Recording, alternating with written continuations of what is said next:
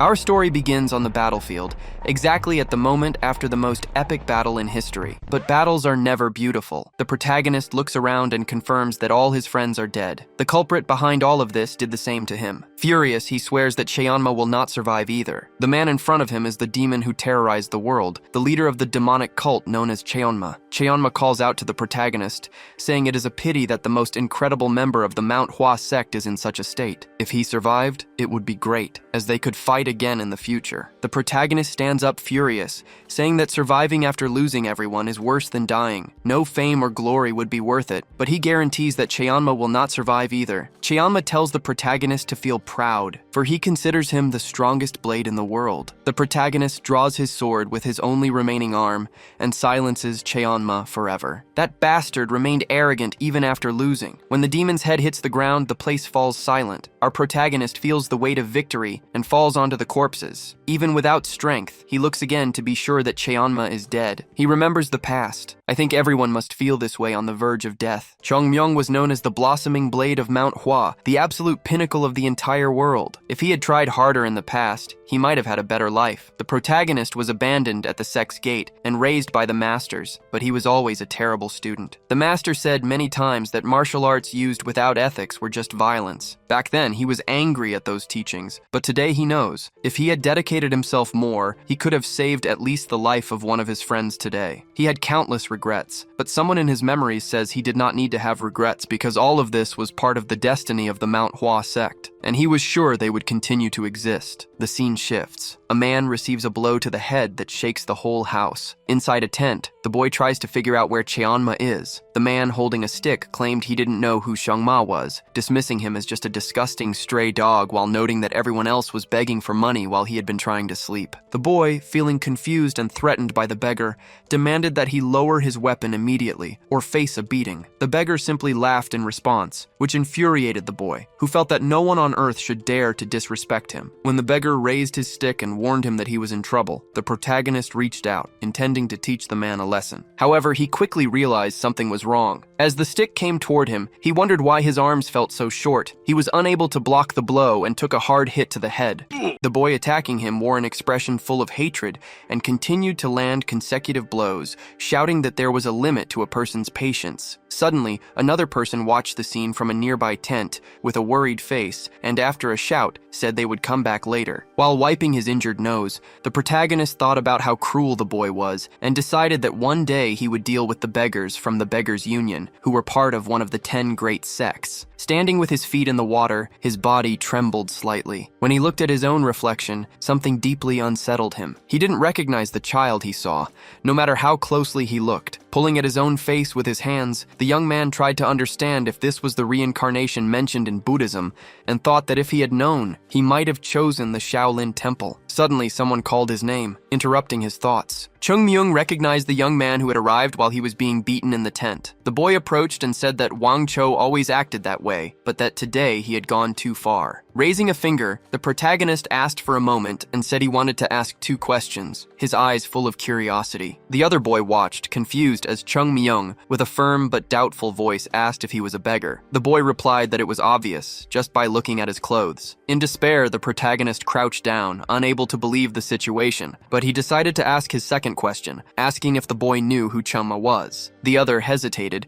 commenting that he thought he was acting strangely because of the beating, but now he seemed even worse. Annoyed, the protagonist demanded a straight answer. The boy crossed his arms, thought for a moment, and replied that he knew who Cheonma was, the leader of the demonic cult who died 100 years ago. Cheonmyeong's eyes widened even further, unable to believe it as the words echoed in his mind. He couldn't contain himself and shouted, repeating what the boy had told him. Grabbing the other boy's collar, the protagonist questioned with a trembling voice if it had really been 100 years since Cheonma's death. The other boy replied that he had nothing to gain by lying. Sweat began to run down Cheonmyeong's face as he slowly released the boy's collar, his mind collapsing as he realized it had taken him all this time to be reborn, left all alone in this world. Bringing his hands to his face, the young man despaired, but his thoughts soon turned to the Manhua sect, and he decided to ask what had happened to it. The boy, however, replied that he didn't know what he was talking about, leaving Cheonmyeong with an expression of dread and confusion. The protagonist insisted, reminding him that as a member of the Beggars' Union, he should know about the Manhua sect, which was part of the 10 great sects. The other boy, however, answered without hesitation that there was no sect with that name among the 10 great sects, and that, in fact, it didn't even exist anymore. Chung Myung was left completely stunned, unable to comprehend what was happening. Unable to believe what he had just heard, Chung Myung grabbed the boy's collar again and began to shake him violently. His voice was filled with indignation as he pointed out that even the Southern Island sect and those country bumpkins from a distant island had become part of the 10 great sects. He concluded that this could only mean the Manhua sect had been excluded. As he was being shaken, the boy reacted with confusion, but then he grew thoughtful, commenting that he might have heard that name before in relation to a map of the Shanxi province. Chung Myung immediately stopped shaking him and asked if there was anything else he knew. The boy brought a hand to his chin, thinking hard for a few seconds before answering that, as far as he knew, the Manhua sect had already fallen. In that instant, Chung Myung's world seemed to collapse, his expression filled with despair, as he couldn't accept that the sect, once one of the 3 greatest in the world, had met such an end. Losing all his strength, Chung Myung let go of the boy, who fell backward and hit his head on the ground. While the boy winced from the impact, the protagonist remained paralyzed, his face a mask of pure desperation. Refusing to believe it, Chung Myung declared that he needed to see it with his own eyes. He clenched his fists, affirming that he would go to Manhua immediately. Confused by this sudden determination, the other boy scratched the back of his neck and said he wouldn't do that, as it would just be a reason to get beaten again. He suggested that Chung Myung should just go beg somewhere else. However, Chung Myung raised his voice, insisting that he still had questions and demanded answers. Placing a hand on his abdomen, he asked about his current body and what this person's name was. As he got to his feet, the boy answered casually that a beggar doesn't need a name, but that people usually called him Cho Sam. Analyzing his own face, Chung Myung stretched the skin and asked about his age, guessing from its firmness that he must be between 15 or 16, but the boy said he didn't know. The protagonist then decided to press further, wanting to know the names of both the boy he was talking to and the one who had attacked him with the bamboo. The boy answered without hesitation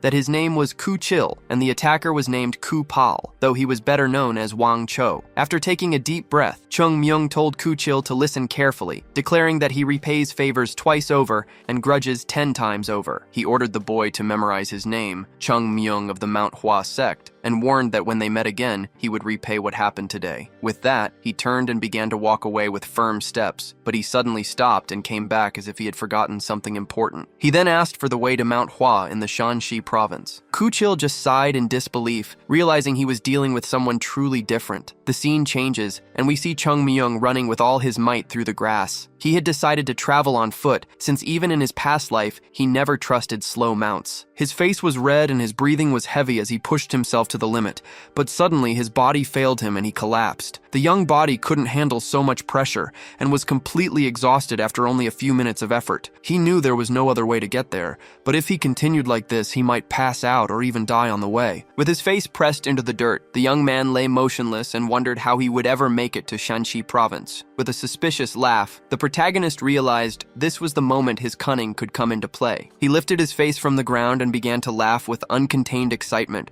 because all he needed to do now was train his martial arts. He knew that few would understand what an incredible opportunity this was. Even those who had reached the peak of their abilities regretted their youth, when they should have focused more on the fundamentals. He remembered how they lamented the times their masters insisted they train, wishing they had at least pretended to be dedicated. They certainly shouldn't have been caught drinking their master's hidden liquor. As he thought of this, Chung Myung paused for a moment and decided to ignore that detail, since that liquor had been truly delicious. But now, none of that mattered. Everything was new again, and he had to start from scratch. First, he decided to find an isolated place where he could avoid any external distractions, and his eyes landed on a tall, perfect-looking tree. The boy sat at the base of the trunk, took a deep breath, and began to think about his first lesson. His mind held countless advanced theories, complex martial techniques, and numerous methods of cultivating internal energy. However, he knew he shouldn't limit himself to the sex techniques, but needed to master focus and achieve true balance. After some time with his eyes closed in deep concentration, the boy opened them again, his expression firm and determined. He remembered the equilibrium technique, a martial art considered simple and sold for low prices in black markets. For a moment, he questioned why he should learn something so basic, but deep down, he knew the truth. This technique wasn't common. It was one of the foundations of the Manhua sect, and every disciple started with it. The equilibrium technique didn't drastically increase internal power, but it purified the body impeccably, serving as the true foundation. Knowing there was no reason to rush, he understood he needed to build a solid base capable of supporting everything that would come later. Calmly, he began to organize the energy around him, refining each fragment with precision, as if aligning delicate threads in a complex fabric, eliminating any impurity he found. The energy began to concentrate inside him, gathering in the center of his body. A subtle light appeared in his abdomen, and the boy realized he had achieved enough concentration. This would be the core that would open a new world, starting as a spark that would one day become an unstoppable force. The boy tried to stand up to continue his journey, but his body failed him, as the equilibrium couldn't yet sustain him. He fell to the ground again, his energy completely consumed by the process. Chung Myung realized the harsh reality that the technique was useless when the body needed to act immediately. Suddenly, his master's voice echoed in his mind, saying that sometimes he forgot to use his own brain. Desperate, the protagonist screamed, questioning how he would ever get to Manhua at this rate. The setting shifts to a simple market where common people walk, buying and selling, while two children run between the stalls carrying baskets. Leaning against a wall, a boy is relaxing when a voice calls out to him. The newcomer points in a direction and says there's a new beggar raking in all the coins. He explains that it's just a kid, but everyone ends up giving him money. The boy slowly stands up and says that maybe it's time to teach this child a lesson, and the two boys by his side agree, looking scared. They approach a long-haired boy who is responsible for taking everything. The tough-looking leader yells to get his attention, but gets no response. He shouts again, asking if the boy is deaf. Finally, the boy reacts, still chewing, and looks at the three with his mouth full of food, asking if they are talking to him. The leader gets angry and questions his carefree attitude, saying he must have lost his mind at such a young age. Cracking his knuckles, he makes a demand, stating that he doesn't know who allowed the boy to beg there, but he can leave if he hands everything over to them. Chung Myung stares at them with a serious expression, and then looks down at the food in his hands. He responds without hesitation, asking if the three of them have no shame, calling them useless and adding that they won't be taking anything from him. The protagonist slowly stands up and cracks his arms, knowing he has provoked them too much and that the consequences are inevitable. He begins to warm up, stretching his arms, adapting to their size, and repeatedly opening and closing his hands to prepare for combat. Chung Myung knows his core isn't perfect yet, but he believes it will be enough. Now used to this body, he provokes them one more time, saying that he's weak and might not even be able to hit hard, but that the three of them are still going to get beaten up a little. These words leave the leader of the beggars furious, and he orders the other two to advance and kill him. One of them prepares a powerful punch, but the blow only cuts through the air, as Chung Myung dodges with a slight movement of his head, his eyes tracking every detail. Immediately after, the protagonist counterattacks with a direct blow that hits his opponent's face. The impact is brutal, and the boy is thrown backward, falling hard to the ground. Chung Myung's hand stings after the blow, but he doesn't hesitate and shouts his title, the Plum Blossom Sword Saint of the Great Manhua sect, as he unleashes new attacks and advances, calling his opponents miserable wretches. A short time later, it's all over. The three are on the ground, injured and kneeling, apologizing repeatedly. Chung Myung looks at them and asks why they are calling a beggar boss. The boy just bows even lower, pleading for forgiveness. The protagonist wipes his hands and then has an idea, asking if any of them know the fastest way to Shanxi province. With a swollen face, one of them replies that it's obvious since the three of them are beggars. They wouldn't know that kind of thing, suggesting he ask someone smarter. Chung Myung laughs with a carefree expression, realizing he was looking for answers in the wrong place. The boys also laugh, relieved, and the mood becomes relaxed. Suddenly, everything changes. The protagonist grabs the leader's collar, his gaze turns cold, and he gives him a warning in case they ever meet again. He says that if he asks a question, there had better be an answer, or the consequences will be fatal. Then, he shoves him away and tells the three of them to disappear immediately. Sometime later, the sky is tinged with orange as the sun begins to set. A man with a long beard observes the landscape. Someone calls out to him, addressing him as the sect leader. The person introduces himself as Am, and the man permits his entry. The door opens slowly, letting in the light. Han explains the situation, saying that it's nothing urgent, but that a child wishes to see him. Curious, the two look toward the entrance. Then, a figure emerges, dirty and bruised, but with a confident smile. The protagonist introduces himself as Chung Myung and declares his desire to join the Manhua sect. A man with gray hair and a beard watched Chung Myung's posture intently. He then turned to Am and asked if he had already informed the boy that they were no longer accepting disciples. Am explained that the child didn't care about the refusal and had insisted on meeting him personally. Meanwhile, Chung Myung continued to hold his pose with a forced smile, but inside, a tremendous irritation was growing in his heart. To understand his frustration, it's necessary to go back in time. Exhausted and sweating profusely, the boy leaned on a stick, realizing he had finally reached his destination, Mount Hua. The shortcut the beggars had shown him was completely useless, and he swore he would never forgive them if he saw them again. Tossing the stick aside, Chung Myung filled himself with determination, knowing it was time to begin the long climb up the great mountain. With hurried steps, the boy started his ascent up the steep and dangerous terrain,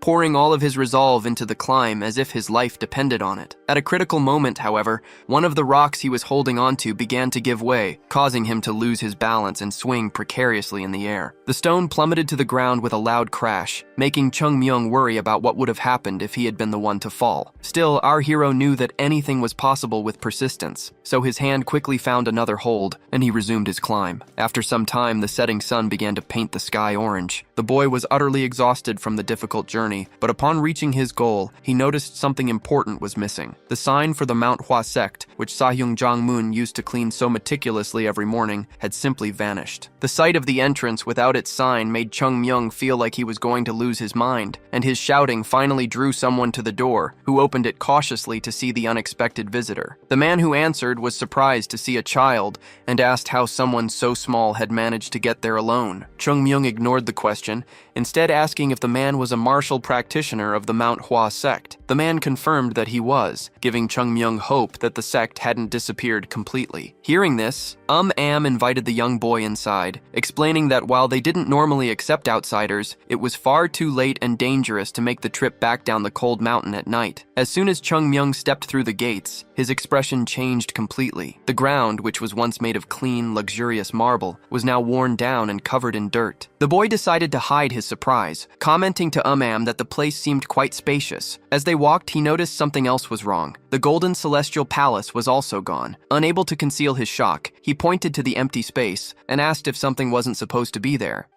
Confirmed that a palace had indeed once stood in that spot. He proudly remarked that it was admirable for a boy his age to notice such a detail, adding that while it might be embarrassing for a martial artist to admit, the missing palace was like a scar of glory. Chung Myung, however, cut him off, stating that there was no glory in it at all. Am didn't quite understand what the boy meant, so the protagonist decided to drop the subject. As they continued on, Chung Myung thought to himself that none of this was Am's fault, as everyone there had likely been through the worst trying to keep the sect from disappearing. Finally, the two arrived at the Yuyuan temple, which, to Chung Myung's relief, appeared to be intact. Since the Mount Hua sect is a martial arts sect, guests have their duties. While opening the door to a room, Am told Chung Myung to enter and prepare to pay his respects to the ancestors. But as the boy looked around more closely, he noticed something else was different. Gazing at the area where the incense was kept, he realized that important items were no longer there. In the past, there had been a golden candlestick granted by the emperor of the Jin dynasty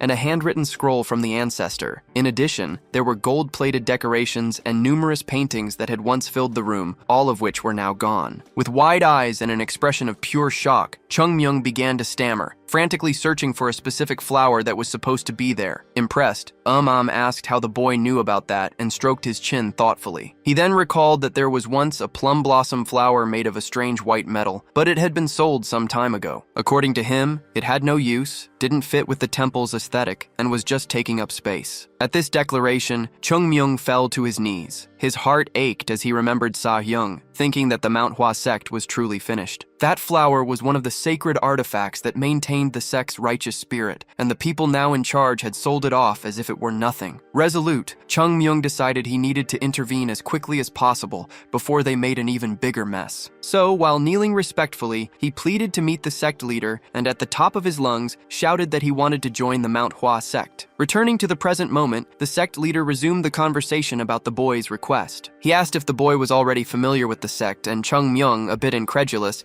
began to wonder if it was really going to be this easy to get in. Regardless, the boy already had a whole scenario prepared in his mind. He would simply use the name of Chung Jin, a disciple who had disappeared during a war. The story would be that Chung Jin fell from a hill and was found by a woodcutter who tended to his wounds. In gratitude, Chung Jin taught the woodcutter the sect's martial techniques, making him a disciple. Chung Myung would claim to be a descendant of this woodcutter, which would grant him a high position in the sect, on the same level as the leader. The boy closed his eyes, waiting for the inevitable rejection or questioning. Contrary to all his expectations, the man simply said he approved his entry into the sect. An uncomfortable silence fell over the room as Chung Myung struggled to believe what he had just heard. With a smile, the old man affirmed that if the boy truly wished to join, then it would be as he desired. A confused reminded his leader that he had said he wouldn't accept any more members, but the man explained that he had changed his mind. Chung Myung found this incredibly reckless, thinking they should be far more suspicious of a stranger. The leader continued his reasoning,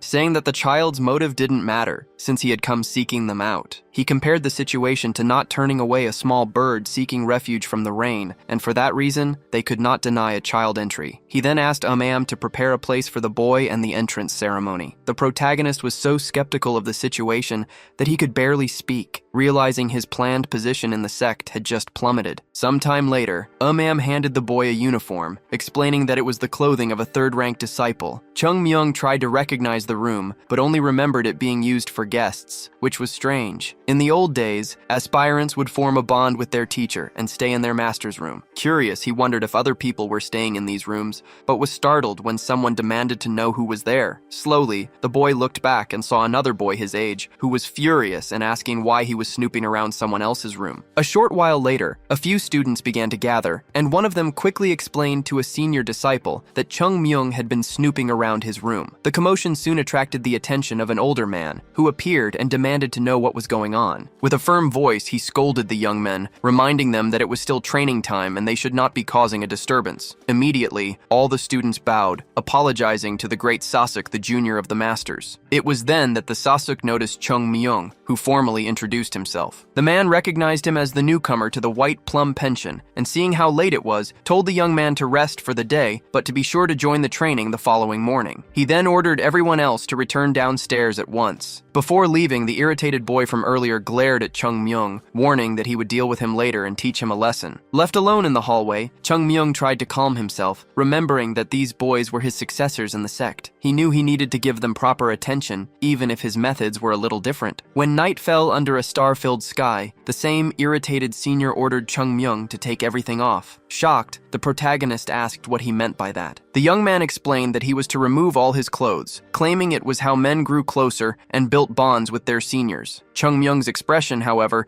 made it clear he was not happy with the idea. Before doing anything, he said he had just one question and asked where the pension's instructor, Sasuk Ungum, was. The senior replied that the instructor didn't train at night and that they would start with a little warm-up. However, before the young man could act, Chung Myung called out to him and told him to flex his neck muscles. The boy barely had time to react before an unexpected punch landed on his cheek. The impact was so fast and powerful that it took him a moment to realize he had been hit, and a loud crash echoed from the temple roof shortly after. The other students stared with wide eyes, shocked by the scene, as the punch had launched the boy with such force that he ended up stuck in the ceiling. With a sadistic expression, Chung Myung asked if they really wanted to start with a little warm-up, then began screaming, calling all the seniors bastards. The tension escalated so much that the surrounding birds flew away in fright. A while later, a senior named Yoon Jong was massaging the protagonist's shoulders. Chung Myung told the boy to put more effort into it, and he promptly replied that he would do his best. Meanwhile, our hero called over to Jo Gul, assuring him that he wouldn't hurt him and asking him to come closer. Chung Myung explained that he wasn't yet used to the sect's situation and had a few questions. The first thing he wanted to know was what happened to the Golden Celestial Palace and why the sect was in such a mess. With his face swollen from the beating, Jo Gul began to answer. He asked if the newcomer had ever heard of the Plum Blossom Sword Saint, and our hero knew they were talking about him in his past life. According to the Sasuks, the Sword Saint played a vital role in defeating Chuma, but afterward, the enraged members of the demonic sect invaded the Zhongyuan region and set the mountains on fire. The damage at the time was so great that the sect never managed to recover the strength it once had. Hearing this, Chung Myung began to sweat, thinking that he himself might be the reason for their precarious situation. Sometime later, in another conversation, someone mentioned the Tai Flummox sword technique, stating that it lacked Taoist aspects and wasn't very powerful. They even said they wouldn't care if the technique were removed from the sect. Chung Myung agreed that they should just throw it away, but the Sa-hyung replied that it would be complicated since the technique was left by their ancestors. The protagonist then suggested they remove it from the library to prevent children from getting interested, and the Sa-hyung thought it was a good idea, saying they would do it. After a moment of silence, the Sa-hyung changed the subject, explaining that he hadn't called Chung Myung just to talk about that problem. He believed it was time for the young man to assimilate the disciplines on his own, and asked how Chung Myung thought he should teach his disciples. Surprised by the question, the protagonist broke one of the cookies he was eating and answered promptly, questioning what was so difficult about it. To him, it was simple. Once a master beats his disciples to the brink of death, the students can make the impossible happen. The bizarre answer left the Sa-hyung speechless, and after that conversation, Sa-hyung Jang-moon never again brought up the subject of Chung Myung having disciples. One day, while the protagonist was resting, someone called him very formally. With a calm voice, Chung Myung said there was no need for such formality. It turned out that the instructor, Eun-gum, had summoned him to the training grounds, informing him that he would be participating in the activities from that day forward. With a clear command, the master told his disciples to prepare their blades. The young men obeyed immediately, raising their swords, and then the master gave the order for everyone to swing their weapons, which they did with determination. Chung Myung watched everything beside Eun-gum with a strange expression, as if he were seeing something very odd. The teacher's sword technique was truly bizarre. Eun-gum explained that it was called the equilibrium sword technique, and that it was essential for all other techniques of the Manhua sect. Shocked, Chung Myung wondered what kind of nonsense the masters were teaching the disciples. To him, it only made it harder for the children to get stronger, like teaching the alphabet using an advanced grammar book. This way, the boys might get ahead for a short time, but nothing more, as techniques without fundamentals could not take warriors very far. Determined, the young man thought that if they were going to follow this path, they should at least do it right. Suddenly, something distracted the protagonist, who looked up. The sky was clear, which made him think it was the equivalent of the Manhua sect's future. Nothing. Feeling pessimistic, Chung Myung didn't even know where to begin. He decided to call over the senior who was teaching the students and asked what else they learned there besides that technique. The teacher explained that after the equilibrium technique,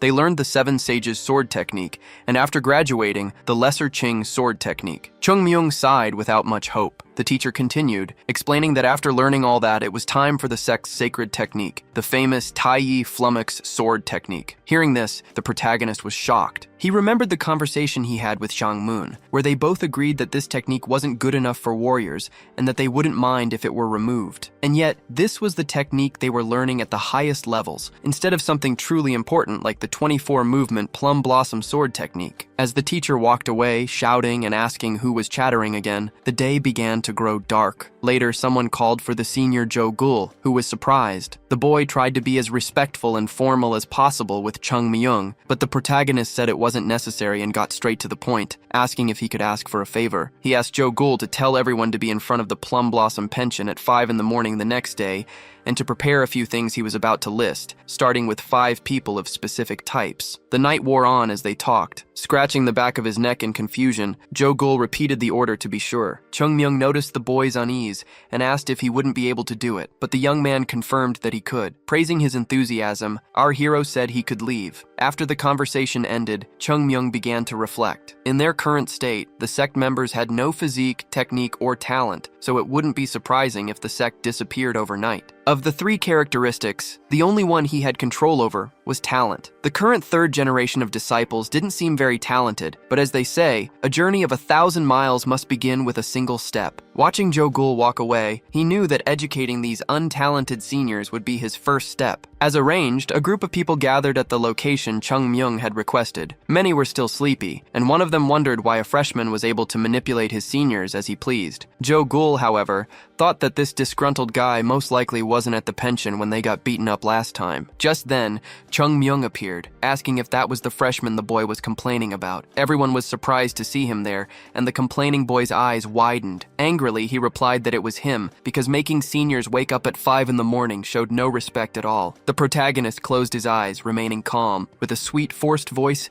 he began to speak to his seniors, apologizing and saying that he was wrong in his perception. As an apology, he asked to speak with the boy inside the pension. He quickly gathered a few students and led them into the building, closing the door so no one outside could see what was happening. The students who remained outside watched the scene in silence, not quite understanding what was going on. As they watched more closely, they noticed something strange at the top of the building. The place seemed to be shaking. Suddenly, abrupt movements could be seen on the roof. In the blink of an eye, the students who had entered with Chung Myung began to run out of the pension in a panic. The young man praised them, but told them to be quieter so as not to wake the great Sasuke. Then, he approached the boys and announced that every morning, at this same time, they would train together. After a few minutes, the sky began to brighten as the sun rose on the horizon. The sun's rays entered the pension through the windows, waking the Sasuke, who started to feel that something was off. He thought that no one had come to give their morning greetings and that perhaps everyone was still asleep. Placing his feet on the floor, the man decided to get up. As he changed his clothes, he figured that since a newcomer had arrived, everyone must have been sleeping in after performing their usual strange rite of passage. Soon, the man left his quarters, and while walking in the courtyard thinking he would teach them a well-deserved lesson this time, something caught his attention. The man's eyes widened when he saw all the disciples lying on the ground, injured and calling for help. The great Sasuke was confused, trying to understand what had happened to everyone, and he shouted at one of the students, demanding to know what was going on. The boys looked at each other, seeming hesitant to speak, which made Ungum even more confused. Soon he spotted Jogul, who looked completely exhausted while carrying a wooden sword on his shoulders. Behind him was the newcomer, carrying a sword with 2 gigantic stones tied to it. The rope was nearly giving way under the weight. The boy began to squat, supporting the weight on his back. Sweat dripped from his face as he tried to breathe slowly. His legs were trembling, but he didn't give up and lifted the stone, using all his strength, counting that as squat number 10,085. Drenched in sweat and breathing heavily, Chung Myung faced the man in front of him. Upon realizing it was the great Sasuke, he immediately greeted him. Ungum observed the boy in complete astonishment, noting that the child was far too strong. Even with his legs trembling, Chung Myung remained standing, showing no intention of stopping. Turning away, Ungum shouted for someone to bring water at once, ignoring Chung Myung's protests. As soon as he received the container, the boy began to drink greedily. Once the boy had recovered, Ungum resumed his serious posture, as there was something that needed to be explained. He asked what had happened, pointing out all the people lying on the ground. With his mouth still full of water and his body exhausted,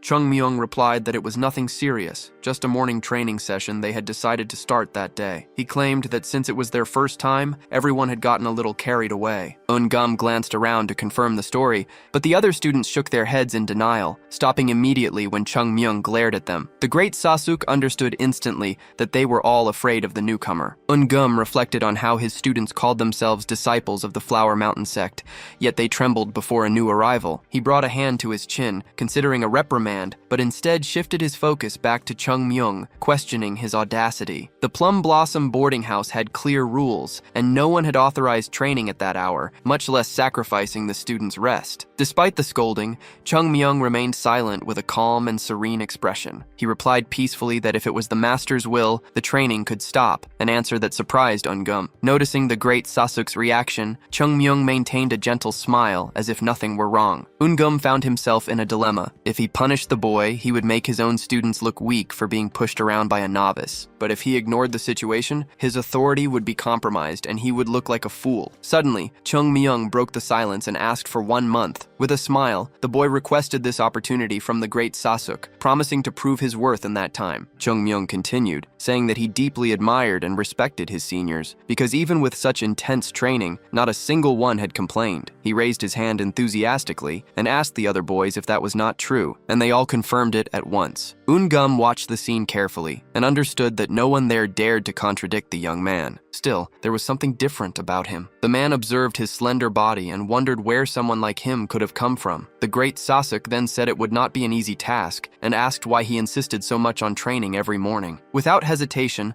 Chung Myung answered that the young disciples could become strong with the teachings, but they would advance much faster with extra effort, even if it meant sacrificing a little rest. Ungum then asked what the most important aspect of training with the seniors would be, and the boy smiled, replying that it would be courtesy. He affirmed that he would would treat the words of his seniors as sacred teachings. At that moment, Ungum realized the boy did not intend to challenge the hierarchy, but rather to dominate it with respect and intelligence. A faint smile appeared on the man's face, as he understood the boy was not joking. Ungum turned toward the students and stomped his foot firmly on the ground, his expression changing completely. The great Sasuk raised his voice, saying he was impressed and admired such determination. He declared that if they continued like this, they would achieve great results, and therefore he permitted them to continue with the extra training. With distressed faces, the students trembled, seemingly begging for help, but the great Sasuk simply turned and walked away, leaving them behind. Meanwhile, Chung Myung cracked his knuckles and faced the seniors calmly, saying he did not intend to destroy them,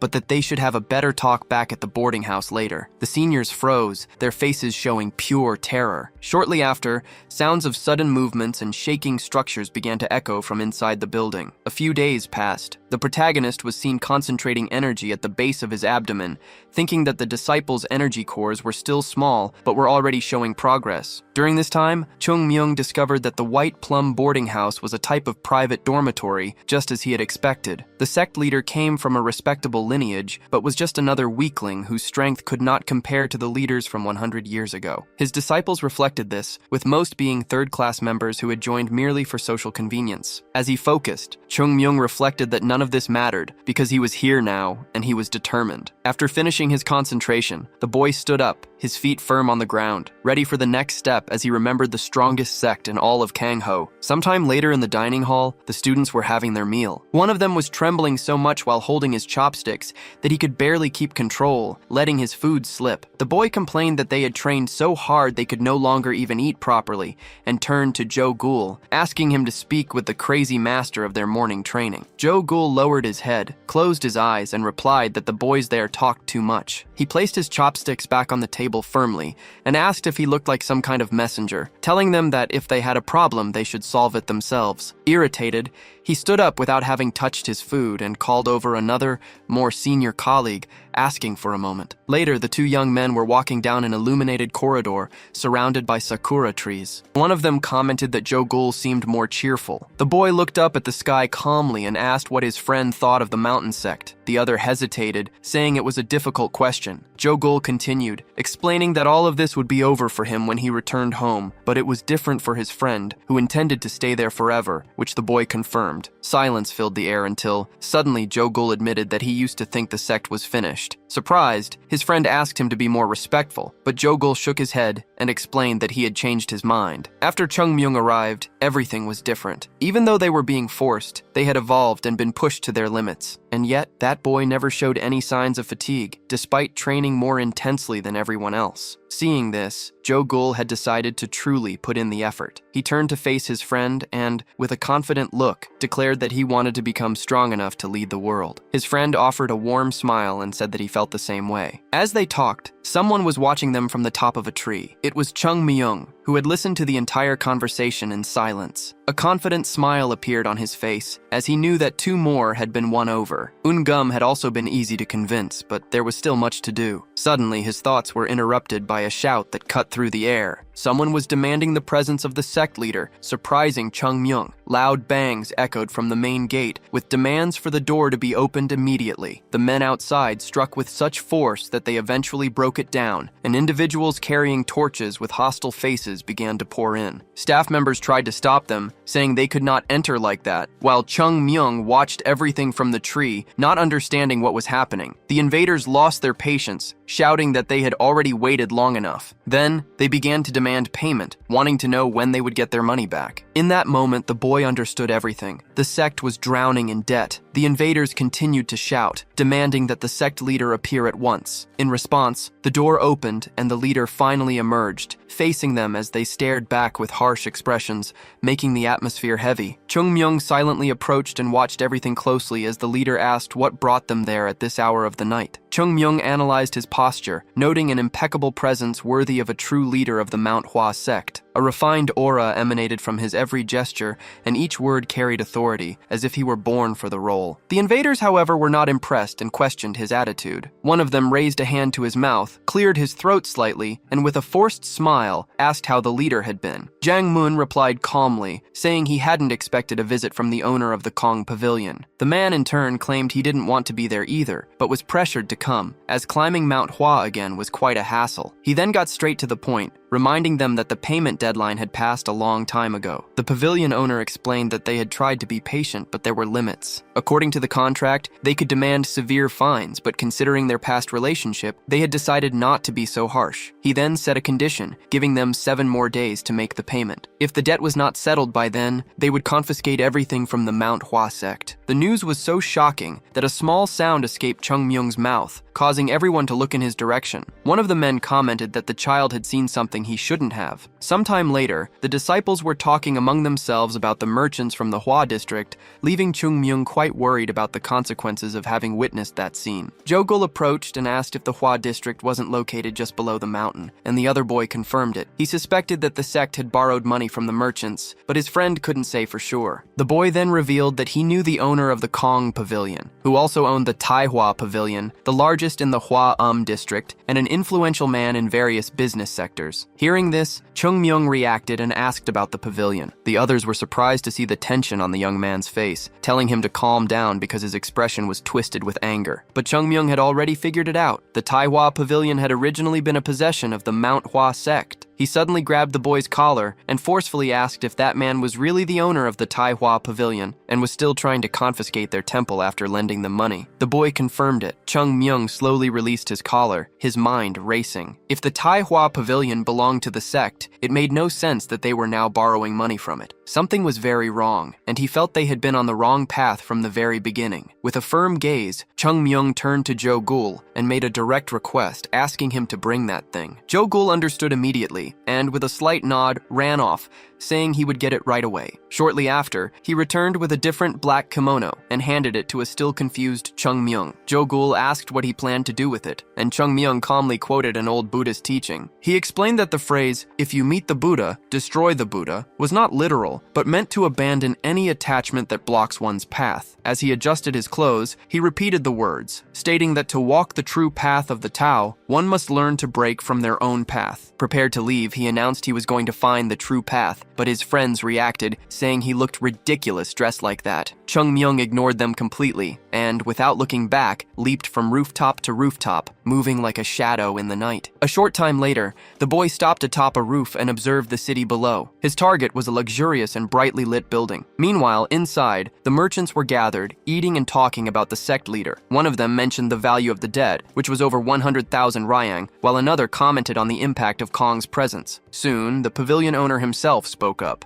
saying that although he sought profit, he disliked the situation because of a long-standing, multi-generational relationship with the sect. Another merchant agreed, but added that the owner had already been far too patient and had ignored the situation several times. Everyone praised his generosity, and the pavilion owner said he hoped that was indeed the case. As he drank, the man thought about how naive and carefree these merchants were. He knew the Mount Hua sect was not to be underestimated, as its strength lay not only in combat, but also in its history. In the Shanxi province, almost everyone had some connection to it. Even so, the sect had weakened greatly and now seemed fragile, like something that could fall apart easily. He mentally compared the sect to the skin of the duck he was eating, which fell apart easily even without any force from his chopsticks. One of the merchants, already tipsy from the alcohol, asked what would be done with the temple after they took it, suggesting they take something else instead. The pavilion owner disagreed, stating that the temple was worth much more than it seemed. It might look old and simple, but it held immense value. As he chewed, the man thought about how foolish these merchants were. He then placed his chopsticks on the table and spoke firmly, saying he couldn't reveal everything directly, but they could use the sect's enemies to their advantage, as many other sects would pay a high price to erase Mount Hua for good. He looked around and assured them that everyone's investment would be worthwhile. Excited, one of the merchants stood up and praised his cunning, and soon sak was being poured for a toast to prosperity and health. After a while, the drunken man left the party, his steps unsteady. His mind wandered, thinking that if he could recover the money from the sect,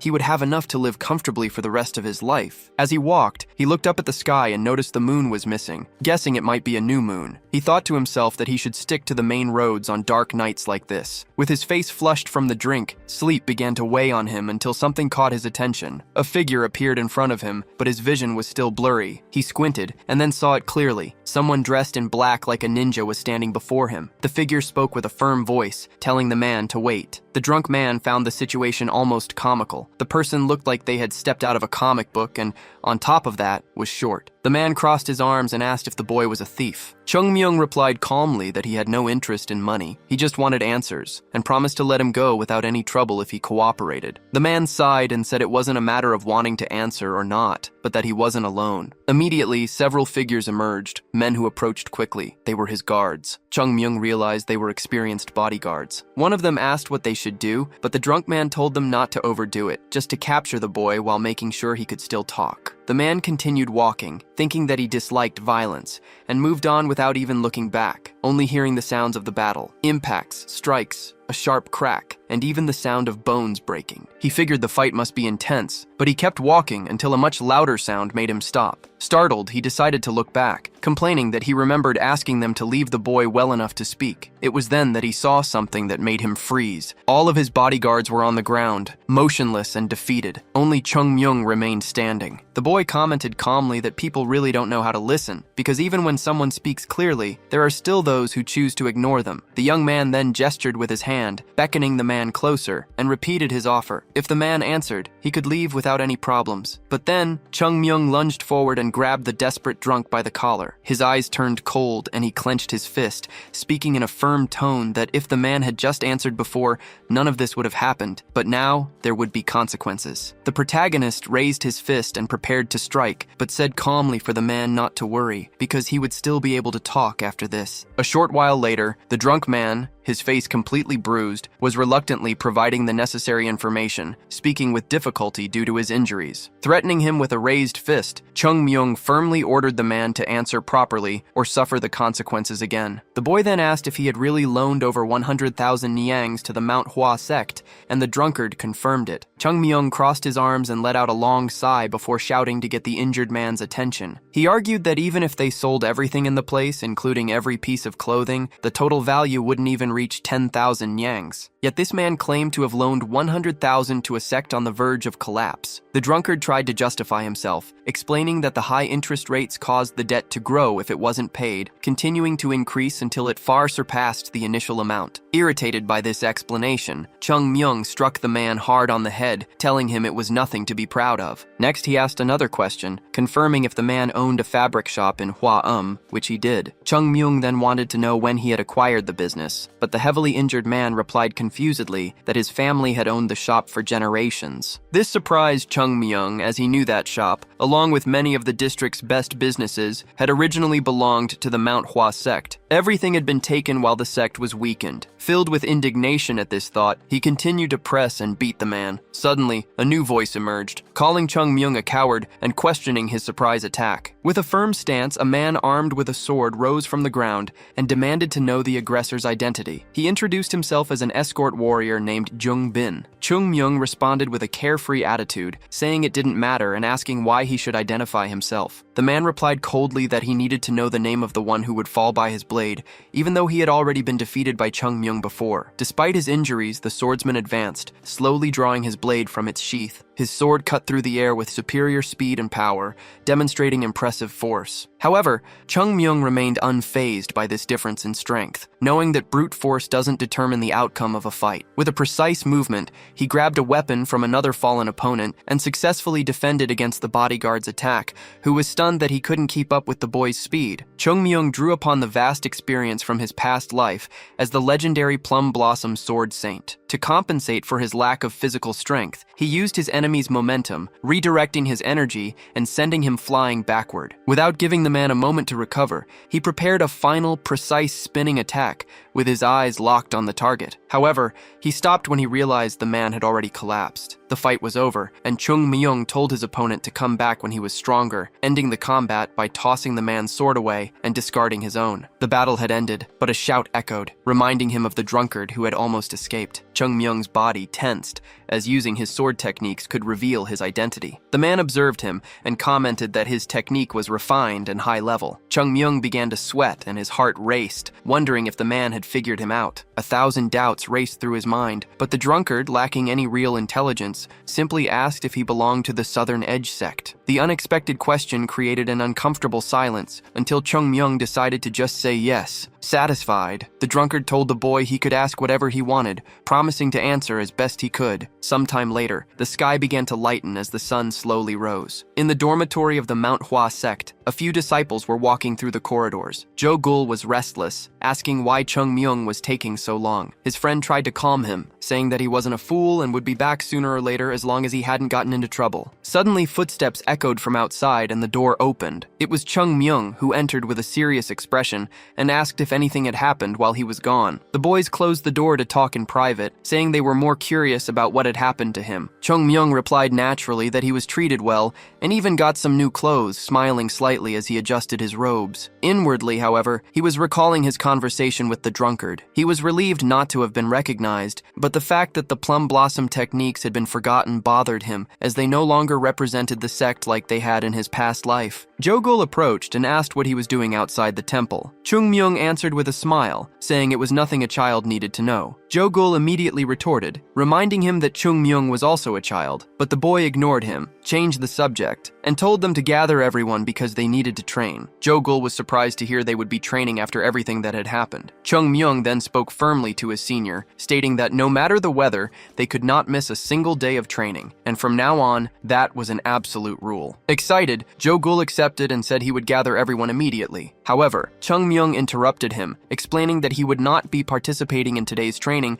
because he had another task to complete. The other senior was disappointed, saying the training only worked with him present and the results wouldn't be the same. Even so, the two eventually left, telling Chung Myung to take care. Left alone, the protagonist lay down on his bed and let out a tired sigh, looking at the ceiling and thinking about what he should do. All of the sect's businesses had been taken, and the records that could prove their ownership had been burned by the demonic sect. He considered the option of invading and eliminating all the merchants, but quickly dismissed it, as that would only create more problems and worsen the sect's reputation. He understood that he needed a justification or something to nullify the debt, but he had no idea where to find it. Lost in thought, he turned over in bed, searching for any glimmer of a solution in his mind. Then, a memory surfaced. The boy remembered seeing his old master, Jang Moon, writing in old ledgers and quickly hiding them whenever he entered the room. This made him think that perhaps those weren't the only records. If the sect controlled so many businesses, it would make sense for more records to be scattered about. His heart raced with the idea that they might have hidden the rest somewhere else, perhaps in a secret location like a hidden repository, accessible only to the leader. He had heard rumors of something like that, and if it existed, it would have to be near the leader's residence. His mind racing, the boy began to scratch his head, trying to think more clearly. Maybe the location was in the hills behind the residence, where many martial masters had lived. Or perhaps it was something subterranean, like a hidden warehouse. A slight smile appeared on his face, as he knew this would be a true treasure hunt. Without wasting time, he got up,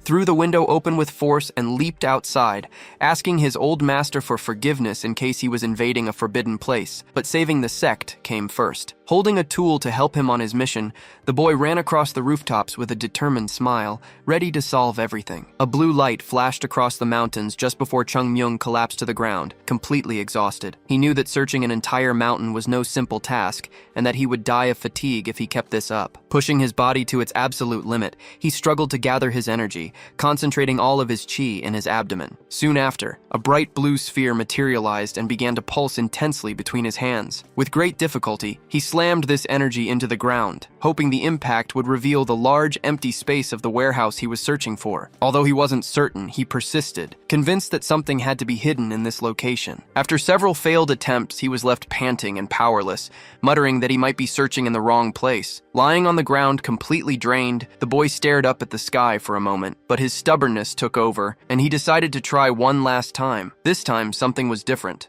The flow of energy felt like a single drop falling into a silent ocean, and he realized his efforts were finally yielding results. The ground seemed to give way, as if the energy were being pulled downward, and a jolt of excitement ran through him as he understood he had found the right spot. Mustering the last of his strength, the boy began to dig, determined to confirm what was hidden there with his own eyes. After a short while, his fingers brushed against something hard, and Chung Myung quickly realized he had found a brick structure. His heart began to race. This had to be the secret warehouse of the Manhua sect. He carefully removed one of the bricks from the wall and leaned in to peek, spotting a dark corridor that confirmed his suspicions. But then, something made him freeze. He wasn't alone. Footsteps were echoing from down the hall, slowly growing closer. Chung Myung watched in silence, trying to identify the approaching figure. He soon made out a man with long hair and a beard walking calmly down the corridor. It was the sect leader, which meant he also knew about this secret location. The man stopped in front of a large door and pushed it slowly with his fingertips, but something was clearly wrong. Chung Myung's eyes widened as he noticed the door was covered in scratches, as if someone had tried to force it open countless times. More importantly, the sect leader's hand was not firm and confident, but trembling and hesitant. As he watched, Chung Myung understood the truth. This was not a gesture of authority, but the posture of a man powerless against his own reality. The sect was collapsing, its martial arts were weakening, and its fortune was disappearing. It must have been unbearable to watch the place he had dedicated his entire life to crumble before his very eyes. And yet, he had to carry that weight alone, because a leader can never show weakness to his disciples. Sometime later, as the sky began to brighten with the sunrise, Chung Myung finished removing the bricks and created a passage large enough to enter. He jumped down into the corridor, landing silently and remaining alert for any movement. As he looked around the empty space, his mind raced. He briefly wondered if he was somehow responsible for the sect's decline, but he quickly pushed the thought aside. There was still time to change its destiny, and he knew that opening the door before him was the first step. He approached the door slowly and placed a hand on its surface, channeling the energy from his abdomen directly into his arm. The instant he made contact,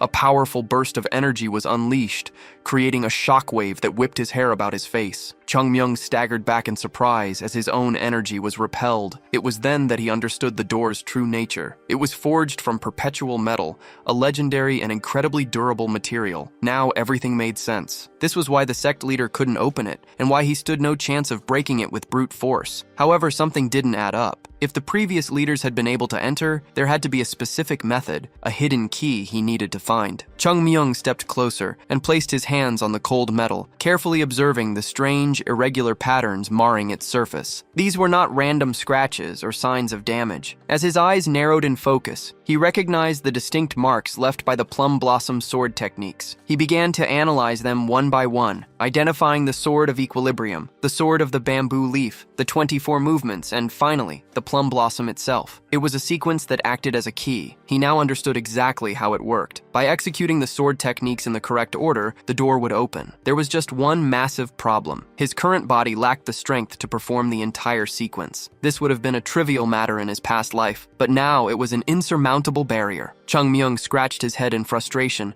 certain there had to be a way. He then placed a hand on his abdomen, feeling the concentrated energy within, and made a decision. He would go beyond his limits. The blue energy inside him slowly began to change, turning a deep purple and gradually enveloping his entire body. This was the chi of innate truth, his very life force, something that should never be used lightly, but he knew he had no other choice. If he didn't do this now, everything would end right here. His blade also took on a purple hue as it began to emanate the powerful energy. Chung Myung took a deep breath, already feeling the toll of using his life force. He knew he would only get one chance, with absolutely no room for error. Pushing aside his doubts, he moved forward. Step by step, he began to swing his sword in a series of coordinated movements, ignoring his body's screams of protest. His hand trembled as he held the hilt, but his determination was stronger than his physical limitations. Planting his feet firmly on the ground, he focused his mind and executed the sword of equilibrium, followed immediately by the sword of the bamboo leaf. He then transitioned into the 24 movements, and his body erupted in pain. The pressure was immense, but he couldn't stop now. He was the Plum Blossom Sword Saint, and if anyone could accomplish this, it was him. Soon he executed the final strike, and his body reeled from the consequences of being pushed so far past its limits. once. The door reacted instantly. The sword marks etched into its surface began to glow, and Chung Myung watched intently to see if he had succeeded. The energy pulsed across the entire door, shining differently than before, with the center of the markings glowing brightest from his efforts. Chung Myung stared at the door, his heart filled with hope, thinking how cruel it would be to fail now. His eyes scanned the room, but a sudden grinding sound snapped his attention back to the door. A thin crack, which had shown no signs of movement before, was slowly widening. The unbreakable metal was opening. He had done it. A genuine smile spread across his face, but it was short-lived as an intense wave of pain racked his body. He nearly lost his balance, his body finally giving in after being pushed so far beyond its limits. He knew he would pay dearly for this, likely unable to move properly for days. With great effort, the young man forced himself to his feet and steadied his stance, still managing to grip his weapon. He quickly wiped his face, a look of determination replacing his pained expression. Smiling through his ragged breaths, he knew that all that remained was to discover what had been hidden away for so long. He reached out and pushed the heavy door, which now swung open for him without any resistance. Upon entering, Chung Myung found himself in a dusty storeroom. The space was small, much smaller than he had imagined, containing only 3 shelves. This made sense, as building a vault of this size with perpetual metal would require absurd resources, something only the world's largest sects could afford. He then recalled how the old leader constantly complained about their lack of money and figured this vault must have been where all the funds had gone. Chung Myung picked up one of the books and examined it closely. His eyes widened as he read the title, and he immediately began flipping through the pages with excitement. They were the accounting ledgers he had been searching for. It seemed the old leader had made copies of the original documents from the Economics and Finance Agency. Unable to hide his glee, Chung Myung hastily gathered the books, realizing the merchants would now have nowhere to run. As his kimono grew heavy with ledgers and records, he paused and looked around, thinking the hideout was far too secure for just paperwork. He briefly wished there was money here to restore the sect and live comfortably, but quickly dismissed the thought, deciding he was probably hoping for too much. Moving on, he approached the second shelf and picked up a green-covered book, curiously flipping through it. He soon realized it contained secret martial arts techniques that had never been used, techniques the sect had long since forgotten and abandoned. Looking closer, Chung Myung understood that the old leader couldn't bring himself to discard them, choosing instead to preserve a piece of their history. If the first shelf represented duty, this second one represented attachment. Closing the book slowly, Chung Myung thought to himself that the old leader no longer needed to worry, because he would bring the sect back and make it stronger than ever before. His gaze then swept across the room, landing on a single isolated scroll. Chung Myung approached it carefully and unrolled it, his eyes tracing the words written by the former leader himself. The message was clear. If someone was reading this, it meant the next sect leader had been chosen. The old leader explained that the role of the Manhua sect's leader was not just to guide, but to protect and motivate, allowing each member to follow their own path. He stated that a leader must abandon the idea of control, as the sect was built on will and spirit, things that could not be tamed. The message concluded by asking the next leader to preserve this essence, placing the weight of responsibility on whoever read these words. It was signed by the 21st leader of the sect, Chung Moon. Chung Myung silently put the scroll away, thinking with mild disdain that the old leader really liked to overcomplicate things. He glanced around, deciding that while he might not have understood everything, he had what he needed. The accounting books were the most important prize, as they would allow him to reclaim everything that had been taken from the sect. Just as he was about to leave, something bothered him. He scanned the room again, a nagging feeling that something was wrong. His eyes narrowed as a peculiar memory surfaced. The leader he knew had been obsessed with symmetry, which made the nearly empty third shelf completely out of place. Driven by suspicion, Chung Myung approached the shelf and ran his hand over it, analyzing every detail. Making a decision, he gripped the massive piece of furniture and pulled with all his might, sliding it aside to reveal a hidden secret. Just as he suspected, a secret passage had been concealed behind the shelf. His eyes widened in disbelief. The passage was just large enough for one person to squeeze through. Without hesitation, he entered and descended, freezing in place at the sight before him. The hidden room was filled with treasures,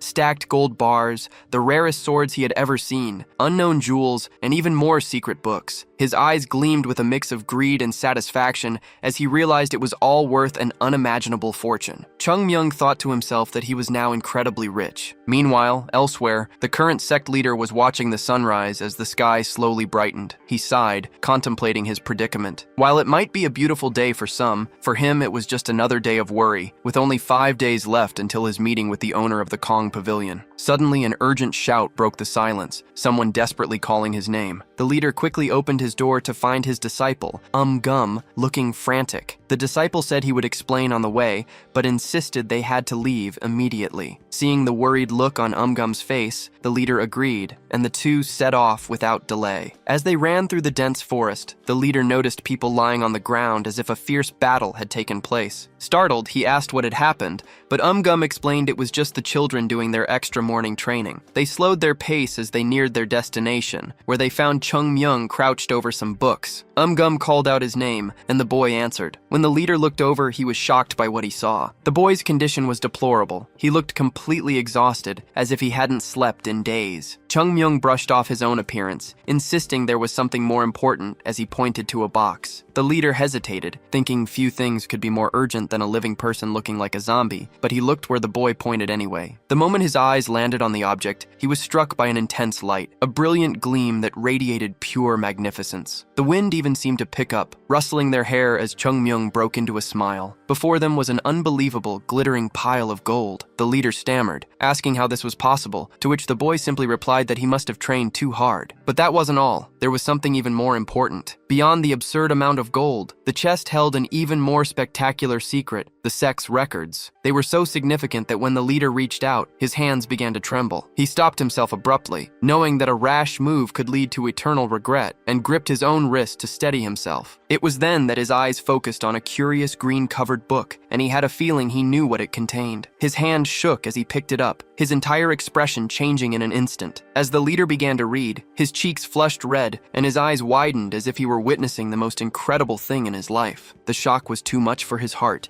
and he collapsed backward, leaving Gum in a panic. Sometime later, the leader's eyes fluttered open. He shot up with a start, shouting that he had seen 7 records of the plum blossom sword techniques. Only then did he realize he was in a room resting on a bed. Wasting no time, he began yelling, asking if his disciple had brought the chest and demanding they summon Hung Young, the head of the Finance and Economics Agency. A short while later, Hung Young arrived and began to inspect the records. With an expression of pure joy, he confirmed that all the books were legitimate. He added that he had also secured the government verification documents found beneath the treasure, which would prove the ledger's authenticity. With this evidence, they could immediately reclaim the businesses of the pavilion and the province. The sect leader breathed a sigh of relief at the wonderful news. His thoughts turned to the one responsible for all of this, marveling at how the decision to accept that child had brought such prosperity. That boy was truly a good luck charm for the Manhua sect. More importantly, now that the books were verified, the leader knew he had to confront his creditors. With a commanding shout, he ordered his men to bring him everyone connected to the business ledgers of the Hua province. Several days later, the scene shifts to the mountains leading to the Mount Hua sect. Pavilion leader Kong, accompanied by other merchants, struggles up the steep path. Looking back, he encourages the group, telling them they are not far and should maintain their pace to arrive soon. However, one of the completely exhausted merchants thinks to himself that as soon as he gets his money, he will never set foot on this cursed mountain again, muttering breathlessly that he never wants to see it again. As they climbed, another curious merchant asked the leader why he thought the sect leader had summoned them so suddenly. The man in front replied that hundreds of thousands of nyangs is not a small amount to come up with on short notice, stating that the sect leader was most likely desperate and had called them to beg for mercy. He argued that there was no way anyone could gather that much money in such a short time, and it made no sense to drag the situation out until the deadline. Hearing this, another merchant commented irritably that it would be extremely humiliating if they had climbed the mountain just to listen to pleas, while the tired man reflected that they might not even get their money after all this effort. The presence of someone from the Southern Edge sect at the location already showed that many were keeping a close eye on the Mount Hua temple. Finally, after a long walk, the men arrived before the sect's gate. Upon their arrival, they all felt conflicted, knowing they were about to pressure the same institution that had protected the district for so many years. They were fully aware that if the sect leader did not survive the night, Mount Hua would not last more than 7 days, but the need to recover their debts pushed them forward. A man from the sect approached the gate and faced the merchants, who were waiting anxiously for their payment. With a respectful bow, he greeted them and informed them that the sect leader was already waiting, asking them all to follow him. Once inside, the sect leader observed them with a calm and serene expression. A tense silence filled the room, as no one had the courage to speak first. Breaking the ice, Pavilion Leader Kong bowed slightly and greeted him respectfully. In response, the sect leader welcomed them and thanked them for taking the time to come all the way up the mountain. The merchant's leader replied that while they were busy men, they could never be busier than the leader of a sect, and it was an honor to have been invited. Just as the sect leader began to invite them for tea, the merchant's leader interrupted him. The man explained that since they were just humble merchants, he requested they set aside the formalities and get straight to the point. Noticing this attitude, the sect leader gave a slight smile and admitted that perhaps he was being a bit inconsiderate. He then revealed that the real reason he had called them was to inform them that the Manhua sect's position regarding their business had changed. He explained that after contacting various people and places, he had been unable to find anyone willing to lend him money, and therefore, he would not be able to pay off his debt within the stipulated deadline. Hearing this, the merchant's leader took a surprised step back and immediately stated that they had already granted more than enough time. He emphasized that as merchants who depend on profit to survive, it was impossible to extend the deadline any further. The sect leader replied that this was precisely why he had brought up the matter, explaining that even though he could not pay the full amount, it was still possible to pay off part of the debt. Therefore, he asked that if anyone present was willing to postpone the payment date a little longer, they should show some compassion. With a deep bow, he pleaded for this favor, an act that left all the merchants visibly surprised. The atmosphere grew heavy, almost funereal, and an uncomfortable silence dominated the room as the situation began to take a strange turn. From a distance, Chung Myung watched everything attentively with a mischievous smile, thinking that this was how the leader intended to handle things. Still, he could not understand if this was an attempt to get rid of the merchants or a subtle way to manipulate them with cunning. But of one thing Chung Myung was certain: Hyunjong was not a simple man. The most essential quality for a sect leader is patience, and even though Mount Hua is a place of Taoists, its foundations are rooted in martial arts, making wise decision-making part of its nature. The protagonist then wondered if Hyunjong truly had what it takes to lead a sect. The merchant's leader broke the silence, stating that he had already made it clear he could not extend the deadline. However, the sect leader replied that he was not making this request only to him. Hyunjong explained that although the total debt exceeded hundreds of thousands of nyangs, he owed individual amounts to each of them, which is why he was proposing an alternative. He then asked if there was anyone there willing to show generosity and grant more time. Pavilion leader Kong frowned, realizing the man was resorting to questionable methods, and asked directly if the sect leader would be able to immediately pay those who refused the proposal. Calmly, the sect leader replied that even though the sect had declined, it did not mean it was completely helpless. He assured them that while they could not gather the entire amount, they were capable of paying at least a portion and would honor the payment of those who did not show compassion. One of the merchants stepped forward and questioned if, by accepting the extension, they would have a guarantee of receiving the full amount in the future. The sect leader confirmed without hesitation, but the man retorted, pointing out the obvious risk that the Mount Hua sect could simply collapse overnight. Everyone there shared this same thought, knowing that if that happened, relying on words alone would be worthless. With a firm gaze, the merchant asked what the point of accepting such a proposal would be. Hyunjong let out a calm sigh and looked directly at the merchant. He stated that all they could offer was the name of the Mount Hua sect and its long history, and that this alone should be enough. Suddenly, Pavilion leader Kong began to laugh, and his laughter grew louder, filled with mockery, while Chung Myung watched the scene from a distance with slight contempt. The man continued to laugh and questioned if the sect leader was not being unreasonable. Hyunjong then faced him seriously and repeated his words, asking if that was what he really meant. He followed up with another question, asking what the Mount Hua sect meant to all of them, and who would dare treat the sect's name so lightly, ignoring the weight of its history. Hyunjong continued, reminding them that the Mount Hua sect had passed down its energy and spirit through generations, spreading its influence throughout the district. For that reason, he believed they should all reflect on the true meaning of the sect in their lives. His words caused a sudden silence, and Pavilion leader Kong stopped laughing. With a firm tone, he said he had a suggestion and pointed to a direction on the right. He declared that those who wished to extend the payment deadline should stand there, while those who did not should remain where they were. However, he made it clear that those who chose to extend the deadline would no longer have the protection of the Merchants' Alliance, even if they ultimately did not receive what they were owed. After finishing his explanation, Pavilion leader Kong asked everyone to choose which side they wished to be on. The decision created enormous confusion among the merchants. Some looked around, undecided, and others scratched the back of their necks, clearly uncomfortable, but no one moved. Seeing this, a confident smile appeared on the pavilion leader's face. He opened his arms and declared that this was the final result and that, unfortunately, no one was willing to extend the deadline. However, before the man could finish speaking, someone moved. A merchant in green clothes, the owner of the U-store, stepped forward and walked toward the right side with firm resolve. Hyun-jung watched the scene with a serious expression, while the pavilion leader immediately became agitated, asking what that man thought he was doing. The store owner asked him not to look at him that way, and admitted that he knew his decision might seem stupid, but that there was a reason for it in his heart. He then recalled that pavilion leader Kong was not originally from the Hua district, and for that reason, perhaps he had never understood what the sect represented to the people. He explained that everyone who grows up there hears stories about the Manhua sect from a young age, with countless encouragements for children to join the sect and become strong warriors. This is part of the childhood of everyone born and raised in the region, and even as the years pass, these teachings remain alive in people's hearts. Even those who realize they do not have the talent to join the sect continue to hear stories about how it protected the world. The pavilion leader made a contemptuous expression and asked where he was going with this. The man continued, saying that the same had happened with his father and his grandfather. He argued that for the pavilion leader, postponing the payment might not make a difference, as there were many cities like Hangzhou where he could spend his money. The pavilion leader retorted, asking if the young man was willing to give up such a large sum for sentimental reasons,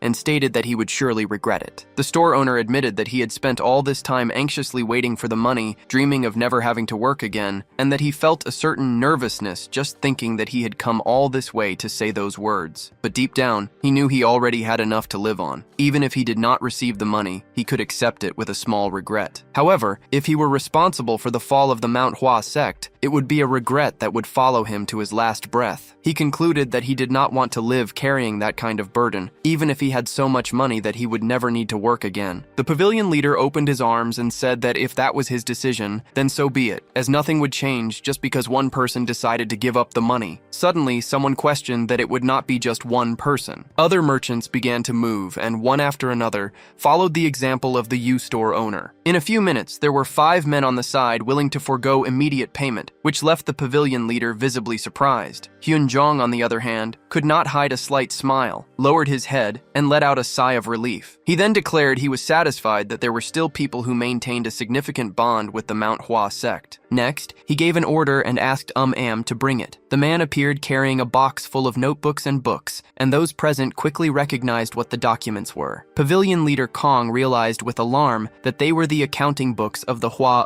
district. Hyun-jong then explained that for generations, the Manhua sect had shown benevolence to them and their ancestors, but in return, they had all ended up betraying that trust by failing to fulfill their obligations. The pavilion leader's expression changed drastically, and contempt gave way to despair. Stomping his foot firmly on the ground, Hyun-jong declared that from that moment on, based on the records, the Manhua sect would take possession of all their businesses and all the finances accumulated down to the last cent. The merchants who remained stared at the sect leader in confusion, desperately asking what he meant and questioning if he was really trying to take over their businesses. The Kong pavilion leader intervened, stating that the sect leader had taken the joke too far. However, Hyun-jong coldly replied that it was a shame he believed the great Manhua sect's leader had time for jokes. Slamming one of the books shut, the pavilion leader shot back that there was a problem, demanding to know how Hyun-jong could prove the records were authentic. Hyun-jong asked if the merchant was implying the Manhua sect had forged the evidence. The man replied that he didn't believe the sect would do such a thing, but he raised the possibility that the sect leader himself was being deceived by fake documents. With a slight smile, Hyun-jong showed that he already understood where this was going, and ordered Am to bring in the head of the financial agency. Shortly after, the man arrived and agreed that this was an extremely important matter, and that the authenticity of the books should be considered, which excited the merchants, who immediately voiced their agreement. However, the man continued with a very serious expression, explaining that the sect leader had anticipated this exact situation. 2 days earlier, he had already sent half of the accounting books to the Hua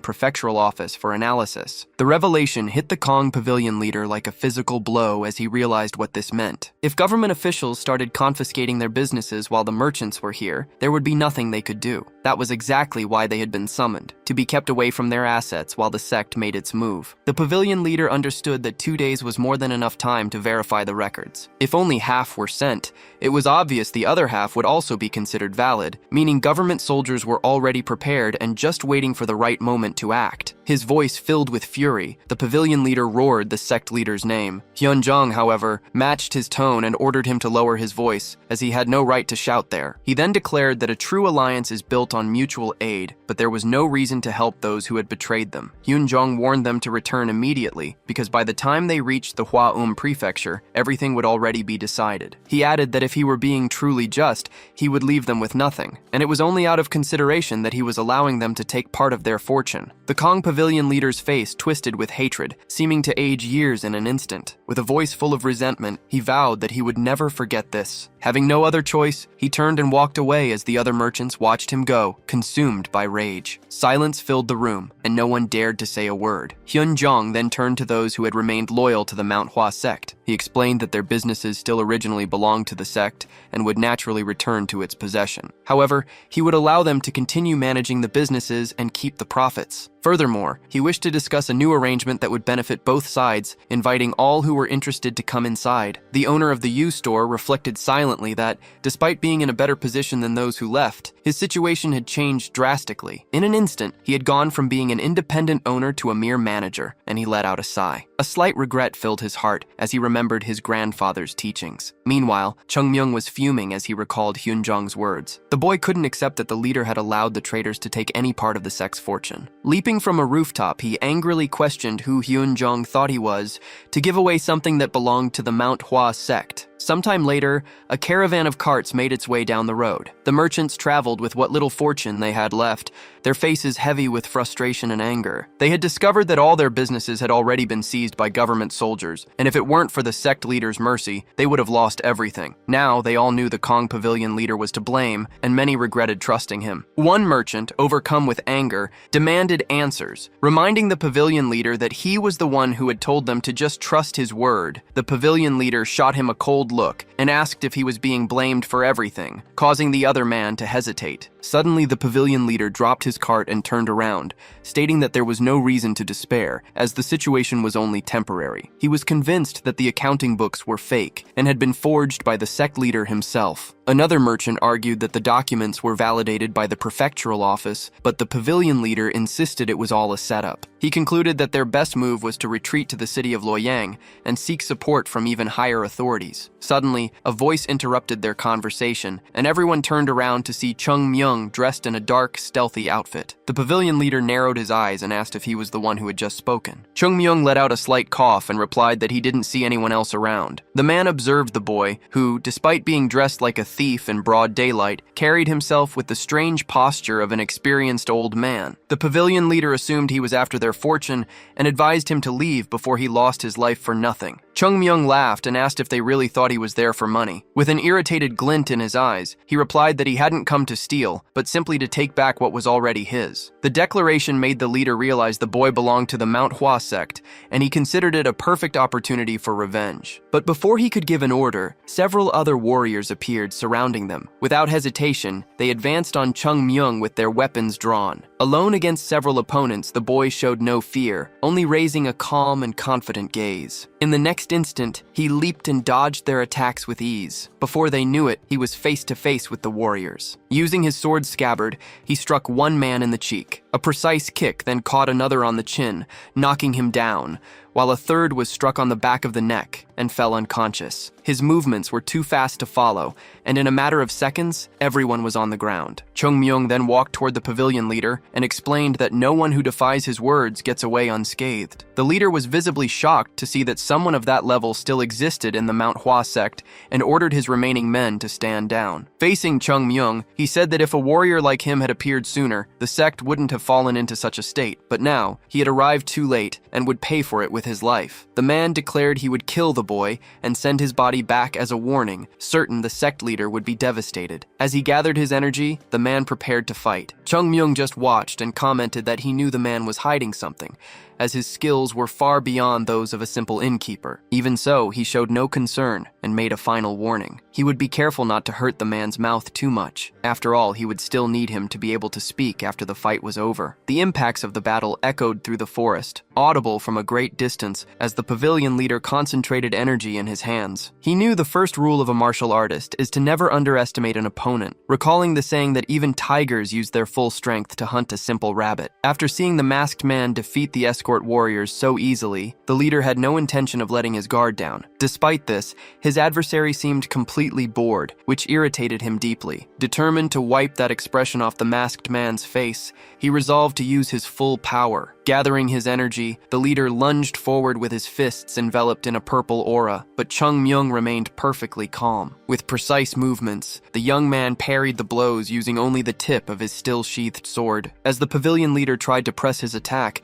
he noticed something strange, as the energy surrounding the scabbard seemed to pull at his skin. Suddenly, a sharp pain shot through his arm, forcing him to retreat immediately. His attack was stopped before it could even be completed, and the built-up energy flowed back into him, causing even more damage. With a look of disdain, Chung Myung commented that the man was slow and recommended he stop trying. He warned that if he continued, his fingers would be the first to break. Annoyed, the pavilion leader changed his strategy and focused his energy into his leg, unleashing a powerful spinning kick. The wave of energy cut through the air and exploded in the distance, but it never hit its target, as Chung Myung was no longer there. Like a shadow, he reappeared behind the leader, and once again used his sheathed sword to intercept the attack. The moment the man's arm touched the scabbard, the pain returned with even greater intensity. Chung Myung repeated, almost as a final warning, that if he insisted, his fingers would surely break. Overcome by pain, the pavilion leader fell to his knees, unable to understand what was happening. The boy in front of him didn't seem particularly strong or fast, and his appearance was unimpressive. Just by looking at him, the merchant felt he should be able to defeat several opponents like him at once. But something was wrong. Even using all his energy, he couldn't land a single blow. Chung Myung moved at the exact right moment, in the perfect direction, and with the ideal distance, wasting no motion as if he could see through every attack. He predicted everything, proving he was no ordinary opponent, but a monster whose danger level was impossible to measure. Suddenly, Chung Myung stopped and said in a carefree tone that it was probably time to end things. He admitted that it would be interesting to play around a little longer, but he was starting to run out of patience. Panting, the pavilion leader asked why someone like him hadn't helped the Manhua sect until now. Silence fell for a moment as the protagonist didn't answer right away. He simply spun his sword, rested it on his shoulder, tilted his head slightly, and then asked why he should have to answer that question. Chung Myung continued, stating that men like the pavilion leader live trapped in illusions, and that there was no reason to satisfy his curiosity. In fact, he declared that he should be the one asking the questions, since the man's techniques were far too refined for someone who claimed to be just an innkeeper. The leader retorted that there was no rule preventing a martial artist from running a business. Chung Myung partially agreed, but pointed out that with skills like his, there were much more profitable ways to make a living. Before the man could respond, Chung Myung raised a hand and told him to stop the discussion. He assured him there was no conspiracy or hidden agenda, as he hadn't received orders from anyone. The pavilion leader said he had already figured that much, and Chung Myung replied that everyone always thinks the same thing. He then pointed a finger at the man and said he wanted to ask one last question, asking if he knew what happens when Chung Myung wants to find something out from someone like him. As he clenched his fist, his entire demeanor changed. Without hesitation, the young man stated that when he wants to discover something, he simply destroys whoever is in front of him. The pavilion leader's eyes narrowed with concern. Chung Myung explained that it was a waste of time trying to pry answers from someone who doesn't intend to speak. Instead, he offered a simple arrangement. The person guarantees they won't say anything, and in return, he guarantees he will beat them to his satisfaction as compensation. The pavilion leader saw the movement and predicted the blow was aimed directly at his left knee. He quickly calculated that at that speed he could still block it, but at the last second, the trajectory shifted, and the sword's sheath veered to strike his shoulder with devastating force. The pain was so intense that his vision blurred. With great difficulty, he tried to follow his opponent, sensing an invisible line of energy that seemed to cut through the space between them. Convinced he knew the next move, the man prepared sword to defend his face, but he was wrong again. Before he could react, the sheath had already changed position, and the blow struck his neck violently. All the air rushed out of his lungs, and in desperation, the merchant clutched at his throat. He had seen the attack clearly with his own 2 eyes, yet he was completely unable to avoid it. Chung Myung gave him no time to recover and continued to advance, delivering blow after blow. The pavilion leader understood that if nothing changed, he would die right there. This certainty came just from looking into his eyes, the eyes of someone who had killed countless times before. Suddenly, Chung Myung began to pull the blade from its sheath, confirming the man's worst fears. His life was hanging by a thread. Powerless, the man fell to his knees, his body trembling. He didn't want to die, but Chung Myung was approaching with slow, steady steps, preparing the final strike. In a fit of pure desperation,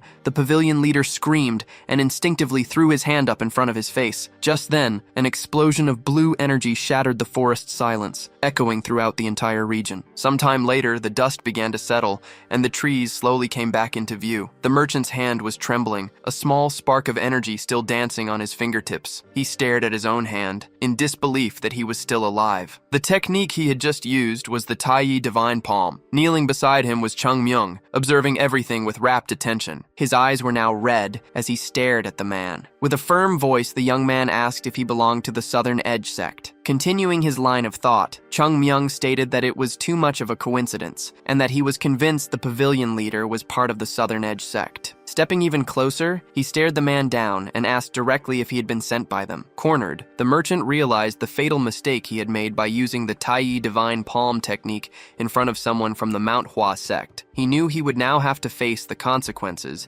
and that, even if it cost him his life, he should have hidden that skill until the very end. The pavilion leader reflected that if the boy had not suddenly drawn his sword, he would not have panicked. He could barely imagine how far ahead Chung Myung had planned his actions. Meanwhile, the young man began to rise slowly, pondering that the man's refusal to speak might be out of loyalty, which was respectable in a way. Still, Chung Myung knew he could not underestimate the Southern Edge sect, as an organization of that level would not act so carelessly. Letting out a sigh, he murmured with contempt. Chung Myung commented that even in the most difficult times, the martial arts world was not so dishonorable, and that it was sad to see one of the 10 great sects trying to rob another using such dirty methods. With little to say in response, the pavilion leader simply closed his eyes. Even so, he tried to argue, questioning if this was not, deep down, better for the Manhua sect. He claimed there was no hope left for them, as they had already lost their techniques and would never return to what they once were, being condemned to disappear. Chung Myung listened to those words with a curious look and denied them, stating that the sect had not lost its techniques. Faced with the man's insistence, the boy's eyes shone with firmness as he repeated that this was not the case. His voice rising, Chung Myung scolded him, saying that no one should spread rumors without first confirming the facts, and reminded him that many of these stories only existed because people disliked Manhua. He recalled the times he had defeated members of the rival sect,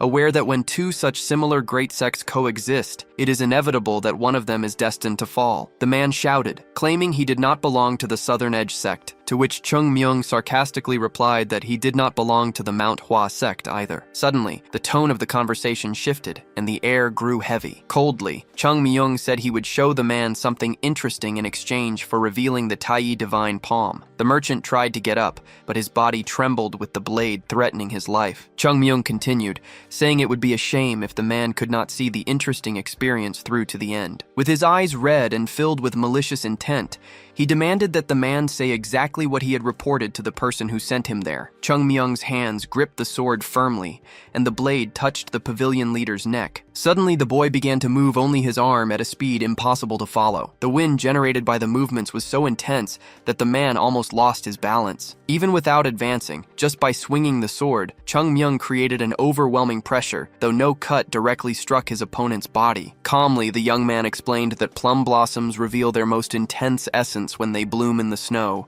and that even in winter, the spirit of Manhua does not disappear. In a single motion, a slash cut through the air, and Chung Myung passed his opponent like a flash of lightning, stating that everything would change when spring arrived. The trail left by the sword began to glow, and the confused pavilion leader lowered his hands from his face. Suddenly, the environment around him transformed completely. His eyes widened as he saw the mountain covered in hundreds of thousands of plum blossoms that seemed to have emerged from the protagonist's sword. They fell from the sky without stopping, leaving the man paralyzed and hypnotized as if he were witnessing a divine work. As the flowers fell, the world around him was dyed red until the man finally understood the technique. It was something much greater than the simple blooming of flowers. It was one of the 24 plum blossom movements, the plum blossom fall. Unable to accept what he was seeing, his knees gave out. Chung Myung sheathed his sword firmly, and in the same instant, the pavilion leader's body collapsed to the ground, strengthless. However, Chung Myung did not escape unscathed either, as his own body weakened. He knew that if he kept pushing himself like that, he could die, because that single move, which would have been trivial in the past, had now consumed almost all of his internal energy. Suddenly, the boy realized someone else was there. He turned his head quickly and called out to the intruder, a frightened merchant who was hiding. With a gesture, Chung Myung beckoned him closer, and soon saw that it was not just one, but several men who had watched everything from a distance. Facing them with his arms crossed, he casually asked who wanted to get beaten before leaving. When no one answered, he asked who wanted to leave unharmed. Immediately, everyone raised their hands and begged to be left in peace. Chung Myung nodded, commented that they were quite cooperative, and as soon as he finished speaking, they all started to run. The boy did not move, simply watching the men flee cowardly before giving a single warning for them to stop. Instantly, they all froze, not daring to continue. He then asked if they really did not know how to use their brains, as it would be impossible for him to take all those carts by himself. Next, he ordered them to report how much money was in each cart. One by one, the merchants obeyed and revealed the amounts while Chung Myung listened in silence. After thinking for a few seconds,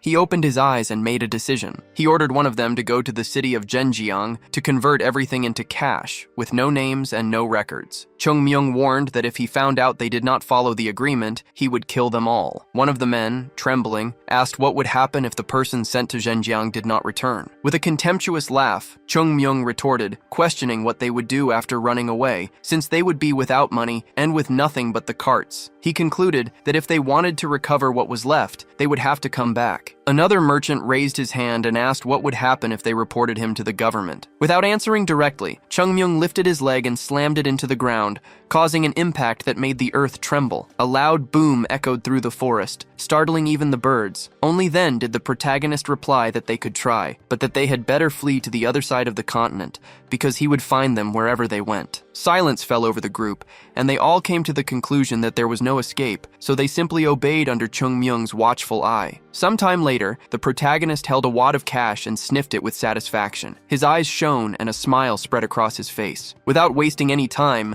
he ran towards a wall, leaped over it lightly, and went on his way to store his new fortune. By the banks of a crystal-clear river, Jo Gul wrung out his kimono before leaving it to dry. Around him, all the other disciples were also tending to their clothes, commenting on how exhausting the day's training had been. Observing the scene with a slight smile, Jo Gul felt satisfied, noticing a real change in himself and his companions. They finally looked like a true group of martial artists. The senior disciple Yoon Jong approached and asked about his smile. Jo Gul stared at the river for a moment, before replying that he felt they finally seemed like real practitioners, even though it was strange to think that way since they always had been. To his surprise, the senior shook his head and admitted he felt the exact same way, which made Jo Gul laugh. Just a few days ago, the students couldn't have imagined training so hard at the Manhua sect. Before, they just killed time, as real training wasn't part of their routine. Everything changed with the arrival of Chung Myung, who was undoubtedly responsible for this transformation. Although his influence still felt like a gentle breeze, no one knew if it would stay that way or soon become a hurricane. Later, as Jo Gul approached another area,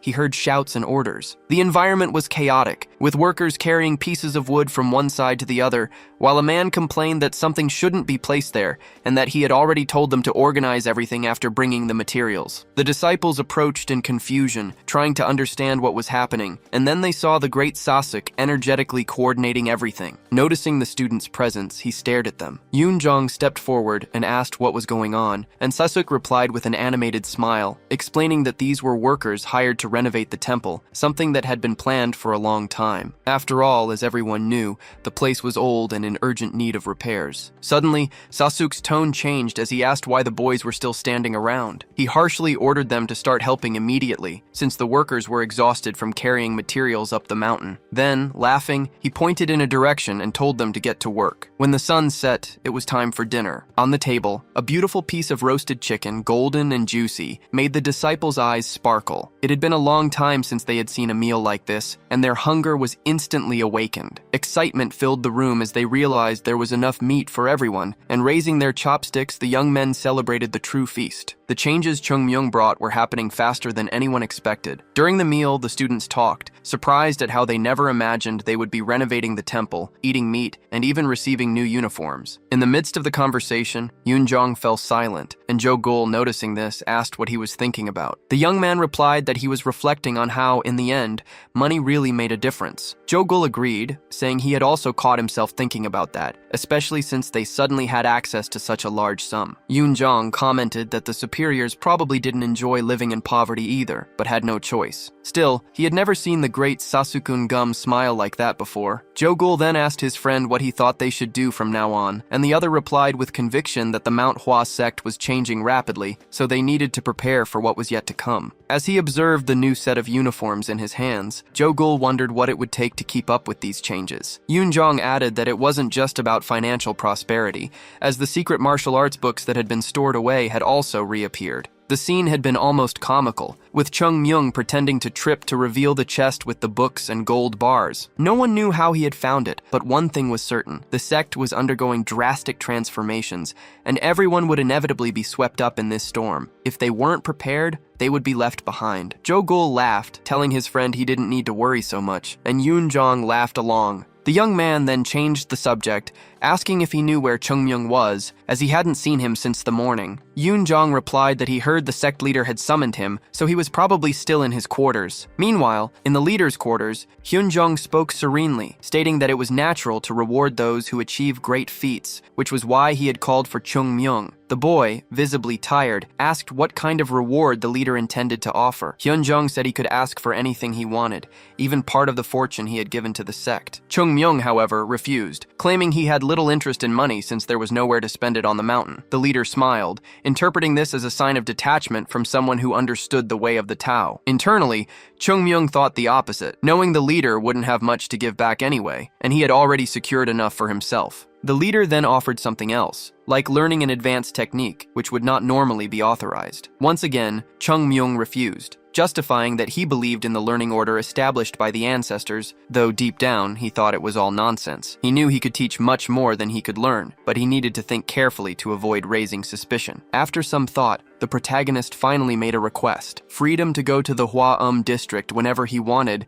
as he believed staying only at the temple limited his growth. The leader hesitated, explaining that this would violate the sect's rules and could generate criticism. Frustrated, Chung Myung scratched his head, deep in thought. Suddenly, an idea struck him. The young man stood up and changed his approach, saying that his body was in bad shape and that, according to the doctor, his internal energy was damaged. The leader confirmed he had heard about this. Chung Myung then made a new request, some life pills to restore his health. The leader was silent for a few seconds, and then called the attention of the assistants present. Chung Myung watched hopefully. The leader Hyun-jong took a sip of tea, placed the cup on the table, and declared that he was granting Chung Myung permission to leave the temple without prior authorization. The only conditions were that he not leave the Hwa district and that he be fully responsible for his actions. Chung Myung accepted, confused, as the man seemed in a hurry to get him out of his quarters. In the end, the truth was simple. The leader didn't have a single pill to offer, not even for himself, and so he decided to end the matter right there. As soon as Chung Myung left, the sect leader closed the door to his quarters and turned to his assistants, asking for their thoughts on the boy. The great Sasuk Ungum answered first, stating that he could tell the young man definitely understood the path of the Tao. He felt that even though Chung Myung was just a child, there was a noticeable wisdom in the way he spoke. Ungum admitted the boy could be a bit harsh at times, but considered it understandable for his age. In fact, during their conversations, he felt Chung Myung didn't seem like a child at all, not just because of his manner of speaking, but also due to a lack of childishness that was difficult to describe. Next, Hyun-jong asked for Hyun-sang's opinion. Placing a hand on his head, the man said he didn't feel qualified to evaluate people in the sect, but the leader insisted, wanting to know if he had noticed anything different. Hyun-sang then agreed that Chung Myung was not a childish boy in the slightest. Hearing this, Eun-gum was convinced he wasn't the only one with that impression. Hyun-sang added that children who have had a difficult life are often more mature, but Chung-myung seemed like a genuine adult when he spoke. With a smile, Hyun-jong asked if he thought the boy was corrupt on the inside, but Hyun-sang quickly denied it, saying that wasn't what he meant. Closing his eyes, the leader said he understood their point and knew what they were all thinking. However,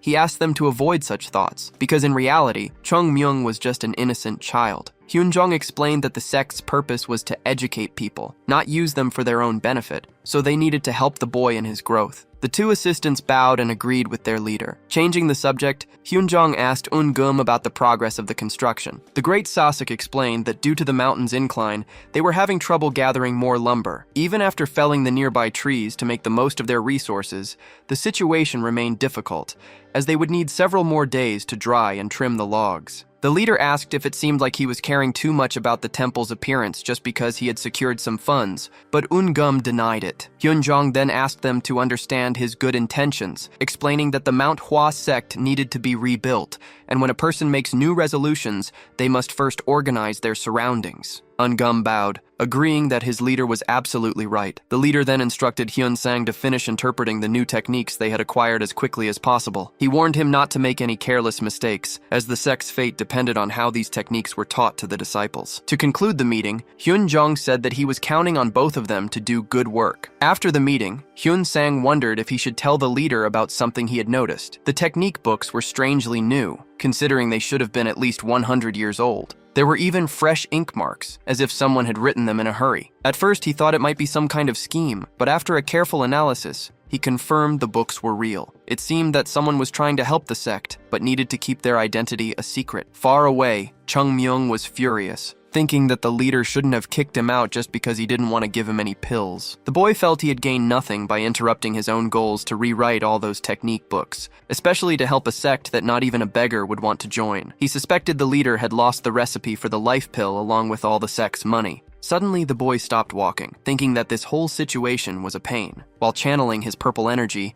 the young man had expected some side effects, but the situation was much worse than he had imagined. His body wasn't healing as quickly as he thought it would, and at this rate, it could take half a year to fully recover. A child's body is constantly growing and changing, making it the ideal period to build the foundations of internal strength. Once that window of opportunity is lost, it never comes back, so Chung-myung urgently needed to find a way to regain his form. There were two ways to recover his innate chi, by consuming a life pill or by receiving help from a chi transfer technique. But it would be very difficult to find someone willing to do that now. He remembered that in the old days, life pills were practically rolling around on the sect's grounds. You just had to look for them a little. This memory brought him to a specific situation from his other life, when he consumed a plum blossom pill as a hangover cure. It was extremely effective, and thinking about it made him want to drink. Back then, he would drink as much as he could without getting caught and then take the pill, making the hangover disappear immediately. Suddenly, the boy's expression changed as if he'd had an idea. Remembering this gave him a notion of where the pills might be,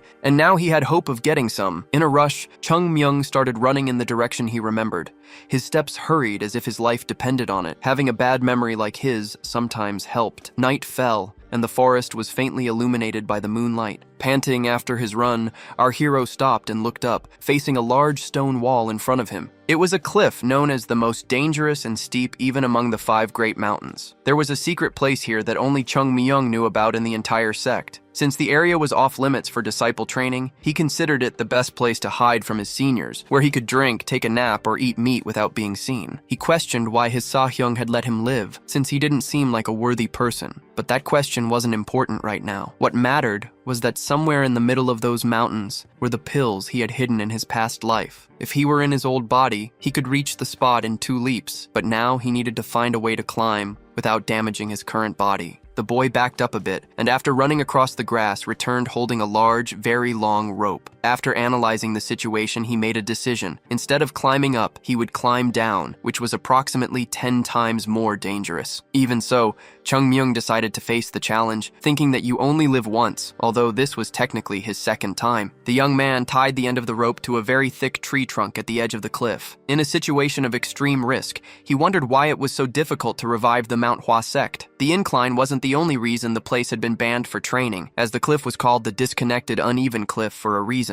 There was simply nothing to hold on to or step on along its walls. Because of this, As soon as he began his descent, the boy quickly lost his footing. This cliff was extremely difficult to climb, and our hero began to fall, held only by a thin rope. In desperation, the protagonist screams as he plummets from the cliff, believing he is truly going to die as he watches the top grow more and more distant. He thinks these might be his last moments, but then the rope tied to his waist catches him. His body ricochets violently, and the rope immediately begins to swing him dangerously from side to side, threatening to slam him into the cliff wall. To avoid the collision, Chung Myung concentrates energy in his hands and uses the chi suction technique the instant he reaches the wall. The impact makes his bones creak and some of them break, sending a wave of pain through his entire body. Despite this, he manages to cling to the cliff, internally complaining about how his bones now feel as fragile as twigs. Looking to the side, something catches his attention. The entrance to the hideout is finally visible, but the rope does not quite reach in that direction. He realizes he will have to swing himself over there,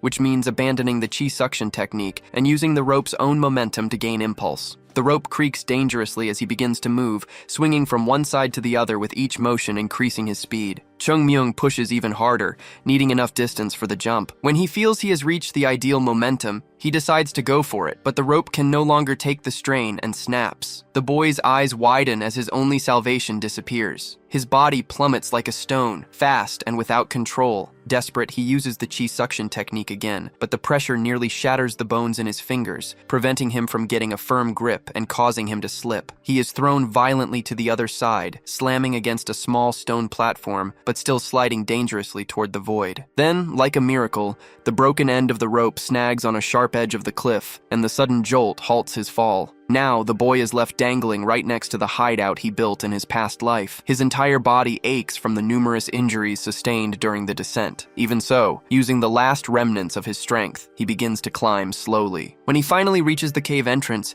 he breathes heavily and starts complaining out loud that the Plum Blossom Sword Saint was a complete lunatic, because no one in their right mind would build a hideout in such a place. He concludes that the man must have gone crazy after so much training, but deep down, Chung Myung knows very well that he is talking about himself. Still, against all odds, the young man had managed to survive. With his fingertips, the boy pulls away an old cloth covering some items inside the cave, and a cloud of dust immediately rises, showing how the years had left the place abandoned. However, what is revealed beneath the fabric is surprisingly cozy. Chung Myung had been careful, and also left a nightlight crystal for illumination. The boy observes this and praises the intelligence of the person responsible, but soon realizes he is just complimenting himself. After looking around the hideout more carefully, he finds some things destroyed by time, like spoiled food and rotted fabrics, until his eyes land on something important, a chest. Instantly, he understands that this is where the plum blossom pills must be, the precious pills he hid in his past life that will be essential for restoring his body. Carefully, Chung Myung slowly opens the chest. As soon as the lid moves,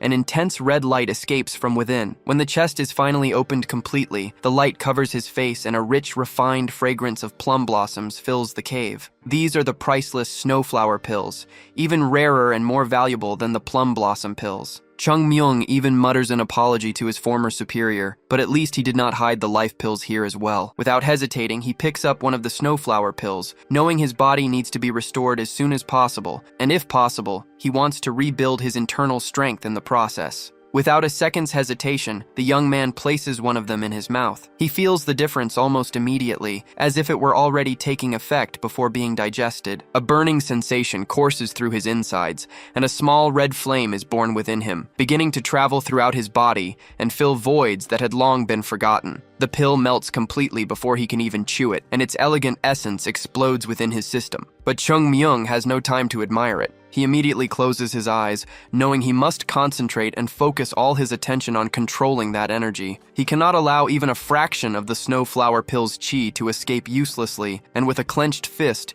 he begins to circulate the energy. A red aura fills the cave, but Chung Myung immediately realizes the problem. It will not be possible to use the pill to recover his true innate chi in its current state. Even being the pride of the Manhua sect, these pills still contain too many impurities, and he cannot absorb something so imperfect directly into his dantian. He needs to purify it all, even if it means discarding most of the energy. He knows he is choosing the most difficult, slowest, and most painful path, but it is also the most perfect one for building the ideal foundation. He will not allow his impatience to destroy this, so he begins to filter everything, discarding any trace of impure chi. After a long process, only a minuscule amount remains. It is an absurd waste, but it is exactly what he wanted. Chung Myung gathers these small, refined fragments and guides them to the deepest parts of his dantian. The remnants slowly begin to condense, unite, and compress until they form a small, brilliant sphere resembling a tiny but absurdly powerful star. The instant it is complete, a colossal wave of energy explodes through the cave, and a blue aura begins to spread in all directions. It is a monstrous amount of energy, dense and heavy, and the small ball that remained falls to the cave floor. It is as if the very air is trembling.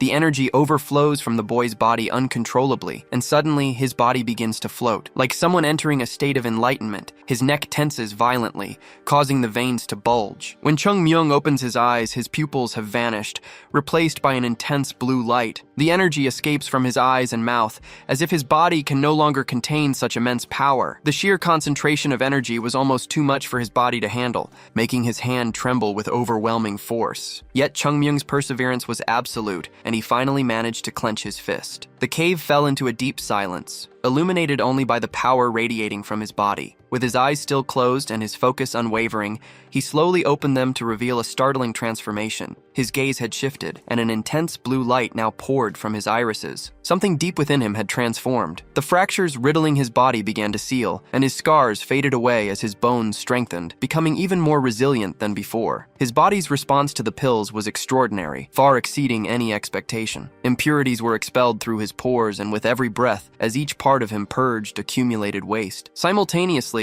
his meridians expanded like rivers that had finally been given space to flow freely. Suddenly, his heart began to race, followed by a sharp pain that exploded in his head like an electric shock. The chi flowing back from his lower dantian surged violently toward his middle dantian, like a massive tidal wave about to crash into everything in its path. Chung Myung knew that if this energy reached his upper dantian without control, the situation would become unstable and irreversible. Desperate, he tried to contain the flow, contracting his muscles and pressing down on his abdomen with all his might to block the energy's ascent. Just then, a voice echoed in his mind. It was his master, asking whether Chung Myung was a martial artist or a Taoist. The voice went on to explain that a martial artist tries to dominate by forcing and controlling, but one who follows the path of the Tao simply allows things to flow. The master warned him not to think he could dominate the flow of the world. If you try to dam a river, the water will only overflow and find its own way. The ideal is to let things go, because then everything will flow as it should. Since humans are also a part of nature, one should not try to control, but simply let be. The words echoed, penetrating deep into his mind. The tension in Chung Myung's arms began to fade, and his fingers loosened. Suddenly, everything went black for an instant. When he regained consciousness, he found himself in another place, standing on a surface that resembled water in a silent, empty space. Looking around in confusion, he saw a closed-off area above him, crisscrossed by thin lines of blue energy. He then understood that he was inside his own upper dantian, a place he had entered instinctively. Before him stood a cracked and completely unstable wall, a reflection of how damaged his body truly was. Chung Myung approached and placed a hand on it, closing his eyes for a moment to sense the energy on the other side. He felt an absurd pressure, a massive flow of chi on the verge of breaking through, a force that could not be ignored. He knew it was only a matter of time. The situation was perilous. If he didn't open a path, everything would collapse. But if he opened it all at once, the sheer force of the impact would destroy his upper dantian. Taking a deep breath, Chung Myung realized there was no simple choice. Once again, his master's words about trying to dam a river echoed in his mind. He understood that if he tried to contain the energy, it would simply destroy him. So this time, he slowly opened his hand, and a red energy began to flow out. At the same moment, the blue fissure before him expanded, as if finally allowing everything to escape. The two forces, red and blue, collided. He thought back to how he never used to pay attention to his master's words,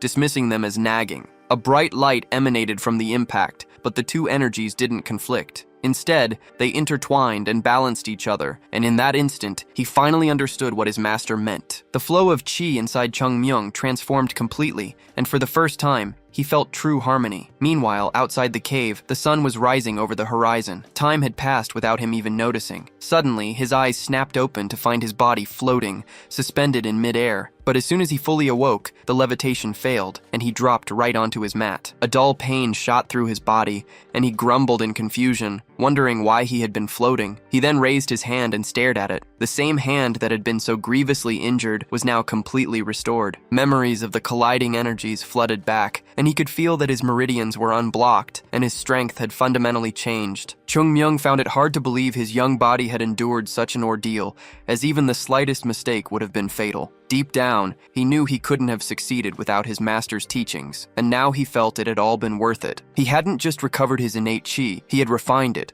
expanded his meridians, and elevated his entire foundation. In short, his body was on a completely different level. Perhaps it was the effect of living a second life, or maybe he was finally beginning to understand the Tao. His master's words returned to him, speaking of the martial artist who tries to control versus the Taoist who allows things to be. In his past life, Chung Myung had been only a swordsman. Now he understood that the Manhua sect was not just a sword sect, but a Taoist one as well. This was its true essence, and he could finally comprehend it completely. Chung Myung focused his gaze on the horizon, lost in thought. He wondered if someone like him could truly restore the sect, but he resolved to try his best. He opened the chest containing the pills again, realizing they were now useless to him. An idea struck him, and he decided to leave them for others. Chung Myung was about to leave when he stopped suddenly. Remembering something, he quickly ducked back into the hideout and emerged just as fast, carrying a special extra load. He now had a few small bottles tied to his waist. It didn't mean he was a drunkard. He was just extremely curious to taste a 100-year-old liquor. Stepping out of the cave, he looked around and thought about how much the sect had changed, yet this cavern remained exactly as it had always been. For some reason, this brought him comfort,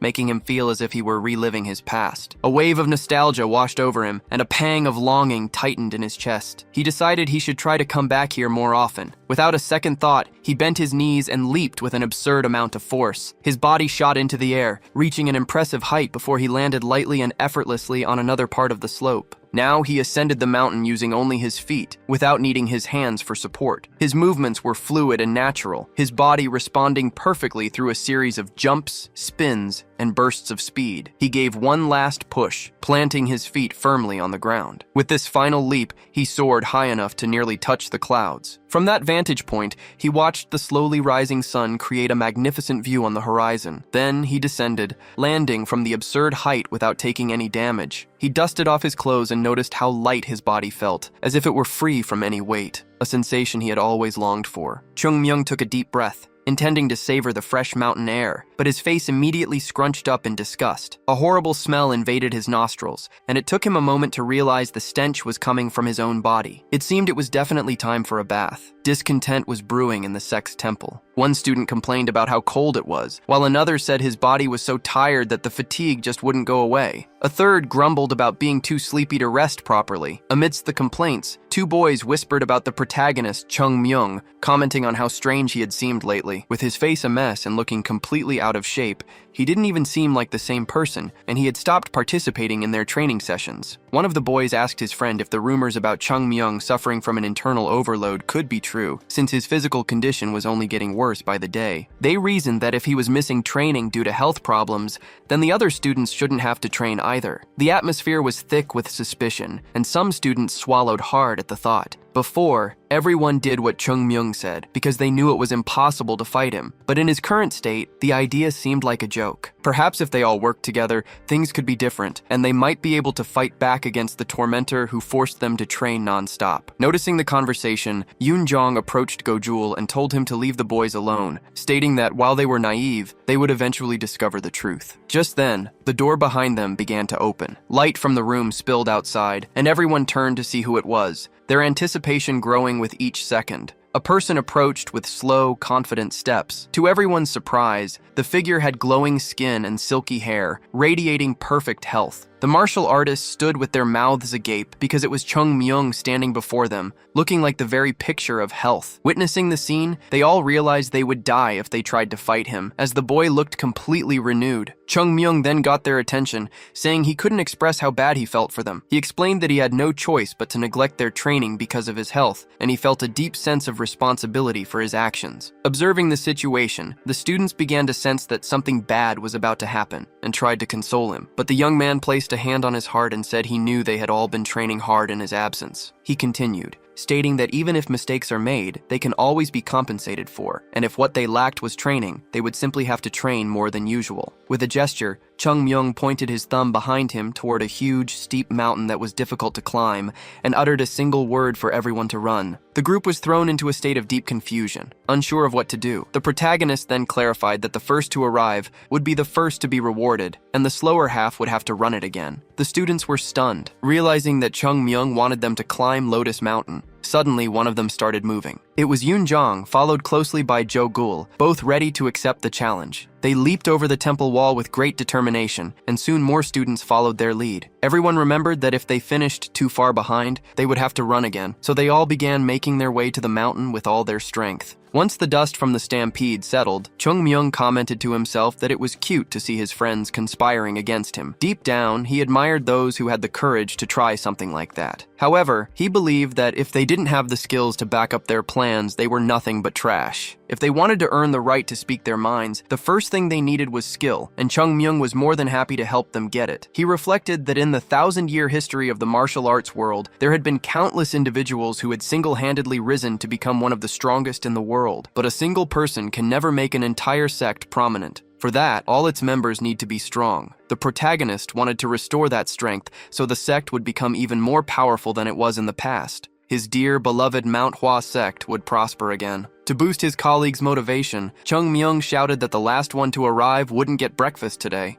The sun was just beginning to rise over the mountains, but the martial artists of the Manhua sect were already a wreck. Even Jo Gul, who always showed more energy than the others, was collapsed on the ground, panting and utterly exhausted. Yoon Jong managed to stay on his feet, but only barely. His colleague admired him for being able to stand after such a rigorous session, and now understood why that boy had been named the Great Sa-young. It wasn't just about his outstanding skills, but also his mental fortitude, which pushed his limits. Meanwhile, Chung Myung approached carrying a huge rock and asked why it felt so light. He called out to those who had finished the training to hand over all their sandbags, then acted surprised to see them all lying on the ground. He questioned how they could be tired when they had barely done anything. Grumbling, the protagonist said that kids these days had no tenacity and that it was different in his day, even though everyone knew he was the youngest one there. Placing two enormous rocks on the ground, Chung Myung ended the training and told them to come back later, warning that if they ran away, he would make the next session 10 times worse. On top of that, they all had to clean the training equipment properly, which made the other boys furious. A while later, everyone was having their meal. Yoon Jong asked why his colleagues weren't eating. One boy replied that he couldn't, as he felt like he was going to throw up. Another looked at his senior with a sad expression, and soon another did the same, as if pleading for help. They all asked if their senior didn't think these training sessions were too extreme. The Sa-young himself realized he couldn't eat because his hands were shaking too much. Everyone at the table began to beg Yoon Jong to save them. The boy decided to ask his colleague Jo Gul what he thought about it. Jo Gul stopped eating and thought for a moment before answering. He acknowledged that the training sessions were getting more intense by the day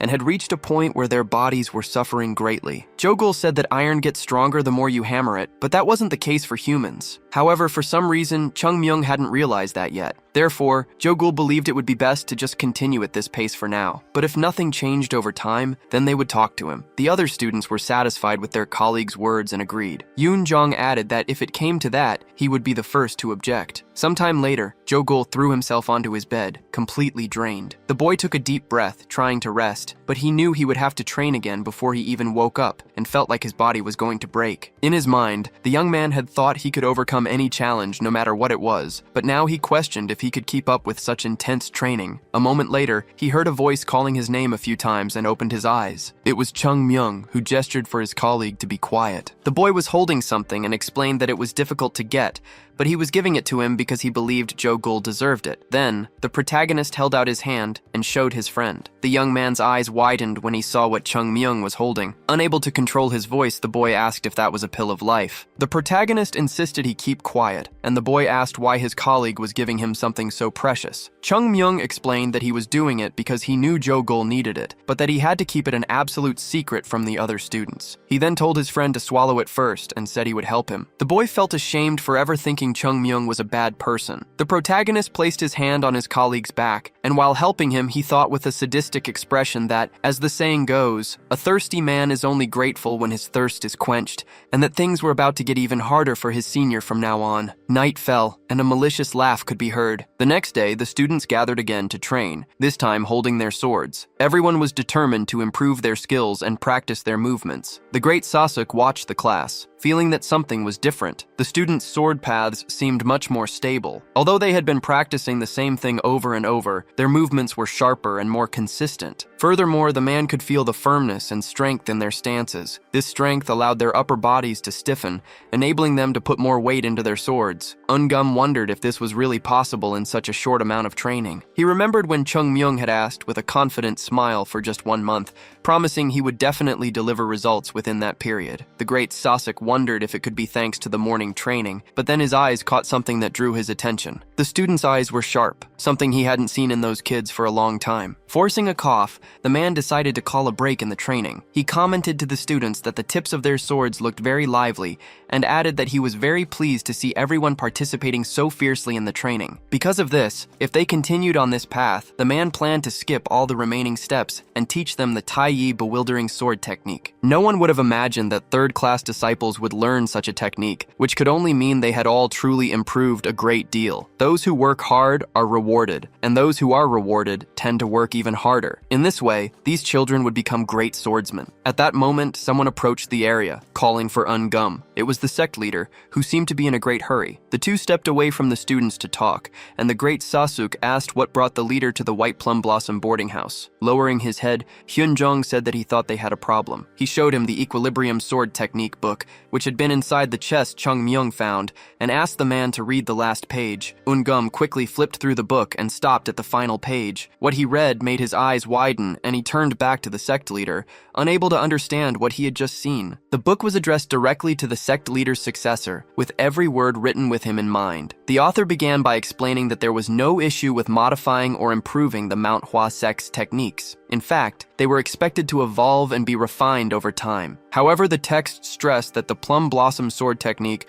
was the foundation and pillar that supported the entire sect. To alter it would be to transform the very essence of their organization. For this reason, the author hoped that the successor reading these words would fully understand the weight of this responsibility. Eun-gum held the pages tightly, his expression shifting as his eyes scanned the words. He absorbed the message that the Plum Blossom sword was fundamental, serving as the base for all other techniques, just as one must first learn to hold a sword before wielding it properly. After grasping that mastering this technique was a prerequisite for learning any other, Eun-gum looked up and addressed the sect leader. He argued that times had changed, yet they were still insisting on the old ways. He then questioned why a new technique had been created by the Manhua sect's own members, if not for the very reason that mastering the original took too long. The leader responded calmly, explaining that this was precisely why he was there seeking his ally's opinion. He recalled that the sect had decided to abandon the old technique and adopt the so-called true technique as its new foundation, but he stressed that the words of their ancestors could not be ignored. On the contrary, their words were the path that should guide their successors, as every sect carries the weight of following the legacy of those who came before. Given this, the leader asked how they could simply deny such a clear wish left by an ancestor. He then turned to Eun-gum,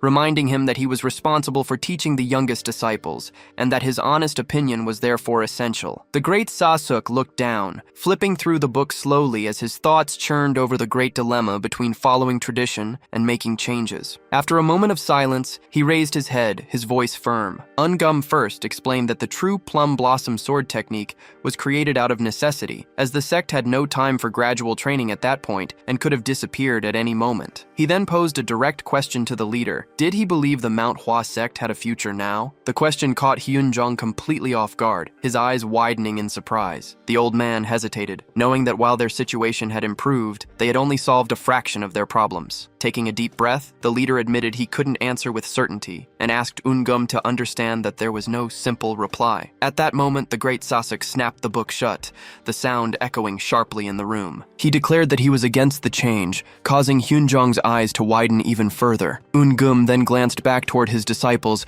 and warned the leader that the task would not be easy. He explained that even though the two techniques were born from the same roots, they were completely different. One offered slow progress, while the other focused on rapid mastery. The children, who were quick learners, had already grown accustomed to the true plum blossom sword technique, and teaching them the old way now could have harmful consequences. Furthermore, Eun-gum pointed out that the most important aspects for mastering the old technique were a strong lower body and a serious attitude, qualities he believed it was too late for the children to develop. The leader asked Eun-gum to repeat the most important aspects, and as the great Sasuke spoke the words again, he had a realization. Eun-gum quickly looked back to check on the boys and saw that their lower bodies were extremely strong. Moreover, they were all taking their training more seriously than ever before. Hyun-jong commented that apparently they were all doing quite well in those regards. Confused, Eun-gum confessed that he hadn't done anything different recently to achieve this result. Then, his eyes were drawn to a specific figure in the group, Chung-myung, who was casually picking his nose. Deep down, the great Sasuke knew that much of the boy's progress could be thanks to this child. Realizing this, the man excused himself from the sect leader to speak with someone. He then shouted Chung-myung's name so firmly that it startled the boy. As he called him over, Eun-gum asked a blunt question, whether he thought it was better to go slow and aim high, or to be fast and certain, and which of the two he believed was more fitting for the Manhua sect. The boy raised a finger and replied that aiming higher was obviously the right choice. Curious, Eun-gum asked him why. With a simple and pure response, Chung-myung said it was because they were the Manhua sect. The answer took the leader by surprise, shocking him with the boy's wisdom, as an ideal that had existed in the sect long ago had just been spoken by the youngest disciple in the class. Chung-myung elaborated on his answer, saying that if it were any other sect, the other option would be correct, but that wasn't the case for them. He explained that since their goal was to reclaim their past honor and spread the sect's name once more, its members should not compromise with reality. The leader was stunned to realize the young boy was seeing the hidden meaning in Eun-gum's words and answering correctly. Hyun-jong leaned in and confirmed if the boy meant they shouldn't make concessions because they were the Manhua sect, and he agreed. Surprised, the two older men looked at each other and dismissed the boy back to his training, remaining silent as Chung-myung walked away. The leader commented to the great Sasuke that the whole exchange was quite shameful, as he never imagined hearing those words from a child. It was a simple concept, yet at the same time, extremely complex. Eun-gum agreed, pondering that perhaps the boy could say such things without much thought, precisely because he was a child, since children aren't usually affected by the reality of a situation. After that scene, despite knowing the difficulty, the great Sasuke came to a personal conclusion. He did not want to bring shame upon that boy. The conversation had made the issue even bigger, and the decision more daunting. After all, choosing a sect's fundamental technique was a matter that would define the entire future path of Mount Hua. After a few seconds of silence, Hyun-jong addressed Eun-gum, issuing an order as the leader of the Mount Hua sect. He declared that, from that moment on, they would change the sect's fundamental technique, reverting from the true plum blossom sword back to the old technique. Furthermore, he stated that they would rethink not only this technique, but all others in the sect. The leader emphasized that as the head of the White Plum boarding house, Eun-gum's role in all of this was essential. He proclaimed that their members would not be content to be a powerless sect, and that as long as they carried the name of Mount Hua, they would always aim to be the strongest. This was their obligation and their calling. Finally, he reminded him that they must think of the younger members, for those children were the future. Even if they couldn't achieve their goals in the current generation, when those children led the sect, its name would finally regain its prominence. Meanwhile, the protagonist walked back to the training grounds, thinking that the whole situation was pathetic. He reflected that it was absurd for a sect leader to ask a boy a question like that, feeling as though on top of putting food in everyone's mouths, they were now asking him how to chew it. Disappointed, Chung-myung thought that these men couldn't do anything right,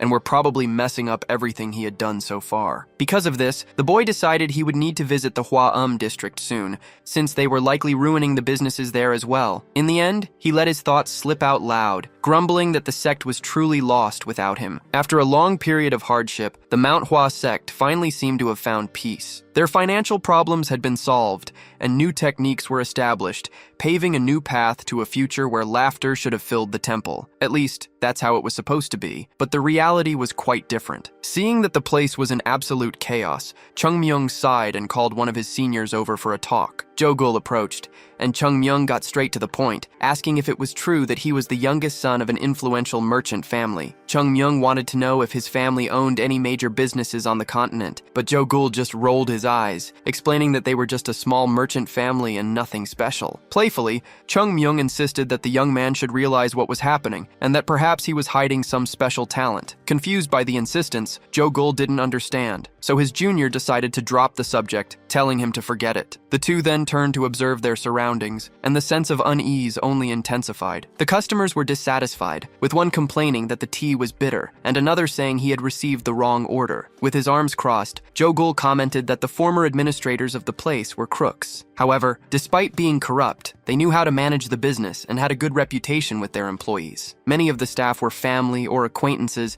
which created a bond of trust that lasted for a while, until, one by one, they all left. Chung Myung asked if the employees were the root of the problem, but Jogul shook his head, stating that was only one of the reasons. There were deeper issues, such as the fact that the superiors of the Manhua sect had absolutely no skill in managing a business. It was like putting a pearl necklace on a pig, as they possessed something valuable but had no idea how to use it. Nearby, the sect's disciples were panicking over backed-up orders and widespread confusion, with one of them trying to defend himself by saying he had never handled such expensive teas before. Observing the scene, Jogul sighed and continued his explanation, saying that running a business was far from simple. It was necessary to carefully choose every item and material, because if they opted for high-quality products, they wouldn't make a profit. On the other hand, if they chose cheap items, the customers wouldn't return. Furthermore, if they hired other people to manage it, those people could end up taking all the profits, leaving the sect with nothing. Chung Myung then asked if they should just start learning how to run a business now. Jogul stared at him and answered with another question, asking if he would teach martial arts to 40-year-old men starting from scratch. He argued that even if they tried to learn,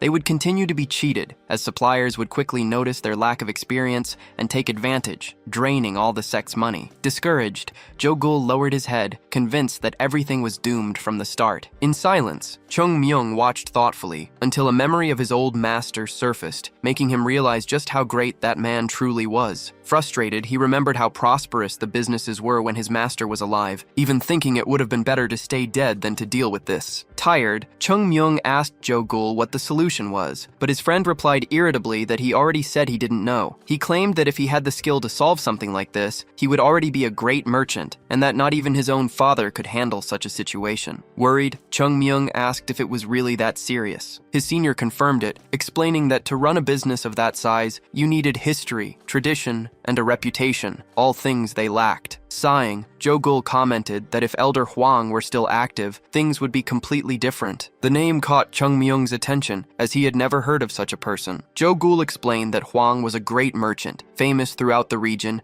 and one of the most prominent in the Shanxi province, a man who traded from the East Sea to the Western lands. Moreover, he had been a patron of the Manhua sect for a very long time. Surprised, Chung Myung sarcastically asked what that man saw in the sect, since they didn't even have worthy disciples. Jogul got angry at the comment, but they let the argument go. Continuing, he said he heard the elders sponsored many different places, and that if he were around, it would be a great help to ask for his advice. Excited by the idea, the protagonist stood up, saying the problem was solved, they just had to ask Huang for help. However, Jogul quickly crushed his enthusiasm, explaining that it wasn't possible. The man had been bedridden for a year, and there was even a rumor that he was unconscious. Hearing this, Chung Myung sat down again, losing his last shred of hope. Suddenly, the silence was broken by a voice calling his name. It was the great Sasuk, holding an envelope. The two disciples bowed respectfully to their master, who announced he had something very important to discuss. He said it would be necessary for Chung Myung to return to Manhua. The boy disliked the idea, complaining about the arduous journey. He tried to negotiate,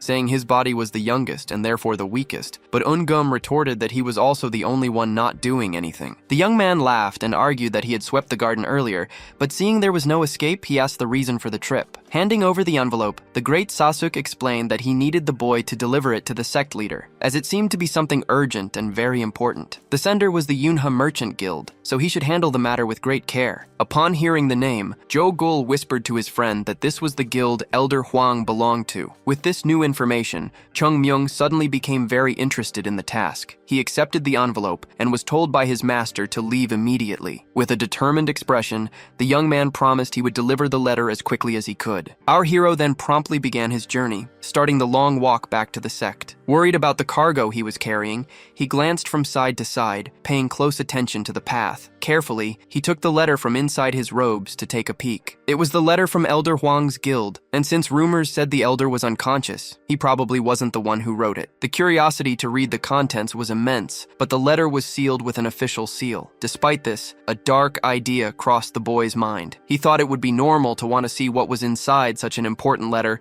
and that his master might even support him, but he quickly imagined his master's disapproving face. Turning the envelope over, he saw it was addressed to the dear sect leader. If a letter came from a person who was supposedly unconscious, it meant something important had happened. He rationalized that everyone should help each other at a time like this, and that, besides, he could receive a great favor in return. Without further hesitation, Chung Myung opened the letter and began to read. He skipped the polite greetings and went straight to the real reason. Apparently, it was Huang's son who was writing, explaining that his father's condition was worsening. Old age had brought new illnesses, and his qi veins were acting uncontrollably. His body had turned completely red, and the man had lost consciousness, becoming unable to move. And then, a black spot had appeared on his forehead. Upon reading about the black spot, Chung Myung recognized something he hadn't seen in a very long time: the mark of a known enemy. The Yunha Merchant Guild had hired many famous doctors to treat Elder Huang, but none of them could diagnose his mysterious illness. As a last resort, his son sent a letter to everyone connected to his father,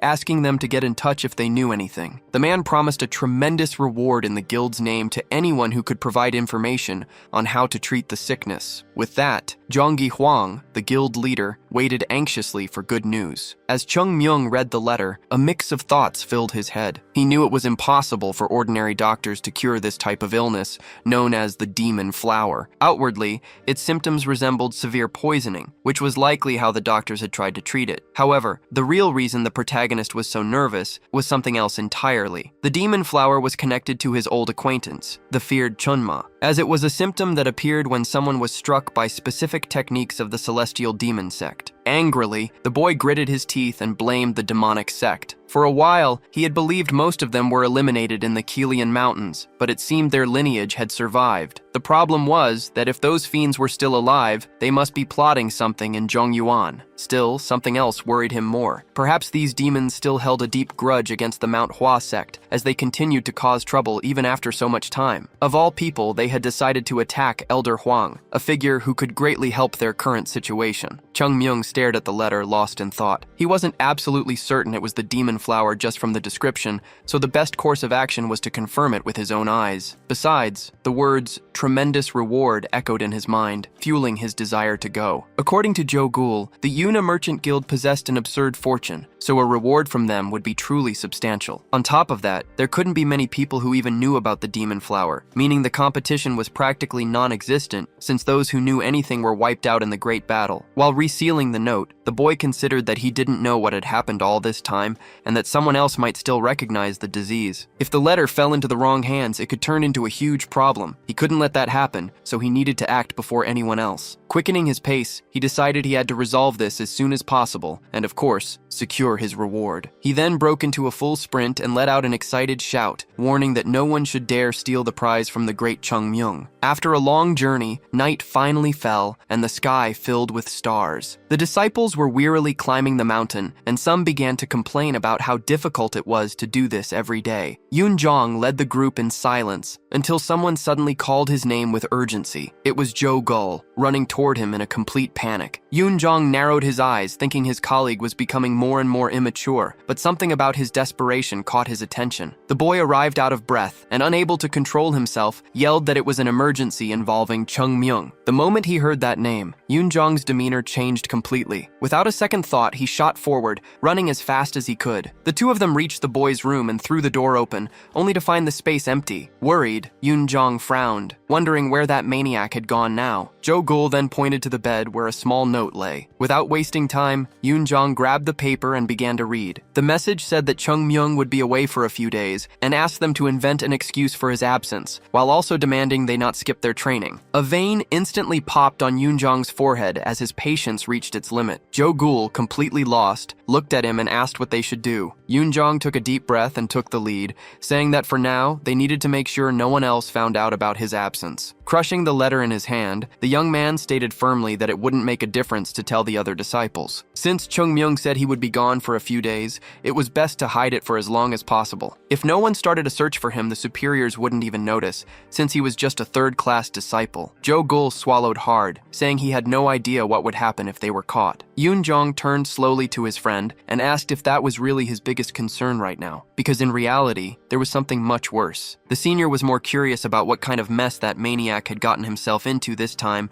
and what sort of trouble he was about to cause. Meanwhile, far away, the scene shifted to a dense forest that stretched as far as the eye could see. Suddenly, a sound cut through the air like a thunderclap. A figure shot across the sky, leaping from tree to tree with unbelievable lightness. It was the protagonist, his movements swift and precise, his body seeming as light as a feather. He advanced without hesitation, knowing he couldn't waste a single second, and stayed high in the treetops to avoid any hidden dangers on the ground. With his light body, he crossed the forest without difficulty, occasionally making even higher leaps to gain momentum and calculate his path. As soon as he landed, he continued moving without stopping, but not even a well-trained body can last forever, and the strain began to show. The boy slowed down to catch his breath. He had already traveled about 150 kilometers from the sect. His mouth was dry and his body was beginning to feel heavy. He looked up at the sky, remembering his prime when a single leap was enough to cross an entire mountain and 2 small steps were all it took to cross a river. Back then,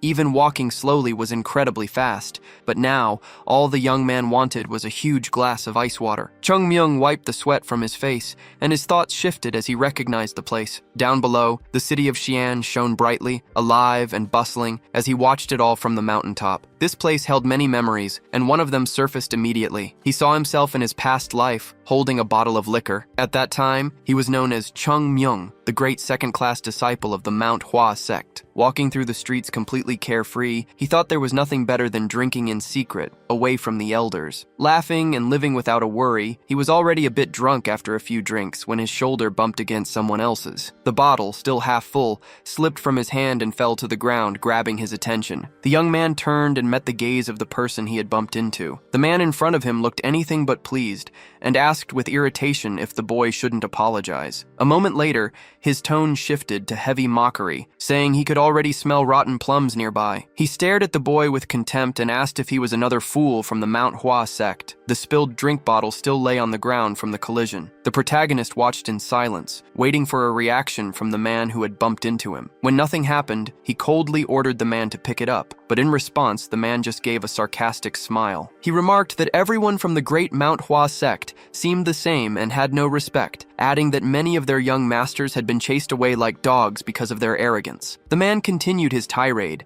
saying that despite this, they insisted on coming to Shanxi, spreading the stench of rotten plums and proving they never learned their lesson. With a threatening expression, he declared that the Southern Edge sect would teach them what happens when someone causes trouble in their territory. Upon hearing this, Chung-myung's gaze transformed completely, consumed by hatred and absolute focus. He then advanced, stepping right over the fallen bottle as he walked toward the men from the rival sect. With a swift reverse kick, Chung-myung sent the bottle flying into the air. The man's eyes followed it, distracted by the spinning object. In that exact instant, the protagonist moved like a bolt of lightning through the group. He landed a quick blow on the first man, moved past the second so fast he only felt a rush of wind, and the last one could barely even track his movements. At the end of the sequence, Chung-myung extended his hand and caught the bottle with perfect precision. At the very same moment, all 3 men were struck directly in the chest, leaving their bodies trembling and unable to react. The rivalry between the Manhua sect and the Southern Edge sect was anything but simple, and many people wondered about the reason for so much competition. In truth, perhaps the right question was not why they were enemies, but why they would not be. Since both were Taoist sects that used swords as their primary weapon, a fierce competition had always existed between them. Every dispute to decide which was stronger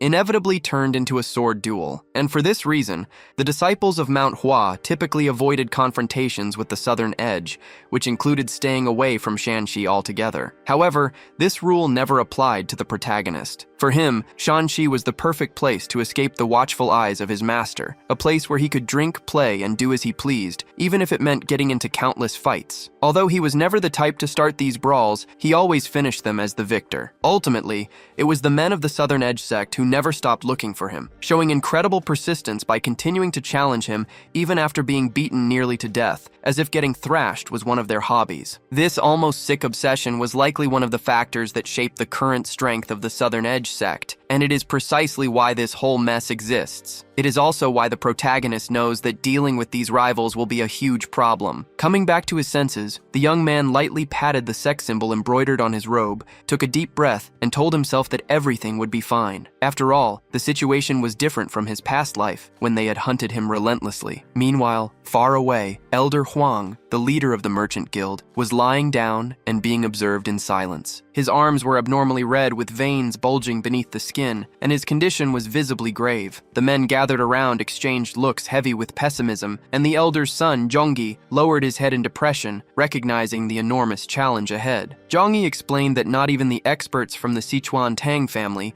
renowned masters of poison, had been able to find a cure. The other man present replied that while that family's mastery of poisons was unparalleled, there was a fundamental problem. What his father was suffering from was not poisoning. Surprised, Zhongyi Huang found it hard to believe that something could not be poison when all the symptoms pointed directly to it. The man, however, remained calm and asserted that despite appearances, it had a different cause. Overcome with desperation, Zhongyi grabbed the man's sleeve tightly, begging for answers and demanding to know the origin and nature of the illness. His heart raced with a mix of hope and fear, but he quickly realized what he had done, let go of the sleeve, and apologized, admitting he had gotten carried away by frustration. The doctor simply shook his head and, with regret, said he could not help any further before taking his leave without offering a cure, an answer, or any real hope. Alone, Zhongyi sat beside his father and watched his condition worsen by the day. He realized how powerless he was, as all the money in the world could not save him. His father had spent his life helping others and was now condemned to suffer from an unknown illness. With his eyes full of tears and his body trembling, the young man could not accept the situation. Suddenly, a voice interrupted the heavy silence in the room, asking for permission to enter. The door opened slowly as Zhongyi wiped away his tears, and a man entered with calm, respectful steps. It was Moksung Ki, an elder from the Southern Edge sect. Moksung Ki observed the scene for a moment before speaking bluntly, stating that it was past time for the young master to accept reality. According to him, there was only one way to save Elder Huang, a Taoist ritual. Zhongyi's face hardened, as he understood the suggestion perfectly, but he replied firmly that he did not intend to submit to something like that right now. The elder insisted, saying it was not common for a great leader of the Southern Edge sect to offer to perform the ritual personally, but Zhongyi explained that he wanted to wait for the replies to the letters he had recently sent. This clearly irritated the sect leader,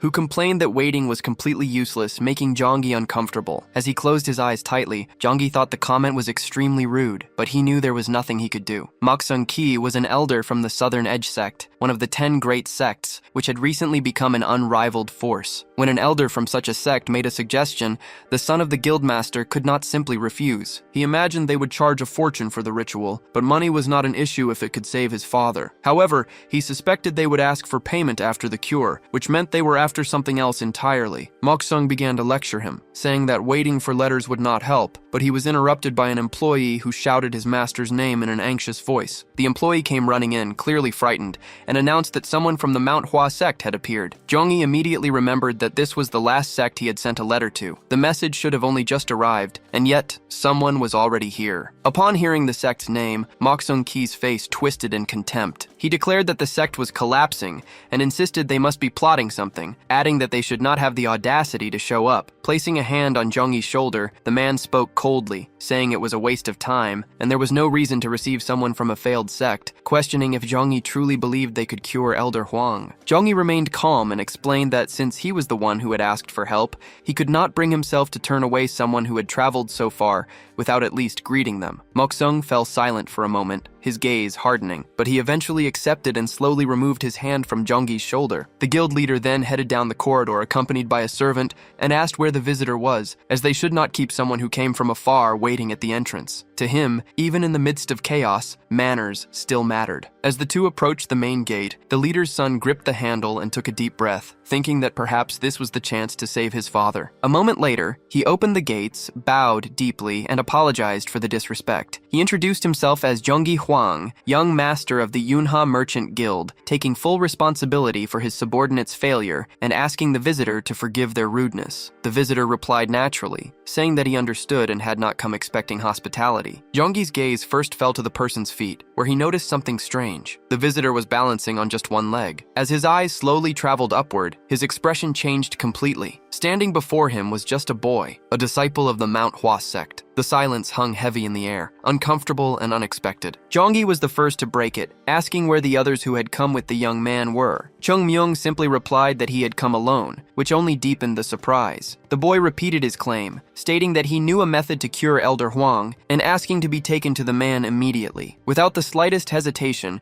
he also added that he would like to see the tremendous reward mentioned in the letter. His words echoed in the courtyard, leaving Zhongyi even more bewildered and unsure how to react. The silence returned, heavier than before, as Chung Myung stood his ground, and a new question formed in Zhongyi's mind. Who was this brat? Incredulous, Zhongyi repeated the question, needing to confirm if the boy had truly come by himself. Chung Myung offered a tranquil smile and said that he had, but Zhongyi, unable to process the answer, asked yet again. Patiently, Chung Myung maintained his calm expression and confirmed once more that he was alone. The elder's son then exchanged a confused glance with his subordinate, who could only shrug, just as bewildered as his master. An uncomfortable silence settled over them as the young disciple simply waited outside the gates. Zhongyi began to wonder if the Manhua sect was looking down on the Yunha Merchant Guild, or perhaps if there was some hidden strategy or provocation at play. Suddenly, a derisive laugh cut through the air. It was Moksung, who approached slowly and asked sarcastically if this wasn't exactly what they should have expected. He declared that dealing with the fools from Manhua was always a waste of time, as they insisted on meddling in affairs that didn't concern them, only to send a single boy in the end. Moksung added that while he'd heard the Manhua sect leader was a wise man,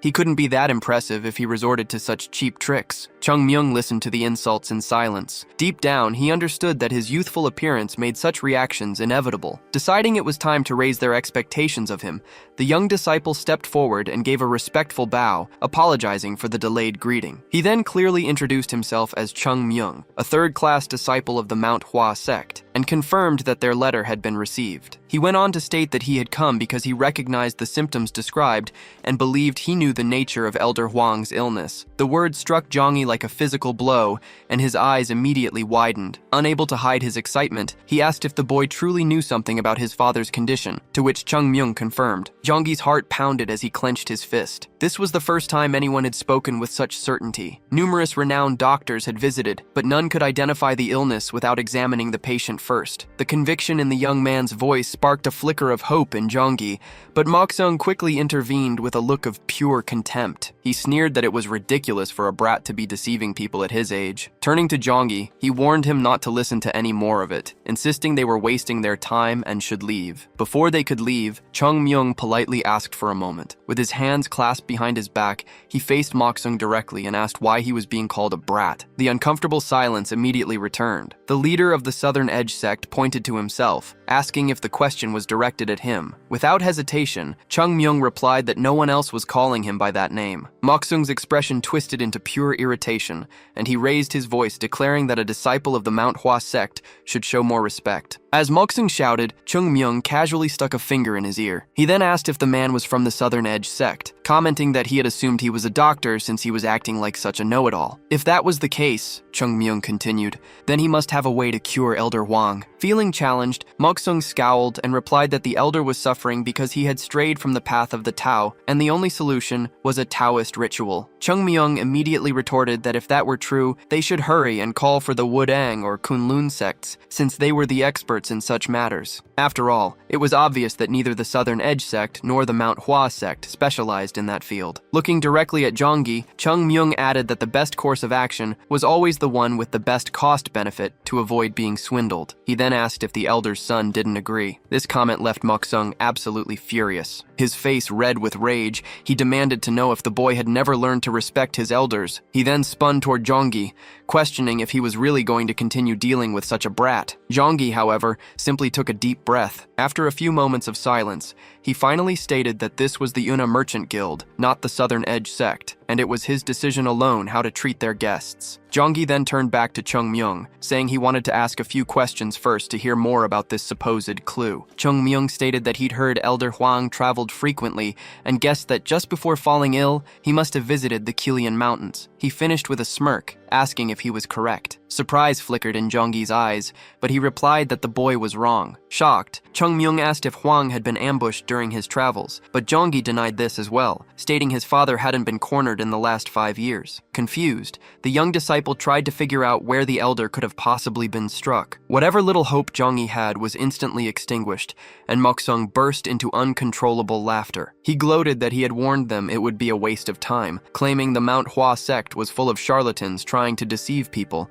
which was now more obvious than ever. Jeonggi turned to Chung Myung once more and said that while he appreciated the boy's ambition, he couldn't risk his father's health on an amateur who might make things worse. As he turned away, he told the young man to return to his sect and said he would pass along his thanks to the sect leader for their concern. However, Chung Myung was not ready to give up. Before the gates could close, he stopped one with his hand and asked if Elder Hwang's body was becoming reddish and growing colder. The question startled Jeonggi, and his expression shifted. The boy continued, describing how pressing on the skin would cause it to turn white before the red color returned. He added that just before losing consciousness, the elder must have felt intense chills, as if he were trapped in an ice cave. Finally, he mentioned that there were black spots not just between his eyebrows, but also on the back of his neck and on his skull. Hearing these details, Jeonggi couldn't contain himself. He grabbed the gates, threw them open, and demanded to know how the boy knew all of this. With a confident smile, Chung Myung simply asked if he could continue. Bowing deeply, Jeonggi urged the young man to come inside, saying he would lead him to his father. The sudden turn of events left Moksung dumbfounded. He protested, claiming those were just common symptoms of someone afflicted by a harmful qi. Jeonggi immediately challenged him, asking if harmful qi caused black spots to accumulate on the neck and skull. He then demanded to know why. If the Southern Edge sect leader knew so much, he hadn't been able to cure his father. Moksung could only stammer, unable to answer. Jeonggi warned him not to interfere again, or he would be forced to take action against the Southern Edge sect. Watching with a slight smirk, Chung Myung saw Moksung storm away, fuming with rage. A short time later, Chung Myung entered the elder's room and pulled back the sheet covering Hwang's body. He observed the man lying in bed, whose condition was even worse than he had imagined. The symptoms perfectly matched those of the demonic flower, but he suspected it was an incomplete version. After all, if Hwang had been struck by a high-level demonic technique, he never would have survived for an entire year. The young disciple took the elder's arm to examine it more closely,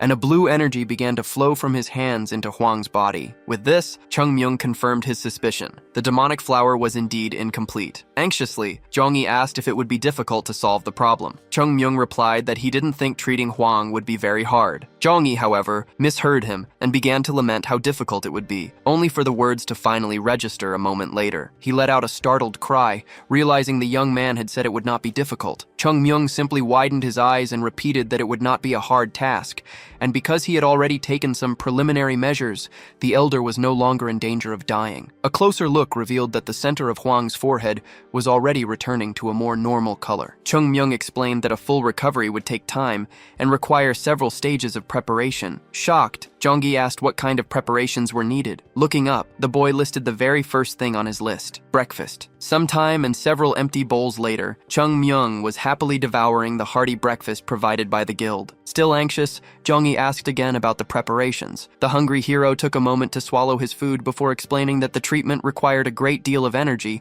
so it was crucial for him to eat a proper meal. This explanation made Jeonggi a bit suspicious, but Chung Myung simply used the moment to praise the delicious food. After what he had witnessed, Hwang's son knew he had little choice but to trust him. Chung Myung then admitted that, to be honest, treating the elder was not the main problem. The real issue was discovering why he had gotten sick in the first place. To that end, he needed to ask a few questions. His first question was about who was closest to Hwang, someone who was with the elder at all times, both at home and on his journeys, but not Jeonggi himself. The man was confused and asked why, but Chung Myung simply said it was for treatment purposes. Jeonggi thought for a moment, replying that he was not sure. Many people served his father and were always near him, and he could think of at least 5 individuals who fit that description. As he bit into a piece of juicy chicken, Chung Myung concluded that finding the right person was going to be difficult. After cleaning the meat off a chicken bone, Jeonggi asked what exactly the boy was trying to find. Chung-myung took a moment to finish chewing before he answered. Judging by the elder's condition, he explained, Hwang had not been attacked by an outsider. In other words, this was an act of cruelty committed by someone very close to him. Furious, Jonggi shot to his feet and slammed his hands on the table, warning the young disciple to watch his words. He insisted that everyone in the Yuna Merchant Guild was like family and deeply respected his father. Setting down his chopsticks, Chung-myung calmly replied that if he was wrong, then it would be a great relief for everyone, a point with which Jonggi had to agree. Chung-myung told Jonggi not to worry, assuring him that everything would be revealed after a short investigation. He explained that someone who had incompletely practiced demonic arts had been exposing the elder to demonic chi over a long period. In the beginning, there would have been no noticeable effects. As he casually picked his teeth, Chung-myung continued to mull over the possibilities. Jonggi asked how he planned to conduct this investigation, and the young man replied that he would do it by talking, right there in that room, just as they were now. All Jonggi had to do was sit back and watch. With an eager smile, Chung-myung said he knew things were about to get interesting. He then asked a favor of his host, who promised to do his best. The boy held up a bottle with a long, thin neck and asked the man to bring him another bottle of Yontai liquor. Meanwhile, in another location, someone else was eating a meal, his heart filled with resentment. His hatred was so intense that he snapped his chopsticks in his hand. It was Moksung, the leader of the Southern Edge sect,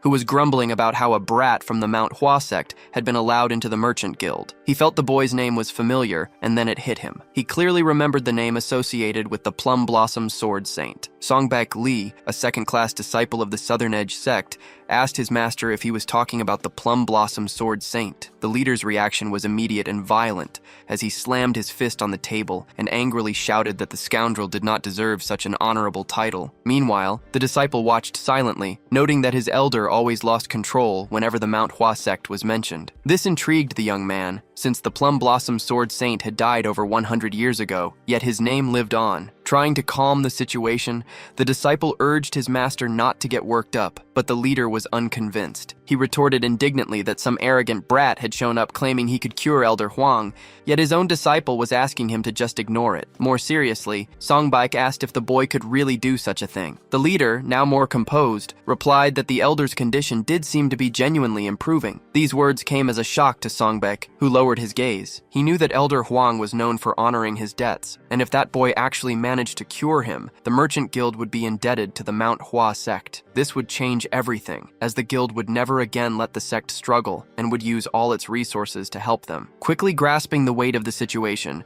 Songbike realized he had to stop this from happening at all costs. He turned to his master and declared that if the boy was the problem, they just needed to get him out of the way. Songbak argued that even if the elder could not act directly, the disciples could, since a duel between them would not be unusual. A second-class disciple facing a third-class one would not be seen as anything out of the ordinary. The leader frowned, questioning if this would start rumors that they were picking on a child. However, Songbek countered that everyone in the region knew about the rivalry between the two sects, so no one would find a confrontation strange, as it could be justified as a chance encounter or as preparation for their upcoming conference. The room fell silent for a moment, and the now calmer elder began to tap his finger lightly on the table. He said he understood the disciple's point, but would not allow it, explaining that the boy was still just a third-class disciple. Attacking someone in that position would tarnish the prestige of the Southern Edge sect. As the master questioned how they would be perceived for harassing a child from an already weakened sect, Songbak listened in silence with a sly grin. Ignoring the prohibition, Songbak picked up his sword, saying he would assume his leader never permitted such an act. As he stood up, he added that if a disciple happened to make a mistake, he would simply need to be properly punished afterward. In a calm voice, the leader replied that this was true, and that he himself would punish anyone who laid a hand on that boy. Songbak understood perfectly what that meant. There was a punishment, but also an implied reward, and he had no intention of forgetting it. Shortly after, the disciple left the room, and the door closed quickly behind him. While sipping his tea, the elder thought that it was natural for his disciple to underestimate the Manhua sect, because when Songbek was born, it was already in decline. However, when the elder himself was young, the Southern Edge sect did not even stand a chance against them. He was convinced that if it were not for the demonic invasion that befell Manhua, the Southern Edge sect would still be in an inferior position to this day, and he could not let those dark times return. The elder reflected that seeing how the child had come all the way from Manhua, it was safe to assume the sect had begun to spread its influence again. This worried him, as Moksung had thought he had schemed enough to ensure they would never be able to rise again. Faced with this, the man decided he would speak with the sect leader as soon as this incident was over. Meanwhile, the two disciples were leaving the temple and walking down the street. Huin Go, a second-class disciple, asked his senior what he planned to do with the child. Songbak replied that he would try to convince him to go back home, explaining that while he did not like the idea of picking on kids, it would be far worse if one of the elders had to do it. Huingo then questioned what the Manhua sect was thinking by sending a child on this mission, something that would be completely forbidden in their own sect. Songbak simply replied that the circumstances in the other sect were different and that they could not forget their priority was to help the elder. Suddenly, Songbak stopped walking and looked ahead intently, saying he believed they would not even have to go out of their way to find their target. Just ahead, the two could see a boy wearing the uniform of the Manhua sect, whistling carefree as he walked. It was Chung Myung himself. Songbak approached the protagonist to get his attention and gave a polite bow, saying he was more than honored to meet a disciple of the Manhua sect. He then introduced himself as Songbak Lee, a second-class disciple of the Southern Edge sect. Without much courtesy, Chung Myung just nodded and said hello. Surprised by the boy's manners, Songbak asked where he was going, and the protagonist replied that he was on his way to see Elder Huang to check on his condition. This answer left Songbak even more stunned, as he found the boy's entire demeanor incredibly brazen. After all, there was no way a child could cure Huang's illness when even proficient doctors had failed, yet the boy spoke as if he could do it easily. With a controlled smile, Songbak held out his hand and politely asked if the boy could spare a moment to talk. He began to explain that the Southern Edge sect and the Manhua sect had grown up amidst constant sword duels, an ancient rivalry kept alive through the Manhua and Southern Edge conference. Songbak asked if Chung Myung knew about this, but he replied that he did not, as he had only recently joined the sect. Resting his hand on the hilt of his sword,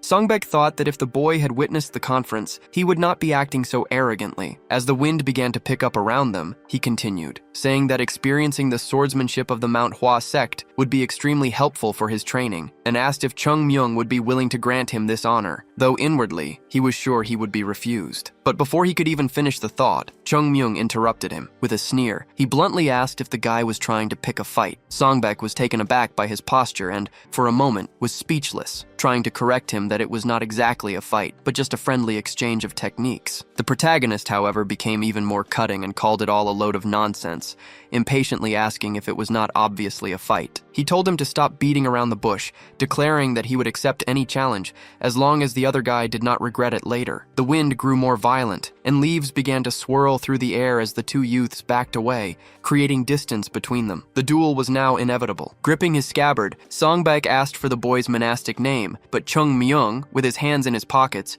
replied that he did not have one, and that his name was just Chung Myung. Songbak nodded in agreement and decided to offer one last piece of advice, since the other was still young and inexperienced. He said that even if Chung Myung thought he was right, the world did not operate simply on right and wrong, and advised him to return to the Manhua sect before he got into bigger trouble. However, Chung Myung cut off the lecture, his patience worn thin, and asked if his opponent was going to fight or not, taunting that the Southern Edge disciples seemed to prefer words to swords. The provocation deeply irritated the other disciple, who clenched his fist in anger. However, Songbak raised a hand, ordering silence. As he gripped his sword, his hand trembled slightly, and he realized he was not as calm as he should be, as his anger was taking over. At the same time, he thought that maybe there was no reason to hold back anymore, since all he could think about was beating the pulp out of that brat. He adjusted his stance, prepared his body, and with his hands filled with a unique energy, he declared loudly that Songbak Lee of the Southern Edge sect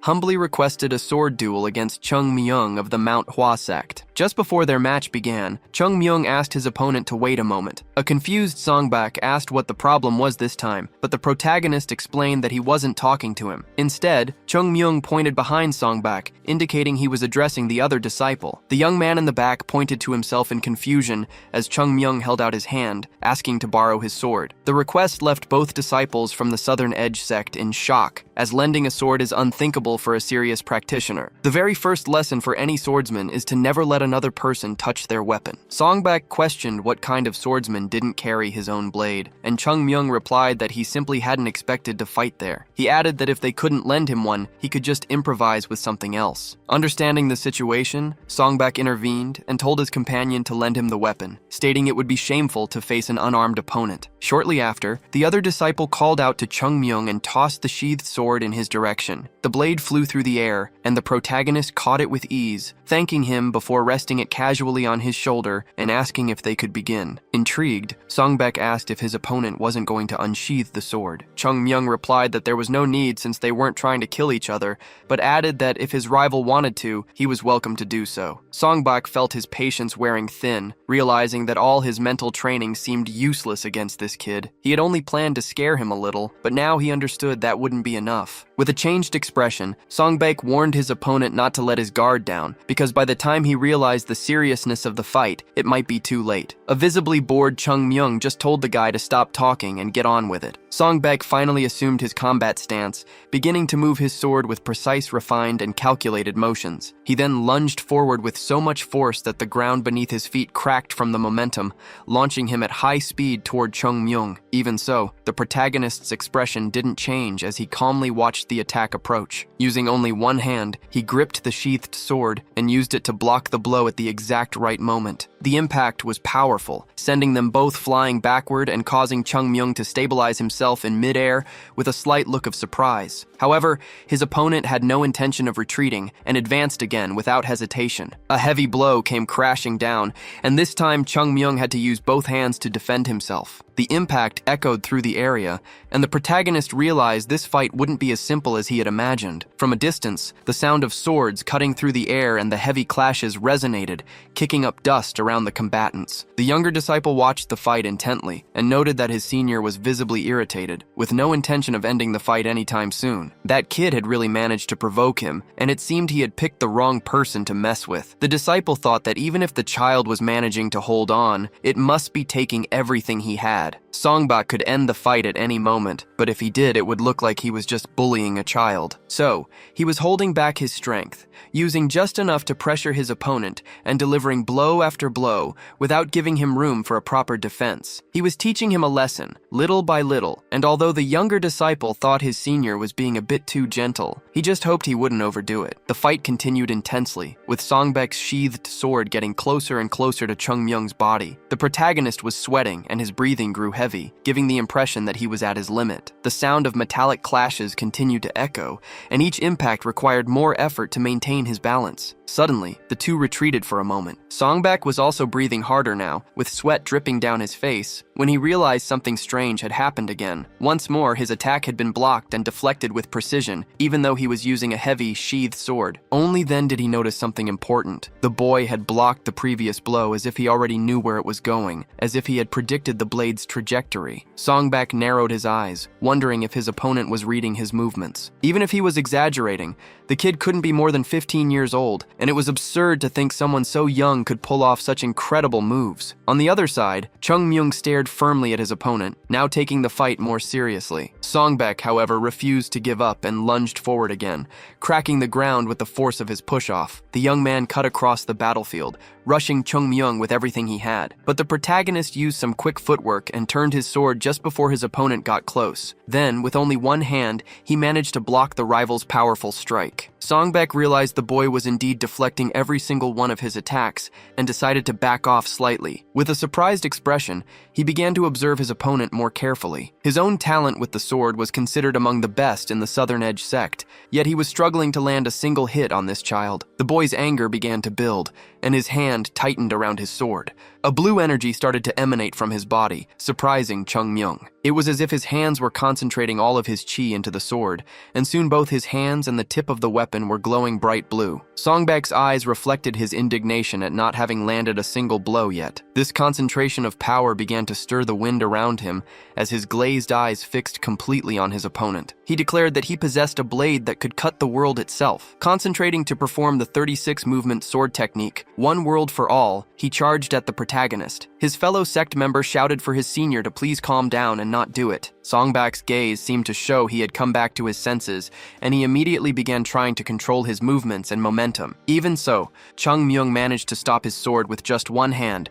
deflecting the blow like all the others before it. Songbak had managed to control himself at the last second, thinking he had almost gone after the child with everything he had. But even though the blow was deflected, the impact sent Chung Myung's body flying backward at high speed, surprising his opponent, who watched the scene in disbelief. The protagonist slammed his back into a wall, breaking it and taking damage that seemed to have genuinely injured him. Songbak was shocked to see what he had caused, and his junior became even more worried. Chung Myung fell face first to the ground, badly hurt, and a concerning silence fell over the area. The protagonist appeared to be unconscious with a bruised face, as Songbak had clearly gone too far in their match. Chung Myung remained on the ground, completely unconscious, as the freshman from Songbak's group approached to call out to him. The worried boy asked what his senior had done, distressed that he couldn't understand what had happened during the fight. He tried to recall every detail of the battle while his colleague attempted to revive Chung Myung. Songbak was certain he had withdrawn the chi from his sword right before the final blow. At the exact moment, he gripped the scabbard with both hands and focused his energy. Still, something strange had occurred when their swords collided, as Chung Myung was sent flying backward with incredible force. This was particularly odd considering that during the entire fight,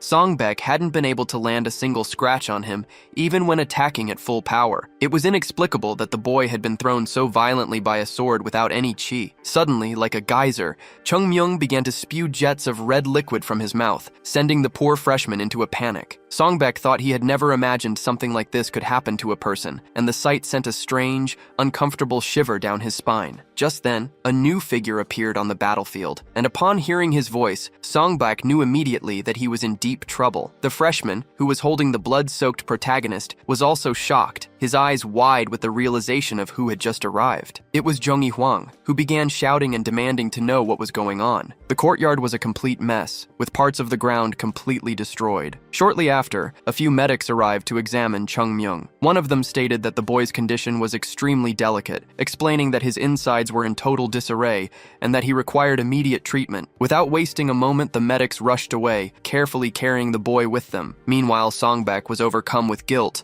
wondering if there was any possible justification for his actions. He thought that not even his grandfather, Zhuge Liang, could find an acceptable explanation for what had happened. Zhongyi began to speak, remarking that the members of the Southern Edge sect claimed to be prominent, yet one of them had just used a deadly technique against a child. He, who had always considered the sect to be honorable, now wondered how he should handle the situation unfolding before his eyes. Turning to the disciples of the Southern Edge sect, Zhongyi stated in a firm, harsh voice that he would never forget what happened today and ordered the two of them to leave at once. Suddenly, another presence emerged. The moment Songbak heard this person's voice, he began to sweat. The figure was his master, Moksung Ki, who appeared asking what was going on. His eyes scanned the scene before him, noticing a sword lying in a pool of red liquid on the ground and one of the temple walls destroyed by the impact of Chung Myung's body. A heavy silence fell over the area. Internally, Moksung thought his disciples had been completely reckless, but he still tried to calm the situation,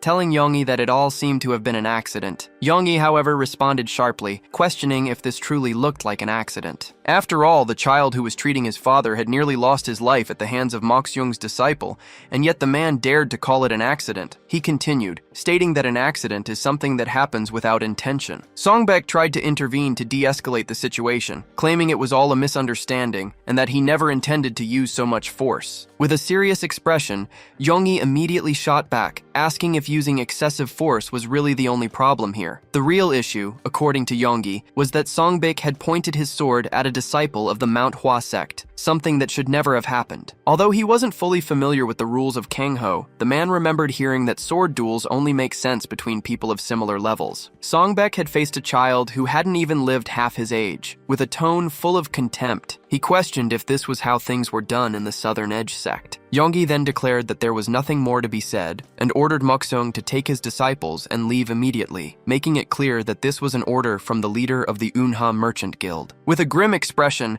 the leader of the Southern Edge sect replied that he would do as ordered, but asked Zhongyi to understand that they sincerely wished for Elder Huang's full recovery despite what had happened. Zhongyi began to walk past the sect leader, saying without even stopping that he would keep that in mind, though his tone made it clear he didn't believe a word of it. Hearing this, Moksung showed a flash of irritation, but the guild leader continued walking, completely ignoring him. Huingo watched everything with wide eyes, while Songbek lowered his head, not knowing what to say. Gathering his courage, he tried to ask his master to listen, but Moksung cut him off before he could finish. The master said that he and Huingo would return to the temple, but that the one responsible had to bear the full consequences. Therefore, Songbek would stay behind and do whatever was necessary to earn Zhongyi's forgiveness before he could return. Upon hearing this, the boy's eyes widened in surprise at the punishment. He bit his lip, filled with desperation and confusion, but accepted the order, as he had no other choice. Later, Zhongyi was observing Chung Myung alongside another man, who explained that the boy's condition was critical because his energy channels had been completely depleted. Although they had been treated, a full recovery could not be guaranteed. Zhongyi then asked if this meant his life was out of danger, and the man confirmed that it was. The guild leader said that was a relief, and asked if the doctor had mentioned when the boy might regain consciousness. The man replied that it could take at least 2 or 3 days. Zhongyi let out a heavy sigh upon hearing this, knowing that his father's recovery depended on the boy waking up. He observed Chung Myung more closely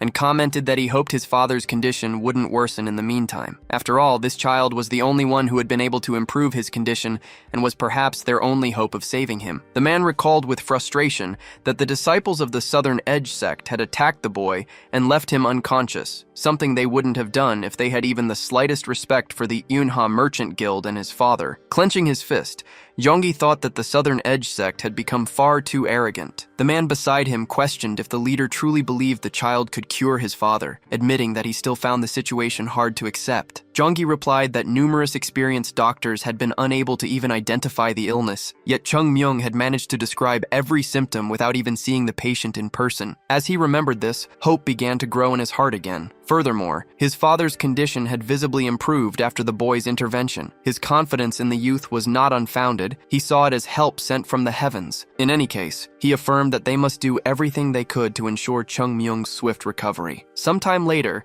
night fell, and the moon remained hidden behind dense clouds. Someone walked silently through the temple corridors, the light sound of their footsteps echoing on the wooden floor. The figure continued forward with steady steps until a door opened quickly. A hooded person stopped before Chung Myung's room and observed the boy, who, although no longer in immediate danger, remained unconscious. The hooded figure raised a hand, holding 2 fingers outstretched, and stated that they held no personal grudge against the boy, but this was merely retribution for him crossing their path. The fingers rose, preparing a strike as a dark, reddish energy formed around them. However, the blow struck the bedsheet and not the target's neck, which caught the hooded man's attention. At the exact instant of the attack, Chung Myung had awakened and managed to move his neck at the last moment, a faint, sarcastic smile on his face. With incredible speed, he grabbed the attacker's wrist and immediately sat up in bed. With an expression full of irony, the boy declared that he had caught him. The protagonist firmly grips the arm of the man who tried to attack him, cursing him with fury. However, Chung Myung executes a flip to dodge the blow at the last second. Pushing off his assailant's back,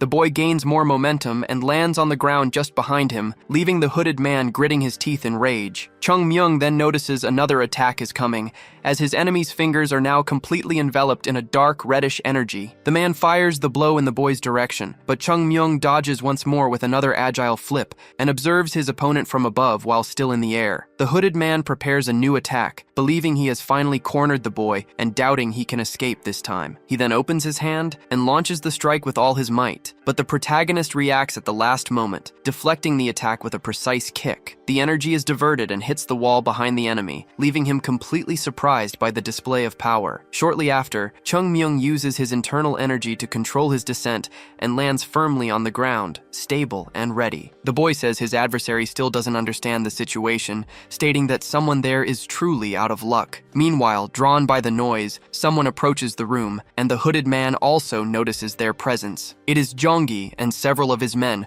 who have come to see what is happening. With their arrival, Chung Myung disdainfully declares that the unlucky one is the hooded man himself, adding another insult. Jonggi immediately asks what the man is doing there and recognizes him as Jabok Bum. As the revelation unfolds, Chung Myung picks up a piece of cloth from the floor and uses it to tie back his long hair, calmly walking toward the room's exit. With a confident smile, the young man says he told them the suspect would appear on his own. Jonggi replies that although he had his doubts before, there is no denying it now, as the general was the last person they expected to be behind such a low attack. Now exposed, Jabok Bum glares at the boy and asks why Chung Myung suspected him. The protagonist explains that he didn't actually suspect anyone specific. He just created a situation to lure out the culprit by pretending to be injured after demonstrating he could heal Elder Huang. The man questions what would have happened if he hadn't shown up, and Chung Myung replies that he would have had no choice, since eliminating the boy would have allowed him to pin all the blame on the Southern Edge sect, an opportunity too convenient to ignore. The man retorts that this must have all been planned with the sect, but Chung Myung immediately denies it, stating they only proposed a duel and that everything just happened to work out in his favor. The hooded man then asks about the boy's injuries, since the doctor had claimed he lost consciousness. Chung Myung ironically replies that if he couldn't even fool a doctor,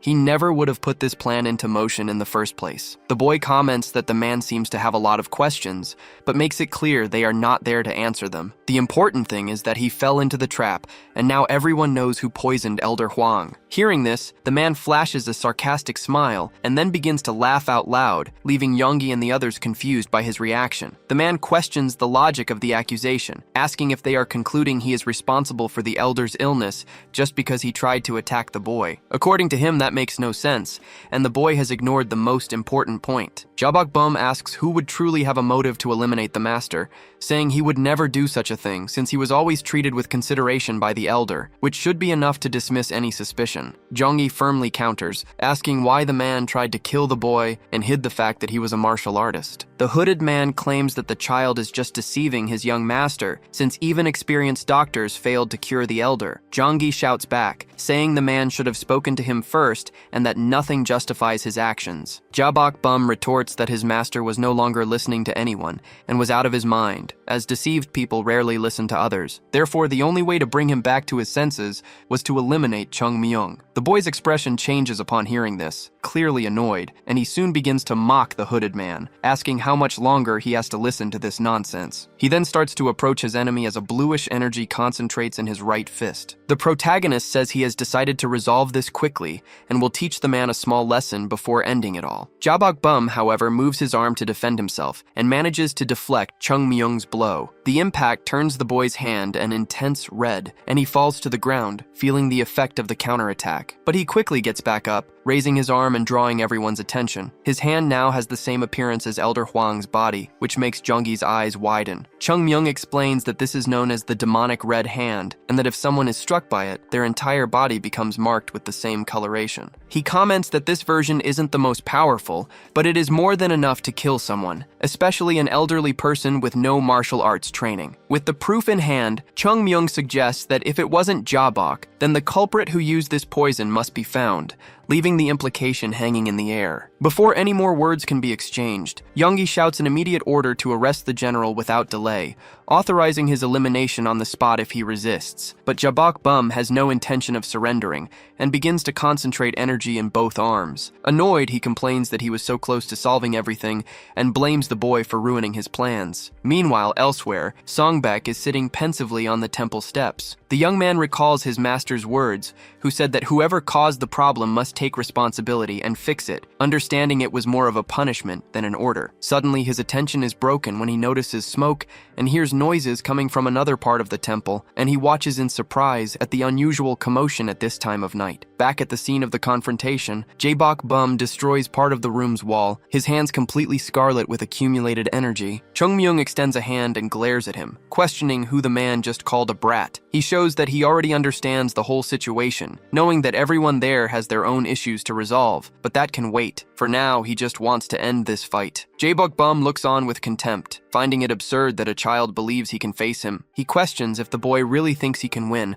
especially when he uses the full power of his demonic technique. Chung Myung's eyes widen for a moment, and he replies that he wasn't talking about himself. He then looks around as if searching for someone and states that the person he was waiting for has finally arrived. There stands the disciple of the Southern Edge sect, a supposed hero ready to face the villain. In a provocative tone, Chung Myung asks if he came to save them. Songbek is completely confused and points to himself to confirm if they are talking to him. Chung Myung gestures with his head toward the guild leader, and Jeonggi observes the disciple with a look full of anger. Little by little, the boy begins to understand the whole situation. This is the perfect chance to make up for all his mistakes. Faced with this realization, Songbek swallows hard and prepares for the fight. He grips his sword with both hands, concentrating deeply, and then charges toward the enemy, intending to make the most of this opportunity while shouting that the bandit will be defeated by the blade of the Southern Edge sect. Everything happens exactly as Chung Myung had predicted, and the young man smiles, satisfied with how events are unfolding as Jabok Bum and Songbek begin their clash. The protagonist leans in slightly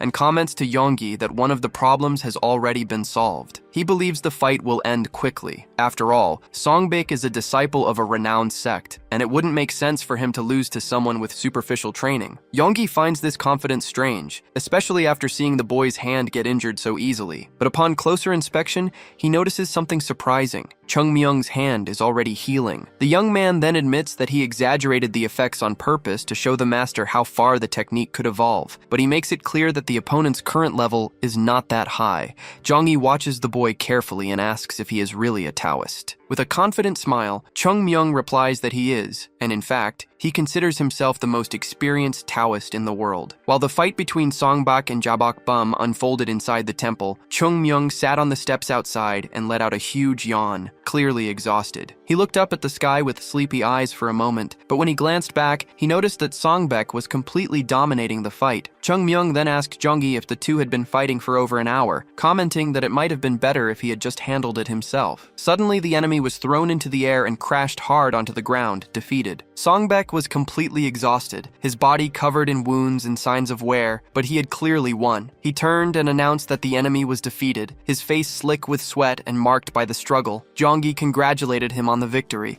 promising that he would never forget the help from the Southern Edge sect. Hearing this, Songbek showed immense relief before collapsing to the ground, completely drained of strength. Chung Myung calmly approached and remarked that it was finally over, even though it took longer than he expected. Jeonggi watched the scene in silence, unsure how to describe what had just happened. In only 2 days, a child had solved a problem that had dragged on for more than a year. He reflected that if it were that simple, anyone could have found the culprit. It was almost as if a true expert was hidden inside that boy. Making up his mind, Jeonggi asked Chung Myung why the general had tried to kill his father and if he had any idea about the motive. The boy, however, immediately replied that he had no clue. Jeonggi found this answer strange and asked if Chung Myung hadn't found the man because he already had a lead on the motive. Chung Myung denied it, explaining that discovering motives is a job for officials. He was only there to solve the problem and collect his reward. Speaking of which, the boy asked if Yeonggi had the payment ready, and the man confirmed that he did. However, he reminded Chung Myung of an important detail. The problem wasn't completely solved. The initial request wasn't to capture the culprit, but to cure his father of a deadly illness. Staring seriously at the boy, Jeonggi asked if he was capable of doing that. Chung Myung didn't answer right away, instead just smiling confidently and stating that of course he could. In response,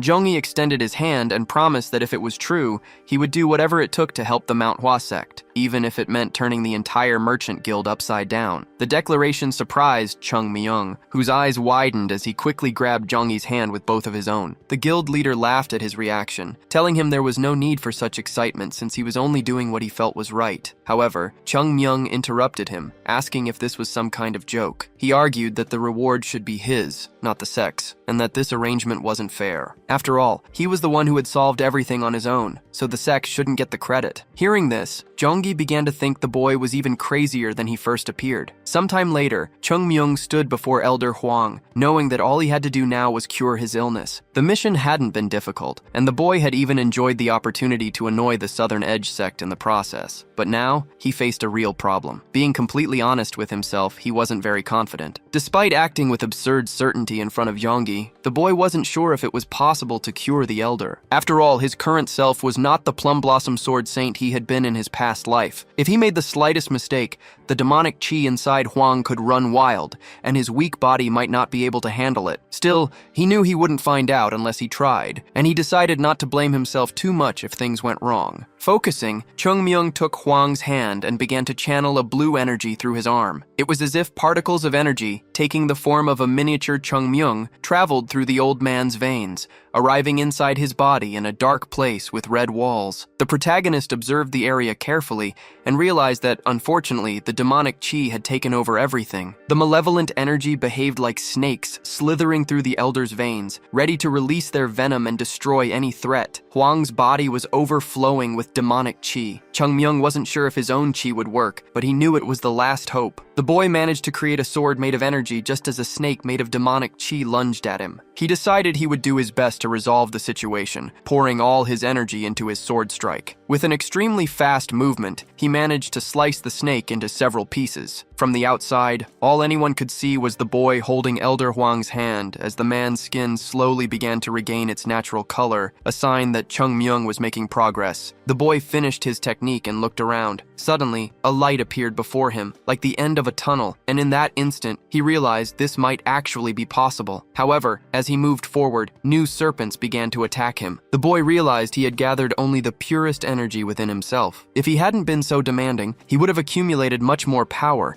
but it was precisely because of this standard that everything seemed strangely easier. This was no longer just a fight against demonic energy. Now, everything depended on how long Elder Huang could hold on. Even so, the boy did his part, defeating every dark manifestation that appeared before him. Chungmyung just hoped the man could endure a little longer, because he was now confident he could finish this quickly. The demonic energy continued to appear in the form of serpents, which advanced together toward the protagonist, forming a sea of red snakes that spread out in every direction. Suddenly, Chungmyung noticed something strange. The serpents began to avoid him and seemed to be fleeing somewhere. Outside, the boy, still holding the elder's hand, noticed a change in the man's body. His head began to take on an intense color, indicating that all the energy was concentrating there. Chungmyung understood that he needed to act with extreme care, because if he was reckless, he could cause a fatal collapse. At the same time, if he did nothing, the demonic energy would spread uncontrollably. The boy realized he was facing an impossible dilemma.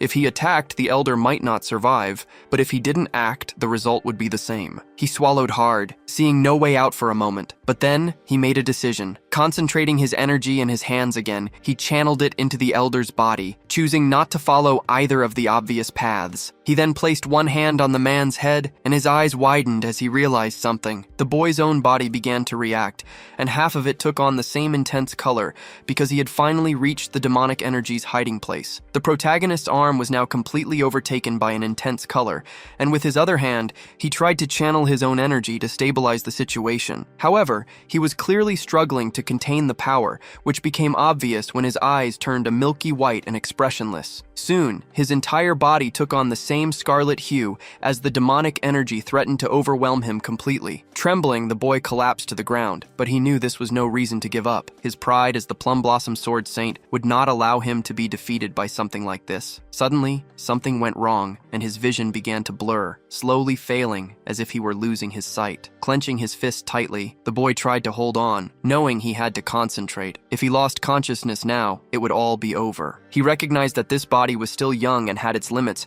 so he needed to gather all his energy and end this as quickly as possible. The demonic energy was incredibly persistent, and the serpents continued to writhe throughout the elder's body. One of the serpents lunged forward to attack again, but the boy reacted swiftly, dodging with agility and stomping down on it. Using the momentum, he regained his balance and pushed forward, cutting down every creature that appeared in his path as he headed straight for the core of the dark energy. He landed a precise strike on the region, causing the gigantic wall of serpents to shatter before him. Unexpectedly, an enormous serpent emerged and swallowed him whole. Still, the boy didn't give up, and a blue energy began to emanate from his body, exploding outward from within like a whirlwind and completely destroying the creature. Unleashing a spinning slash with his energy blade, he managed to break free, but he realized something didn't make sense. The serpent's behavior had changed, becoming much faster and more furious. Because of this, Chungmyung had to execute several spinning attacks just to defend himself, admitting that it was difficult to keep up with their speed. The moment he focused on one, another would appear from behind, lunging with the clear intent to eliminate him. The only way to protect himself was to release bursts of energy at the right moment, creating a hurricane that sliced the serpents to pieces. The protagonist was starting to tire from this pace, and something about the situation bothered him. The serpents hadn't acted this way inside Elder Huang's body, but now they seemed to be using everything they had, as if they realized they were trapped inside The boy also felt the weight of exhaustion, since he hadn't been fully prepared for this and had taken longer longer than he should have, risking his body being consumed. One serpent lunged, and he barely managed to dodge it, but another immediately appeared from behind with its mouth wide open, catching him by surprise and striking before he could react. Now trapped by the serpent's attack, the boy tried to fight back. With great effort, he raised his hand to grip his sword and counter, but his hand faltered, unable to keep a firm grip, and the weapon slipped from his grasp. Completely vulnerable, another serpent lunged and struck his arm, followed by several more that swarmed him all at once. Chung Myung found himself cornered, and for a moment the situation seemed hopeless. Despite this, he continued to resist from within. Faced with despair, the boy closed his eyes and tried to concentrate, making a final decision. He clenched his fist, hesitating for a moment because he knew he didn't want to resort to this. If he failed, both his body and his consciousness could be destroyed. Deep down, however, the boy understood that he had no other choice. The only way to get rid of the demonic chi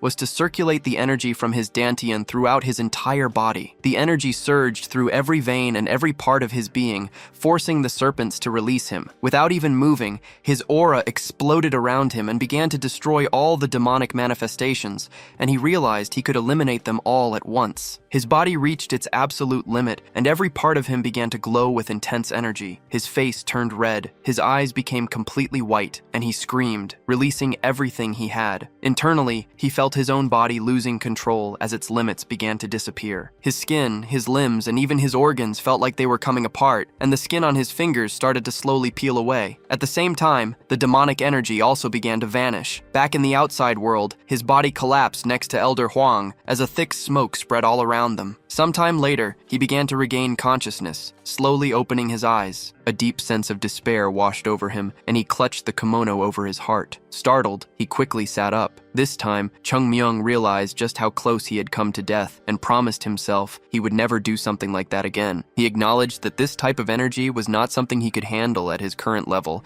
and that he had been very lucky. To his surprise, Elder Huang began to stir, slowly opening his eyes and staring at the boy. With his vision still blurry, the elder asked who this child was. Chung Myung smiled, relieved to see him awake, and lightly asked who he thought he was. With a cheerful grin, the boy replied that he was a Xian, a kind of Taoist spiritual immortal. The elder, still confused, muttered that perhaps he had ended up in hell after dying. Some time passed and a small bird was seen perched on a branch before it hopped and flew away. After Elder Huang regained consciousness, the situation at the Yunha Merchant Guild was resolved quickly. If it weren't for Chung Myung, Jabok Bum's plans would have succeeded. The Huang family would have been destroyed, and all their wealth would have been stolen. Jabok Bum revealed that he was the son of a rival merchant from the Yunha Guild, and tried to justify his actions with a sad story, but Chung Myung was not moved. To him, everyone has their own story, but that doesn't excuse them from the consequences. The only thing that caught his attention was how Jabok Bum obtained the demonic technique, which he apparently found on a corpse during a trip. This disappointed Chung Myung, who had expected something more complex, especially if the demonic sect had been involved, since they were known for eliminating any loose ends. But in the end, everything was resolved. The culprit was captured, the elder was cured, and there was no involvement from the demonic sect. A truly happy ending. As a result, Chung Myung became a very important figure in the guild and began to enjoy all the privileges. A grand banquet was prepared with delicious dishes and fine drinks, and he ate non-stop to the point where he even gained weight rapidly. Meanwhile, Yonggi asked his father to be careful, but the elder replied that he was feeling better than ever. Shortly after, the two of them approached Chung Myung, who was still focused on his food. The elder came closer and asked if he was Chung Myung. The boy confirmed it and joked, asking if he didn't recognize him, perhaps because he had changed a bit after eating so much. Yonggi found this understandable, since the boy had gained a lot of weight in just a few days. Chung Myung then commented that they had business to discuss, and the elder apologized if he had been disrespectful, explaining that he was there to make a request. The elder began the conversation by saying there was something he wanted to do first. He then gave a deep, incredibly respectful bow,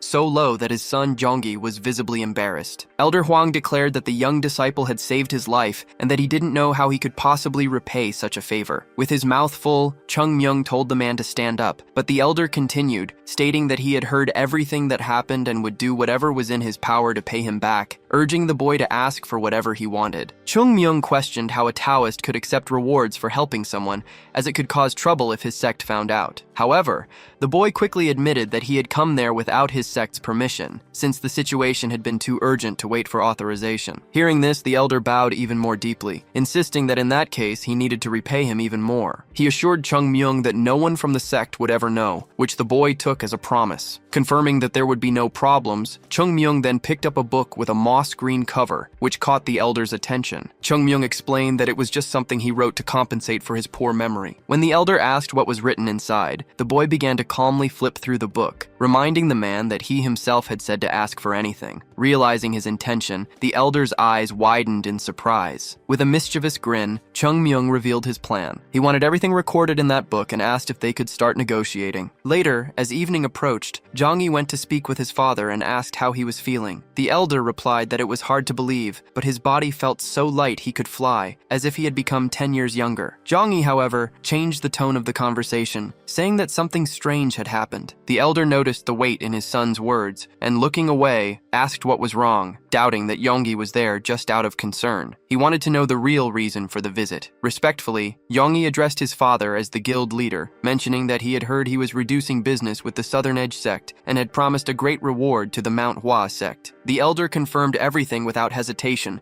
which made the worry on Yonggi's face plain to see. He argued that the Southern Edge sect held enormous influence, so distancing themselves could be dangerous, while strengthening the Manhua sect could have consequences. Although he understood his father's gratitude, Jong-gi believed the reward was excessive and that getting more involved with the sect was a risk. Finally, he asked that if the decision was already made, they at least maintain their business with the Southern Edge sect as it was before. The elder silently took a sip of tea, watching his reflection in the liquid. Then, he asked his son an unexpected question. What is the duty of a merchant? Caught off guard, Yonggi looked away for a moment before answering firmly that their duty was to run a fair business, build solid relationships, grow, and contribute to the country and the world. The elder let out a low chuckle that quickly turned into a full laugh. He praised his son for the impressive speech, but said there was no need for such formality. To him, a merchant's duty was simply to make money, even if it meant crossing lines to do so. If he wanted to be fair or help someone, he would do it with the money he earned. But when it came to profit, there was no right or wrong, only efficiency. Surprised by the answer, Yonggi asked if that meant his father intended to profit from the Manhua sect, even though it was practically in ruins. The elder then looked at him and asked if his son had forgotten how the Yuna Merchant Guild was built. He explained that a merchant's wisdom was essential. You had to invest in what no one else had noticed yet, something the world had not yet recognized. That was how he had turned the guild into the largest in Shanxi. Even so, Zhongyi insisted he didn't understand the reason for the investment, as there was nothing there to justify the risk. The elder took another sip of tea and questioned if his son hadn't seen the potential with his own eyes. To him, the Manhua sect couldn't be compared to the Southern Edge sect, but if it grew according to his expectations, and they maintained a good relationship, the benefits would be immense. Zhongyi understood the logic, but still couldn't fully accept it, because if the sect didn't grow, the loss would be enormous, and there was no guarantee of success. The elder interrupted him, calling that kind of thinking naive. A true merchant doesn't wait for the foundation to grow, he makes it grow himself. They weren't just going to watch, they were going to drive the sect's growth. Standing up, the elder walked over to his son, and in a firm voice reinforced his decision that they would make the Manhua sect prosper. He stated that he had met countless merchants and martial artists, but that boy was true potential right in front of them. According to him, people like that were destined to command the world and couldn't be understood with an ordinary mindset. Placing a hand on Yonggi's shoulder, the elder told him not to try to understand now, but to just watch. If what they promised the boy became a strong bond, then the guild would suffer no loss. It was a small price to pay to make them close allies. Zhongyi grew thoughtful and asked if it was really a small price. The elder looked at him seriously and then admitted that they had paid much more than they expected, because the boy was extremely clever, greedy, and knew how to negotiate well. His father's expression drew a faint smile from Zhongyi, who understood the decision wouldn't change. He decided to trust and follow the path the elder had chosen, even with some lingering doubts. With that, he resolved to act, saying he would work with his own hands to help the Manhua sect grow. The elder watched his son in silence and said that was exactly what he wanted to hear. Meanwhile, far away, Chung Myung was lying down, staring at the ceiling and lost in thought. He figured the elder wouldn't give him so many treasures just out of gratitude, and that there was surely some plan plan behind it. In the end, he concluded it didn't matter. Whatever the elder wanted from the Manhua sect, he had no intention of giving in. If he were really a child, he might feel obligated to repay the favor, but as an old man in a young body, he was just too tired for that kind of thing. Suddenly, someone wearing the uniform of the Southern Edge sect approached, and Chung Myung immediately sensed their presence. The figure revealed himself to be Songbek Lee, his expression serious and unfriendly. The protagonist then asked what he wanted. Without a word, Songbek handed him a wooden sword and explained that he had no ill intentions, but he wanted to ask for another duel. With a firm voice and a determined gaze, Songbek pleaded for a serious fight against Chung Myung. Songbek declared that he knew he'd been tricked last time, but now he could settle things quickly. Hearing this, Chung Myung stood up, finding the situation strange. He countered by asking if it wasn't Songbek himself who had done the deceiving, suggesting he was just trying to shift the blame. The young man then questioned why everything had to revolve around this duel. Songbek replied seriously that his own humiliation didn't matter, as it was a result of his incompetence. What truly bothered him was something else entirely. He still couldn't understand what had happened to him during their last fight. Curious, Chung Myung looked at the young man and asked if he really wanted to fight again. Songbek admitted that, as hard as it was to believe, he already recognized that Chung Myung was stronger. However, he insisted that he desperately wanted to understand what had happened in their previous match. Chung Myung couldn't quite grasp it. Even knowing he was completely outmatched, the young man still wanted another round. He briefly thought that Songbek just wanted to get beaten up again, but the situation also amused him. With a smile, the protagonist said that Songbek would probably regret this, but the disciple from the Southern Edge sect just smiled back and insisted he wanted to fight anyway. Soon, the field was prepared for the duel, and the two stood apart, facing each other directly. Songbek began to reflect on how his opponent was clearly smaller, probably about 10 years younger, and yet from a generation ahead of him. Normally, a second-class disciple like himself could easily handle someone like that, but something felt wrong. His hands started to tremble as sweat dripped down his face and nervousness took over. An overwhelming pressure emanated from Chung Myung, making Songbek feel as if he were standing before a true elder. This realization made Songbek even more nervous. The pressure coming from the boy was so absurd that he thought he might be hallucinating. He even wondered if he was just imagining it, but he decided he had to confirm it with his own eyes. Meanwhile, Chung Myung calmly observed his opponent. To him, the situation looked promising. Even without showing fear, Songbek kept his guard up as if facing a wild beast. This pleased the protagonist, as he believed that the sharper someone's senses were, the greater their potential for growth. Chung Myung then tauntingly asked if his opponent was the type to mature late. He thought that with proper training, the young man could evolve far more than others and perhaps even become the greatest sword of the Southern Edge sect. With that in mind, Chung Myung decided to teach him a lesson. Extending his arm, he made a provocative gesture, beckoning his opponent to advance. Songbek gripped his wooden sword tightly and began to move it slowly, drawing circles in the air that cut through the wind. The technique was familiar, a kind of illusory sword style, but it was strange to see it used by someone from the Southern Edge sect. With a serious expression, Songbek asked his opponent to be careful, acknowledging his own limitations and incompetence. Because of this, he decided to settle things quickly and go all out from the very beginning. Without hesitation, the young man charged forward with his sword, delivering a first horizontal slash through the air, followed by a second in the opposite direction. He then announced that he would use the 12 movements of the Winter Flower Sword technique. Chung Myung watched with interest, his expression changing slightly, no longer looking as carefree as before. As Songbek charged forward, executing the 12 movements of the Winter Flower Sword with precision, Chung Myung's reaction was simple and direct. He moved straight ahead and, in a single motion, struck his opponent, causing the wooden sword to shatter on impact. Songbek was still in midair, already injured from the blow, when Chung Myung leaped. Before he could hit the ground, Chung Myung grabbed his kimono by the collar and lifted him, demonstrating complete control. Exhausted and wounded, Songbek was completely unresponsive. Chung Myung glared at him, irritated, and called out his name with contempt. With intense eyes, he demanded an answer,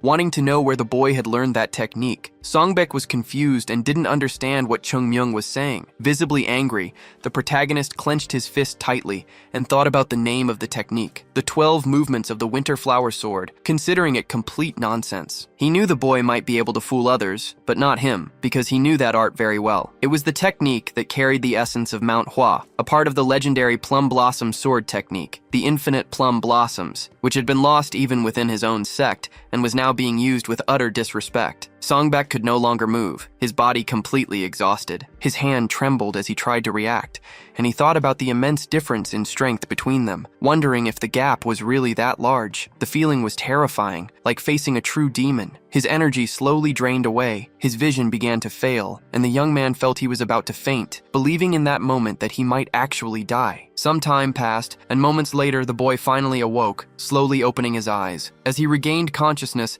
he found himself lying in a bed, his body wrapped in bandages. He quickly sat up, looking at his bandaged hand. Chung Myung calmly explained that his disorganized internal energy had begun to stabilize and that he would recover soon. Songbak stared at the boy, confused. Chung Myung, still with an intense gaze, asked if that was the new art of the Southern Edge sect, the 12 movements of the Winter Flower Sword. Songbak began to sweat before answering, but he confirmed that it was. The protagonist showed no outward reaction, but silently reflected that they probably believed no one from Manhua would recognize the technique, since there were no living members who knew it. Deep down, he understood this was a provocation and a way to ridicule Manhua. Chung Myung then asked who was allowed to learn this technique, and the young man replied that it was for second-class disciples and above. Putting the pieces together, Chung Myung deduced that only first- and second-class disciples and some elders had mastered it. However, Songbak added that the elders had never learned this technique. This made Chung Myung thoughtful, and he repeated aloud that if the elders never learned this sword art, and if one of them had created it, it should have been passed down to the higher levels. Clenching his fist in anger, he concluded that this could only mean one thing. The person who developed this art was still within the Southern Edge sect. As he pictured his sect in flames,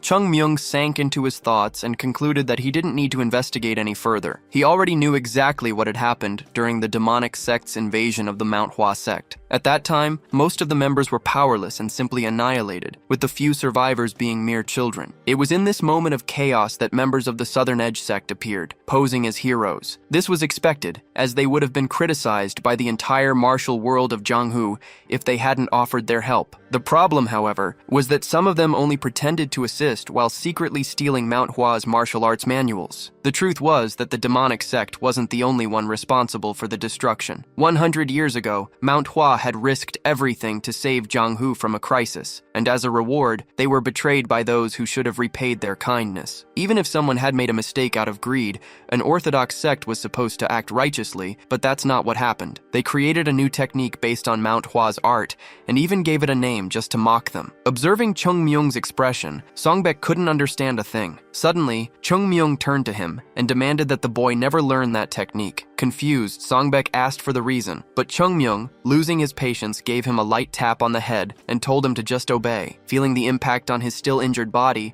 Songbak heard the explanation that it wasn't an art he could ever master. Still wincing in pain, he questioned what that meant. Internally, Chung Myung suppressed his rage, knowing the boy was part of the Southern Edge sect, and a part of him wanted to unleash his anger right then and there. However, he also recognized that it was thanks to Songbak that he discovered the use of that technique in the first place. Chung Myung decided to explain that the arts of the Southern Edge sect are based on a foundation of constant training and balance. Their movements are simple and refined to perfection, and although they seem slow at first, they become extremely powerful with practice. This new technique, however, didn't follow that principle. It was full of flashy but inefficient, unnecessary movements that didn't match the sect's style at all. For that reason, Songbak should abandon it immediately. After his explanation, Chung Myung stared at him with a firm, direct gaze and asked if he understood. Clearly, Songbak didn't get it, which irritated Chung Myung, who couldn't believe someone from the Southern Edge sect didn't understand their own style. As Chung Myung wondered what to do, something clicked in his mind, and a sudden realization dawned on him. He understood the reason for all of this. He himself was the cause behind the creation of that technique. Analyzing the situation carefully, he concluded that he might be the one to blame for the incident, as he had always thrashed the members of the Southern Edge sect. Being one of the 10 great sects,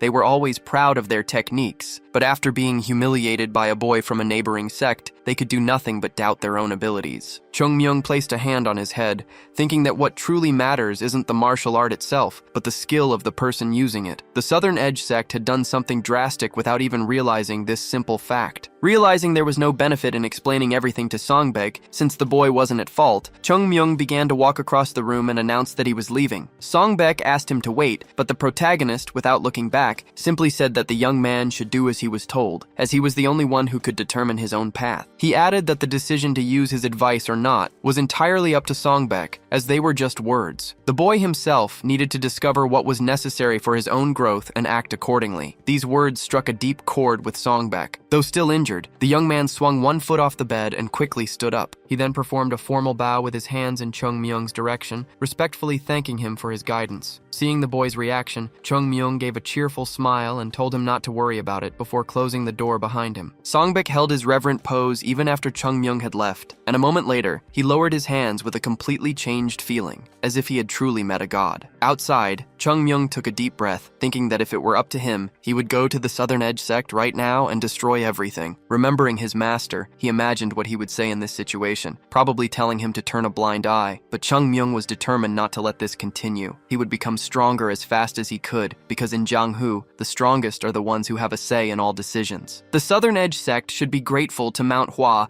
instead of provoking them, and for that, they would pay the price. Soon, they would come to know the full fury of their rival sect's strongest sword. Meanwhile, back at Manhua, two disciples were talking about how dark it was getting. One of them was certain there was a reason Chung Myung hadn't returned, even after 7 days, because he wasn't the type to get into an accident. Yoonjong clutched a piece of paper and agreed that there must be a good reason. Beside him, Jogul chewed his nails nervously, adding that it had to be something the elders would be willing to accept. He mentioned that the sect leader had summoned Elder Ungum again, expressing his hope that they weren't in any trouble. In another room, Ungum was listening to a stern lecture about Chung Myung's recklessness. Hyun Young complained that a third-class disciple should never dare to be absent for 7 days without permission, something the sect couldn't tolerate, especially when it was just getting back on its feet. Hyun Sang, the head of the Marshall Hall, suggested the boy might have been in an accident, but the head of the finance agency countered that even so, it was Chung Myung's fault for being away for so long. Hyun Sang then asked Hyun Jong if it would be wise to organize a search party in the mountains. Furious,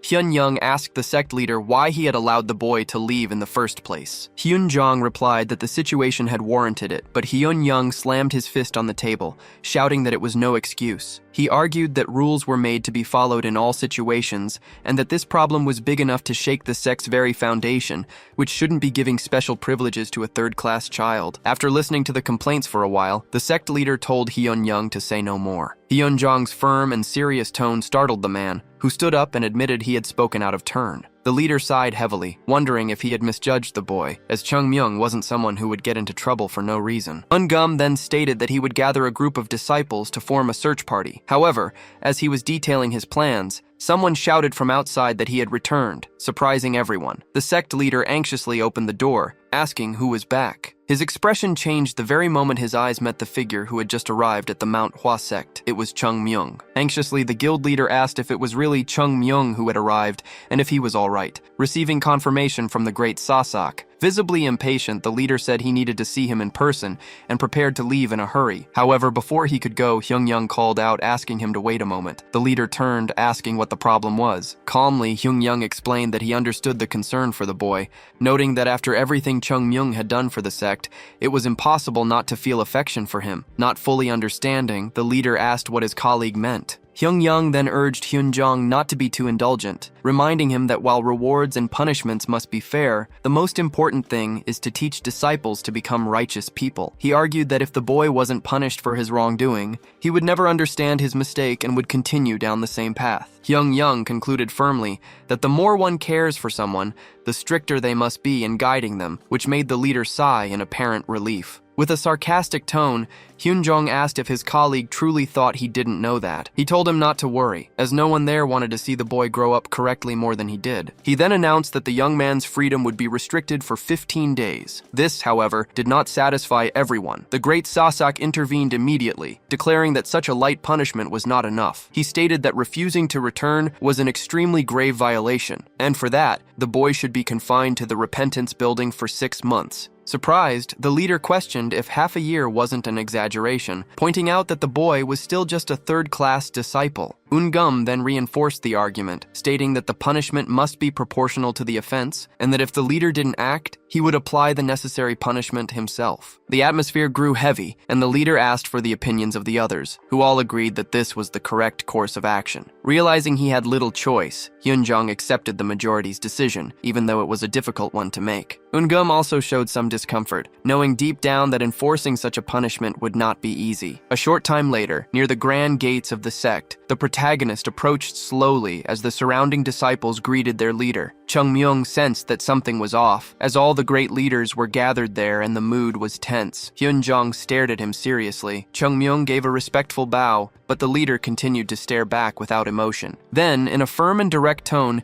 he called Chungmyung by name and demanded an explanation for why he had left the sect. Before Chungmyung could even answer, Hyunjong interjected, stating that as a third-class disciple, the boy had been incredibly reckless. He warned that if Chungmyung didn't have a valid justification, he would have to accept his punishment. The great sect leader added to the pressure, affirming that if the reason wasn't convincing, they would apply an appropriate penalty. The protagonist began to worry, feeling the weight of the situation. Suddenly, a voice cut through the tension, pleading for them to stop. The leaders were startled, and Hyunjong's eyes widened as a figure slowly approached. It was the great elder Hwang, who asked them not to reprimand the child. With a gentle smile, the old man asked if everyone was well. Surprised, the leaders approached him, remarking that it had been a long time since they had last met. Hyunjong recalled a recent letter stating that the elder's health was failing and asked how he could possibly be there. The elder explained that it was all because of that young Taoist. Chungmyung was the one who had saved his life, and for that reason, he once again asked them not to be angry with the boy. He added that besides saving his life, the young man had also saved the Yunha Merchant Guild. Shrugging with a slight smile, Chungmyung confirmed the entire story. A moment later, one of the leaders asked if the protagonist had truly cured Elder Hwang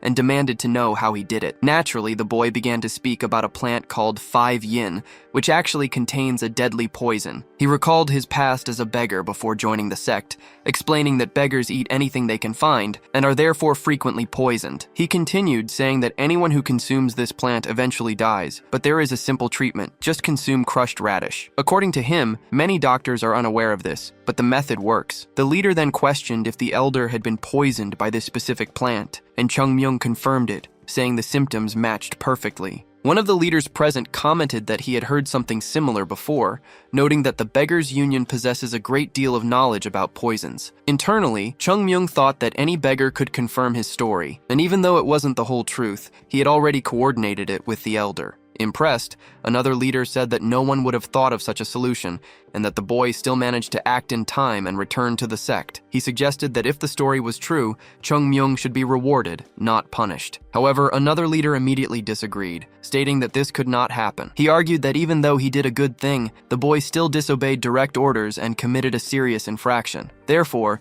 the punishment could not be ignored, and he insisted that the sect leader must act correctly without turning a blind eye to the mistake. Hyunjong reflected on what his colleague said and then responded firmly, questioning what truly mattered, his orders or someone's life. He asked if they should praise a disciple for obeying, even if it led to another person's death. Emphasizing that the Manhua sect is respectable and that saving lives must come first, he sarcastically asked if his own orders were more important than an honorable man. Faced with this, the man who had questioned him fell silent, realizing he was wrong, and decided not to press the matter further. The mood shifted completely as the other leaders understood the sect leader's position. Hyunjong then rose slowly from his seat and walked over to Chungmyung. He called out to him firmly, and the boy responded at once. The leader then bent down to the boy's level and surprisingly patted him on the head, praising him for what he had done. Chungmyung was visibly embarrassed by the gesture, finding it a bit strange and feeling inwardly offended that someone theoretically younger than him would act in such a way. Sometime later, everyone gathered with Elder Hwang, who declared that the Yunha Merchant Guild now owed a great debt to the Manhua sect. In truth, the debt was to Chungmyung, but the young man had given the credit to the sect, which made all the leaders proud. As a symbol of his gratitude, the elder wished to invest in the Manhua sect. Hwang's declaration left Hyunjong stunned. The elder corrected himself, saying that perhaps invest was not the right word, and that it would be better to say support. The great leader Hyunjong said that they were already very grateful for all the support the elder had given them to date. However, Hwang replied that if that was all he intended to do, he wouldn't have brought his men all the way to the sect. The man explained that he wanted to put everything he had into the Manhua sect. To that end, he had brought his employees from the Merchant Guild so they could learn what the sect needed and offer their help. With a heart full of gratitude, the great leader bowed and thanked Huang, for the elder had not only brought blessings, but also an esteemed guest to help spread the sect's name. Filled with pride, Hyun-sang slapped Chung Myung hard on the back, telling him he did a great job. Trying to remain modest, the protagonist replied that he hadn't done much. The man insisted they were proud that he had saved someone, especially someone as important as Mr. Huang, and said it was as if Chung Myung was a lucky star for the sect. As soon as the martial hall leader walked away, someone else called out to the hero. It was the pension advisor, Un-gum, who wore a serious expression. The man explained that while he knew the boy had done something incredible, it was a feat that could have been handled with more care, and he was definitely wrong for acting the way he did. The protagonist bowed and said he had been unable to think clearly. Continuing the scolding in a rigid manner, Un-gum added that he had also disobeyed the sect leader. But as Chung Myung raised his eyes and calmly observed Un-gum's face, he was surprised to see the man's mouth was pressed tight, as if he were holding back a laugh. Soon after, Un-gum walked away, telling the boy to keep up the good work. The protagonist narrowed his eyes at such a bizarre scene. He overheard two leaders commenting that Manhua's luck was returning, but deep down, he knew it was all thanks to him. He then wondered how he was supposed to revive the sect while having to rely on these novices. The boy looked up at the sky as if searching for someone, and then broke into a confident smile. As he pictured his former leader in the clouds, he thought to himself that his own back was also starting to ache. On a new day at the Manhua sect, the leaders gathered once again around a large table. Elder Huang announced that he would be in charge of the sect's business affairs from now on,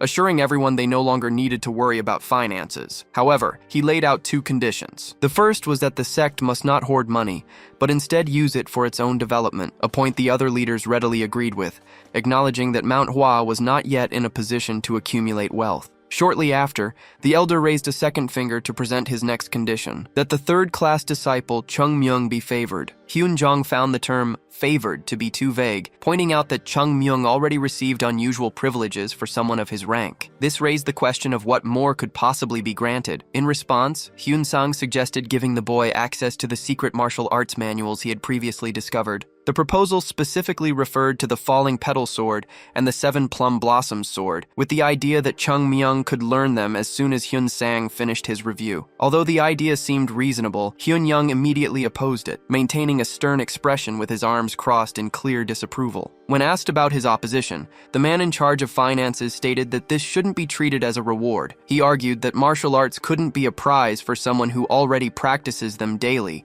considering it a mistake to view the situation that way. In his opinion, everyone there was far too focused on martial arts, and the reward should be something that involved a real cost or sacrifice. A tense silence fell over the room as everyone reflected on his words. Hyun-jong found this change in attitude strange, recalling how the finance leader had previously insisted on punishments. Suddenly, Hyun-young shot to his feet, indignant that his colleagues were underestimating Chung Myung's achievement. He reminded them that the young man had saved Elder Huang and brought an immense amount of resources to the sect, all without asking for anything in return and with only the effort of a third-class disciple. It was in that moment that the sect leader finally understood the reason behind the finance leader's behavior. Hyun-young acted this way because of everything he had experienced in the past, having faced countless problems due to a lack of income. At one point, he had nearly convinced himself to declare the sect bankrupt, a period that had been a living hell for him. Managing the finances of a nearly defunct organization was an incredibly difficult task, and it was thanks to him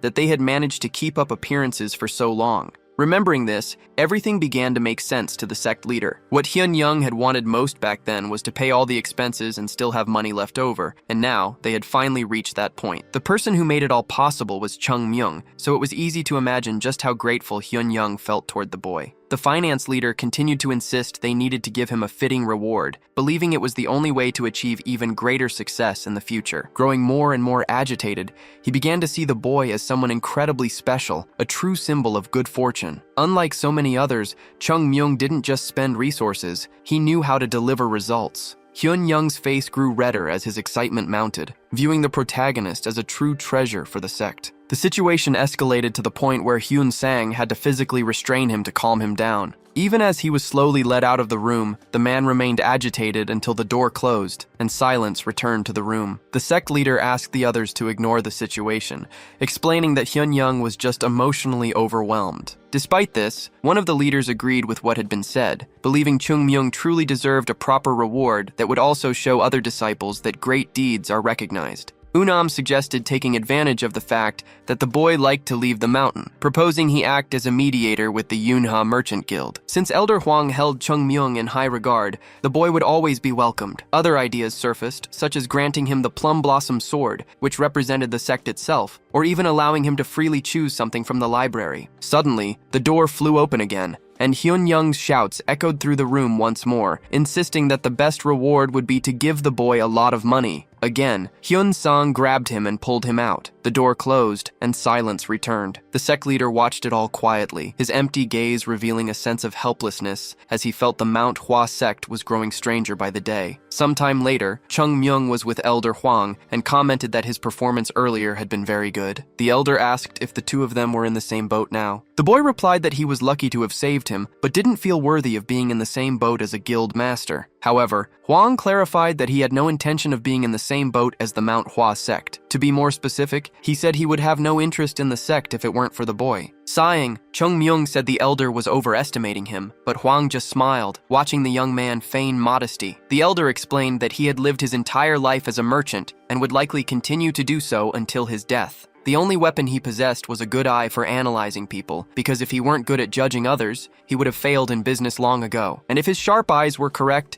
then there was an irrefutable truth. There was no denying that the boy had brought good things to both the Yuna Merchant Guild and the Manhua sect. A little embarrassed, the protagonist admitted this was true, but asked the elder not to use expressions like being in the same boat, as he didn't like how it sounded. The protagonist's gaze shifted as he said this. He remembered his past and reiterated that he had no reason to like that kind of expression. Although many had cried and praised the sect for defending them, there was always the much darker side of the coin, with dozens of people wanting to bring down the Manhua sect. Hwang admitted that he didn't like the expression either. From a merchant's perspective, a boat is something a person can either get on or get off of. However, he argued that if their destinations were the same, there was no need to get off the boat. After all, they could reach their destination faster if they rowed together. Chung-myung agreed, supposing there was no harm in it. Hwang thought that, in any case, the Yunha Merchant Guild had a good chance of benefiting from supporting the sect, but with the boy's help, it was guaranteed. The Manhua sect had already taken over the young man's thoughts, and he had decided that as long as he lived, he would do everything to revitalize it, demonstrating incredible confidence. The elder once again assured him that the Yuna Merchant Guild would do everything in its power to support the sect, and asked if the boy knew what that meant. Chung-myung promptly replied that it meant the elder had already decided to make the Southern Edge sect his enemy. The protagonist then questioned if the elder would end up asking for things they hadn't discussed, like a price for his support, but Hwang guaranteed he wanted nothing in return. The two new partners smiled at each other, sealing the deal. Hwang realized the boy was incredibly quick to catch on, and Chung-myung knew the elder was a shrewd merchant who might try to take advantage later. After this bittersweet moment, the elder called the protagonist's name again and told him he was exceptional, stating that there was probably no one in the world his age who could compare. Chung-myung didn't reply, but he thought to himself that the truth was there was no one in the world who had come back to life after dying. Hwang continued, saying he thought the boy should hide from the world. He described it as a frightening place, filled with all sorts of ghosts and demons, many of whom would kill for their own benefit. He compared the young man to a pearl, stating that the moment the world found him, crowds of people would come after him. Chung-myung let out a soft chuckle at this and said the elder expected too much from him, as he was really just a mere child. Hwang said nothing in response to the boy's reaction and announced that he would take his leave first. He turned his back and began to walk away slowly, but before he was out of sight, Chung-myung asked him to wait a moment, as he wanted the man to find a few things for him. A short time later, Hwang was already descending the temple stairs, making his way out of the Manhua sect. Looking up, he could still see Chung-myung at the top of the mountain. The man reflected that the young man asked for many things, and that it was quite difficult to know what he was thinking, making it impossible to tell if the childishness he displayed was real or an act. With everything that had been happening, he thought the Manhua sect might even earn a new nickname, the Dragon's Cave. A dragon was living in the sect, and since Hwang had discovered this before anyone else, using this information well could make the Yunha Merchant Guild the best in the world. Jonggi approached his father and asked if the two of them had a good conversation. In a more serious voice, the father called his son's name and said that his opinion had changed a little. The boy's actions had given the elder new ideas, and it seemed there was still much to be done. He told his son they should start their journey back, because now they needed to prepare the stage. Elder Huang began to climb into his carriage, settling in comfortably for the journey home. As he watched the scene unfold, Chung Myung reflected on the old saying that with age comes wisdom. He realized that Huang was on a completely different level compared to the elders of the Manhua sect, likely because the man had lived a life of arguing and negotiating rather than following the path of an ordinary Taoist. Taking a long sigh to gather his thoughts, Chung Myung came to a conclusion. At the very least, he had managed to escape the poverty that had been the biggest obstacle preventing Manhua from returning to its former glory. With their financial issues resolved, it was no longer time to worry about the Southern Edge sect, because the Manhua sect itself had completely lost its identity. Now was the time to dedicate all their efforts to improving their martial arts. The Yunha Merchant Guild proved to be incredibly powerful. In just a few days, the merchants accomplished what no disciple of the sect ever could, quickly stabilizing the businesses in the Hwaum district and making it presentable and lively. Thanks to their efforts, Hyun-young was constantly smiling, wearing a serene expression like that of a Buddha. Stability had finally arrived after decades of misery, and the situation at the Manhua sect was as peaceful as a flowing river. However, there were some people who were not enjoying such peaceful times. One of the boys was training relentlessly, doing push-ups until his arms gave out while he screamed in agony, his body drenched in sweat. With a cynical expression, Chung Myung simply told him to do one more, claiming that nobody had ever died from it. Suddenly, Chung Myung, who had been observing, fell as if the platform he was sitting on had collapsed. It turned out he had been sitting on a large rock that the disciple was lifting with every single push-up. With a sly grin, he watched Jogul restart his count of the absurdly difficult push-ups, the young man's muscles screaming with effort under the immense weight. Meanwhile, Yoon Jong, who was standing in front of them, watched the whole thing with a sense of awe. As happy as he was for his friend's progress, he found the situation a bit strange. He remembered Chung Myung's warning that all the senior disciples would be strengthening their bodies together every dawn. At first, this had scared Yoon Jong a little, as he wasn't sure if simple physical training would be effective. After all, the Manhua sect's sword arts were based on swift and precise variations, and he worried that a method focused solely on increasing physical strength might actually hinder his technique. To his surprise, something incredible happened after they began. The stronger their bodies became, the faster and sharper their sword movements grew. This transformation did not go unnoticed, and as the days passed, the training actually started to become enjoyable. In the past, all the disciples wanted to stop the morning training, but now they wanted to train more and more. Instead of complaining, they encouraged one another, making bets and holding competitions during their sessions. Despite the positive results, Yoon Jong began to notice a problem. With each training session, the disciples gained more and more muscle, to the point where they themselves wanted to add more challenges and increase the difficulty. Because of this, the Manhua sect was starting to look like a den of mountain bandits. As the young men began to wrap up, commenting that they would finish soon to grab coffee before the morning's main practice, Yoon Jong asked Jogul if Chung Myung had shown up again. Jogul replied that their leader hadn't appeared for training lately. In fact, the disciples hadn't seen him since they began their strengthening sessions. They knew Chung Myung wasn't just sleeping in his room, since he was always the first to wake up, which made them wonder where he could be. Jogul guessed that the young man might have gone to the Yunha Merchant Guild, concluding that Chung Myung seemed to be the busiest person in the entire sect. At the entrance to the White Plum Blossom dormitory,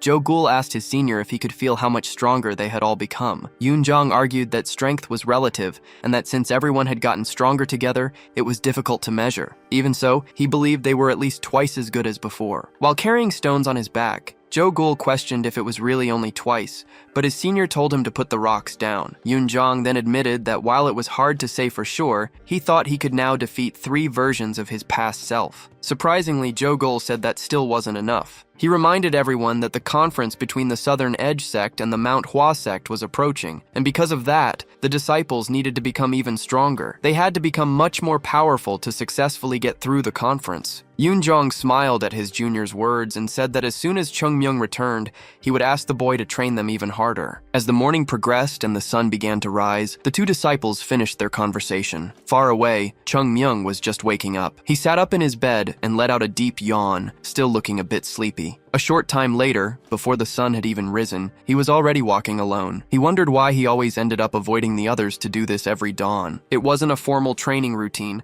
just a simple and unsophisticated method of swinging his sword with all his might to reduce the resonance between his thoughts and his body, aiming to achieve unity between himself and his blade. Chung Myung had already achieved this union in his past life, which was why he was able to do it to some extent now, though it still wasn't perfect. This meant that if he wanted to get strong, he had to train constantly to become one with his sword, but he had to do it far away from the other disciples. After all, the Manhua sect might descend into chaos if they saw him training in such a manner. That was why he came to the Fallen Petal Peak at dawn to practice his sword arts. But suddenly, he was surprised to see someone already training there. It was a person in light clothing with a slender body, but their sword movements were sublime, like a true dance in the middle of the dawn. As soon as the person paused their movements, Chung Myung was able to get a better look and was left in shock. The person's techniques were as beautiful as the moon, fragile yet powerful, flashy yet elegant. It was a delicate but unstoppable sword dance, the true plum blossom sword. The young man never imagined he would see the sword dance of the sect's ancient arts, especially performed by a girl under the moonlight. The old techniques, which were not supposed to be seen by anyone, were now being used right before his eyes. He thought that, in the end, it didn't matter what kind of sword art a person learned, but rather why they chose to wield their sword. While admiring such beauty,